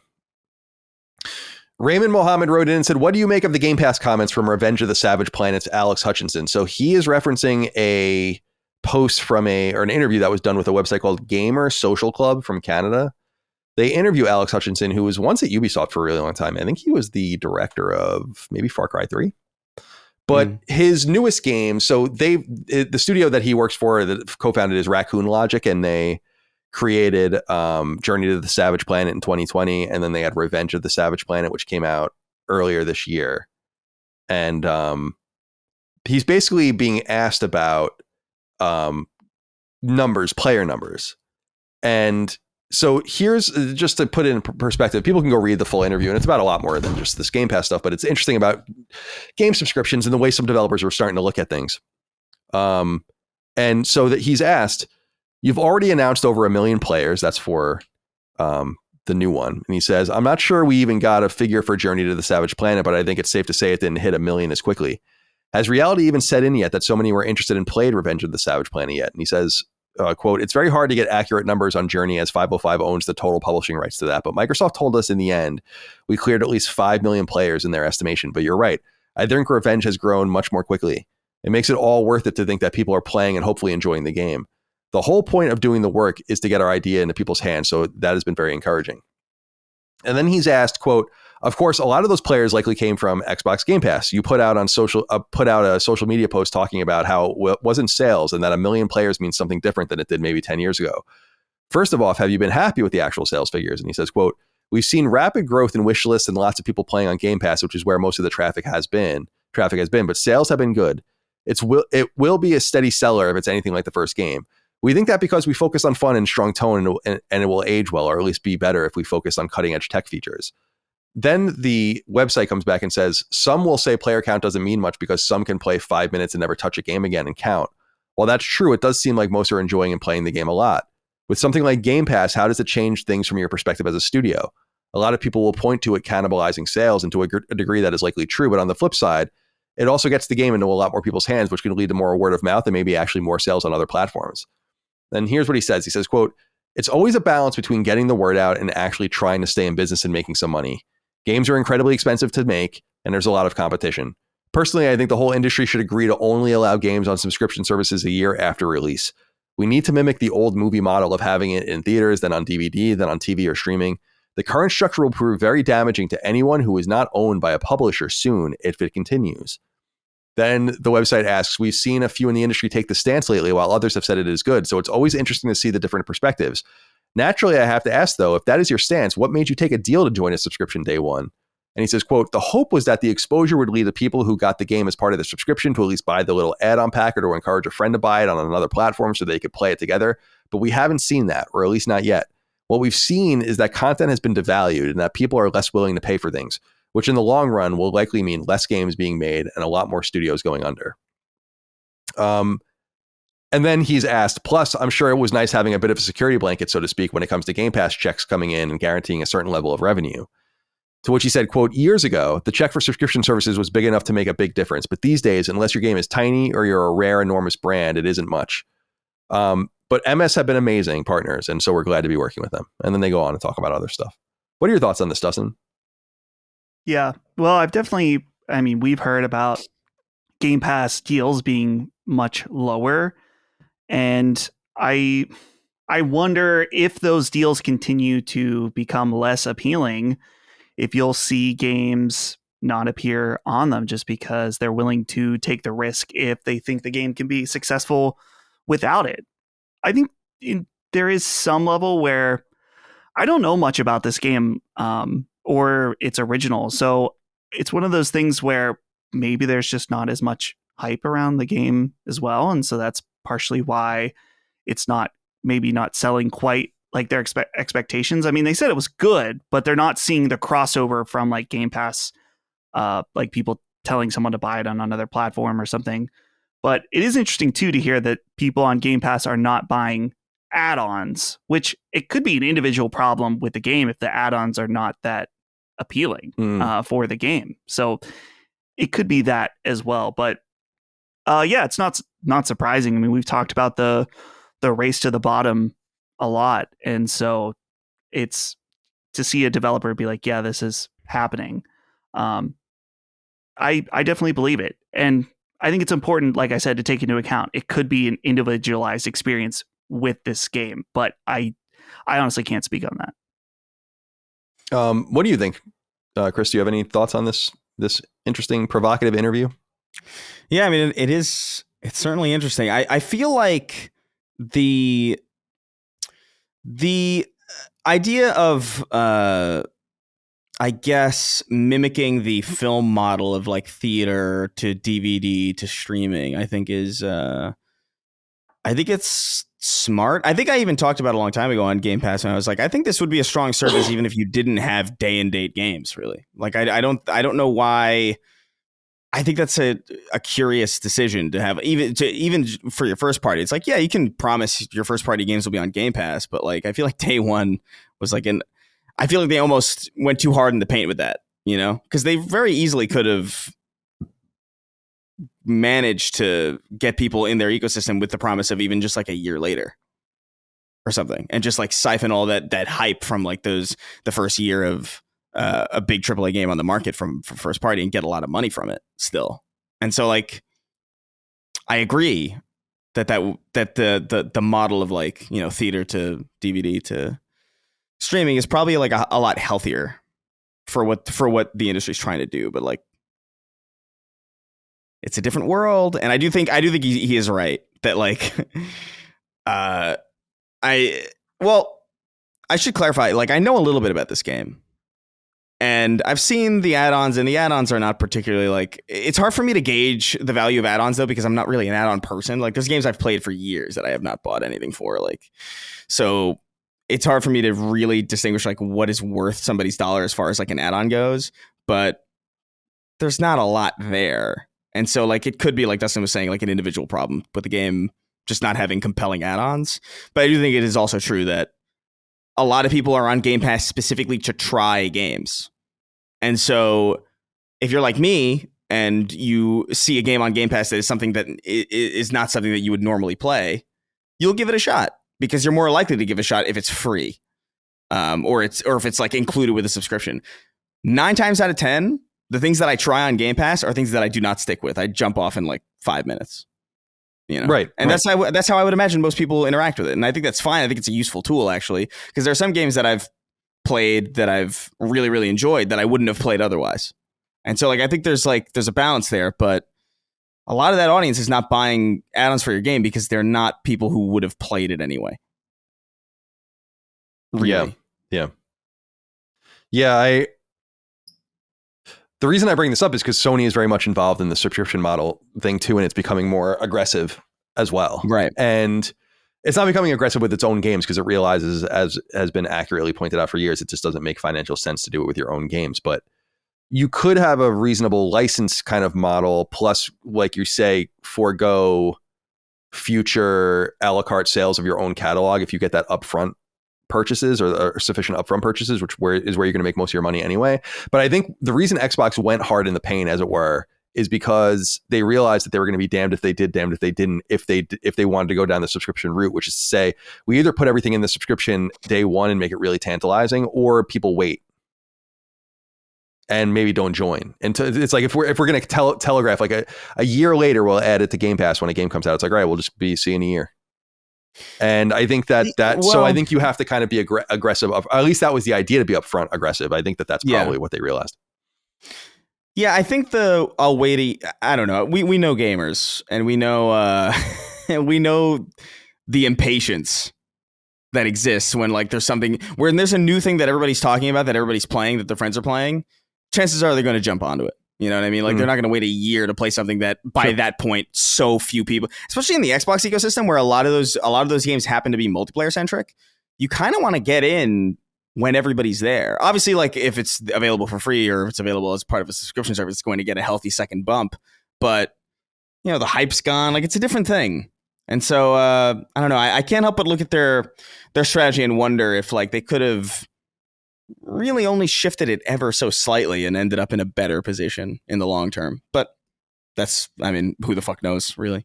Yeah, I think the reality is that the value out of the subscription models is extremely high, especially for Game Pass. Incredibly high value. The question is whether it really monetarily works. And it's also a question of whether this is what people really want. I saw an interesting data point recently where the last time Xbox announced Game Pass subscribers, they said there were 34 million. And that includes like everyone under the Game Pass old Xbox Live Arcade, or Xbox Live Gold umbrella as well. Right. So it's everyone with like an Xbox Live account or an old Xbox Live account up to like the most premium Game Pass subscribers, either on Xbox or PC. And it was 34 million. And then there was a CV on LinkedIn that someone had found from a Microsoft, like in the last week, from a Microsoft employee or an Xbox employee that said they have 35 million subscribers. And it's like, you've gone up 1 million subscribers in a year. This is not working to the extent that it needs to work to become the all subsuming economic model on the platform. But since they train their most hardcore and ardent audience to not buy their games, they're in between a rock and a hard place. And the major what I've said for many years is the reason that Game Pass isn't as a tantalizing financial option overall, unless your game is at risk, is because there's never been a day and date release of major consequence from a third party on it ever. I mean, Expedition 33 is a big game, but it's not like huge. Outriders was a big game, but it's not huge. And they're putting on their own games because they have the power to do that. But in other words, people with agency to either decide to sell or go on Game Pass are not choosing to go on Game Pass unless there's some risk. And they're mitigating the risk by taking a guaranteed check and potentially hurting their upside. So there's a real problem with this model. But there's no doubt that the value is super high. I mean, there's of course, literally no doubt about that. I'm continuing to say that it's obviously unsustainable. And it's easy to kind of say it's sustainable when you're not accounting for your own development costs in the cost of Game Pass, which you should be, since you're eating up, as we noted earlier, almost all of it. But this is not just about Game Pass. It's really about what's going on with PS Plus as well, because I am interested to see like if they feel like they kind of are having their cake and eat it too, where they do have an occasional Blueprints or a FBC Firebreak or something, but not really. And maybe like a handful a year. They're becoming more common, like the day and date release, but not huge. And it probably doesn't cost them too much. And they're probably like, yeah, we can just sustain this. The PS Plus is just this other thing, this back catalog. I don't know. The other thing I'm curious about with Game Pass and with PS Plus, but especially with Game Pass, is like the prices have to go up. It's still too cheap. I really do think Game Pass will settle at like $30 a month or more when all is said and done. But we'll see. Okay, final inquiry comes from Dead. It says, hey boys, you've long discussed that the industry grew too much during the pandemic and are now paying the price with tens of thousands of layoffs over the last few years. We've also long questioned the logic in the hiring spree because of course things were going to slow down after we returned to normalcy. That said, do you think the hiring spree was done with the understanding everything would go slow down and they would have to lay off so many people? Was there not an incentive at the time to get games out as quickly as possible, even if that incentive wouldn't be there years later? These layoffs don't feel like bad decisions as much as greedy ones. Thanks, I'll hang up and listen intently now. No, I don't think that they intended on truncating this way. I don't think that really makes a lot of sense. But I do think that the value proposition of I shouldn't even use that term. I was using that term earlier. It's incumbent on these these different companies to create value with the resources that they have. And so there was no doubt a gold rush of some sort. But I do think that it was misread as something that was more permanent than it ended up being, like a sea change. That seems so obviously untrue. And the reason that I say that is because games don't just make themselves. Like, games take 3, 4, 5 years at least, and you're not hiring to get the game. It's not like the NES era where you're making a game in fucking 3 months or something. So no, I don't think that was done with that intention. I just think that people don't know what they're doing in positions of power, overhired. And you could look at it as an advantage depending on who you are. If you're churning through, if you're like Microsoft or Activision or something, or, you know, some of these big companies, EA, you could lay off thousands of people and really have a sort of creative destruction where you're opening up positions for people that are hungrier and more eager and younger and cheaper and whatever like kind of thing you're trying to optimize for. And so there's no doubt an advantage to that companies look forward to taking advantage of. But no one wants to lay anyone off, I don't think. No, I don't think that's true. All yeah. Right. Oh, yeah. I mean, you guys want to add anything before we? Well, yeah, I don't know. I just, it's weird because I kind of, even people at our level kind of knew that it wouldn't be permanent and it would be irresponsible to go through hiring so many people or ballooning that much. And so it is weird to imagine that somebody at the higher level making a decision like that isn't also keenly aware of that. I think it ultimately is like, we're going to take advantage of people while we can, while we got this gold rush going. And if we have to fire them in a year or two, even after we've relocated them entirely to a different, like, who cares really at that point? It's not our problem at that point because we've extracted the value out of these people that we need to. And so, like, I don't know.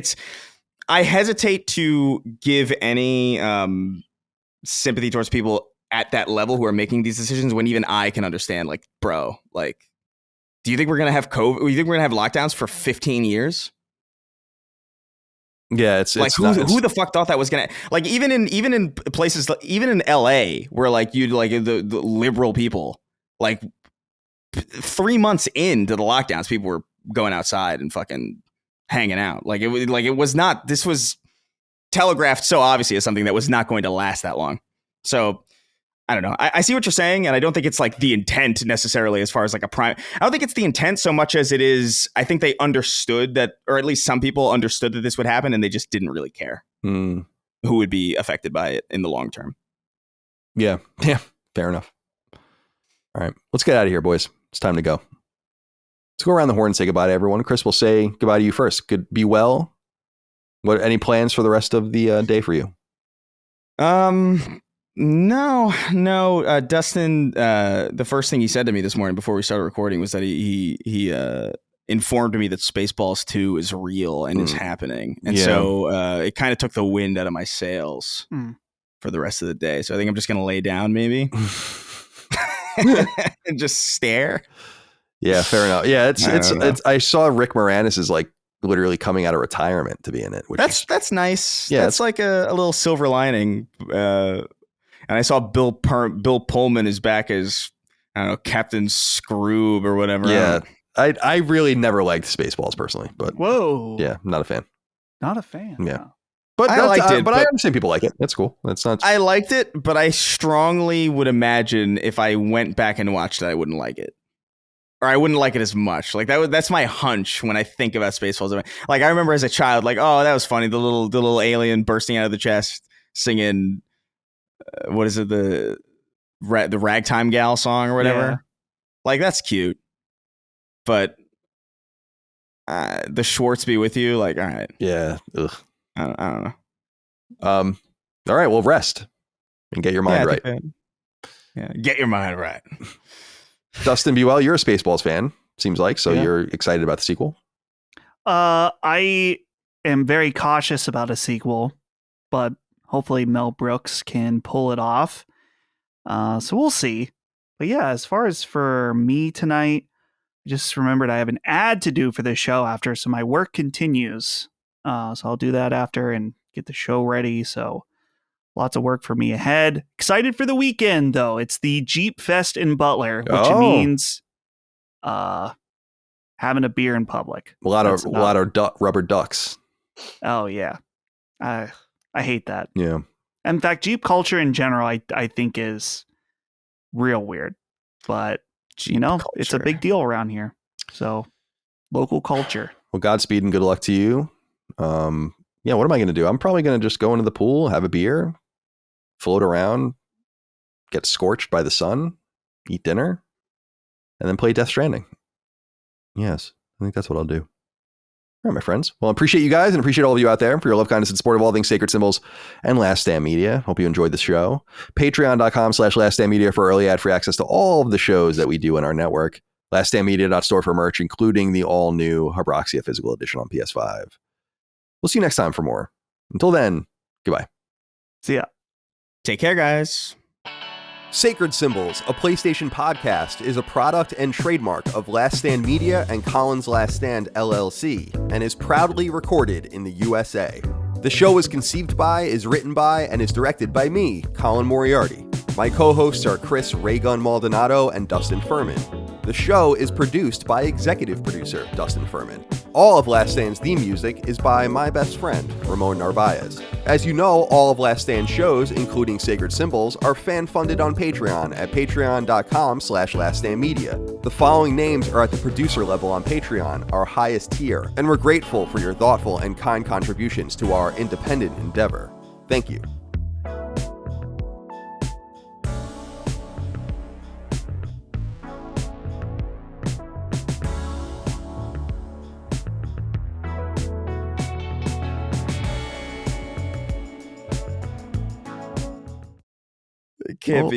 I can't believe this is fucking happening, man. Did we lose Chris? What? Screen. I'm right here. Fella. Will we pop back in, you think? No, I'm right here. Oh, Chris, I'm right here. He's still here. So let's stop, I guess. It's me. Okay.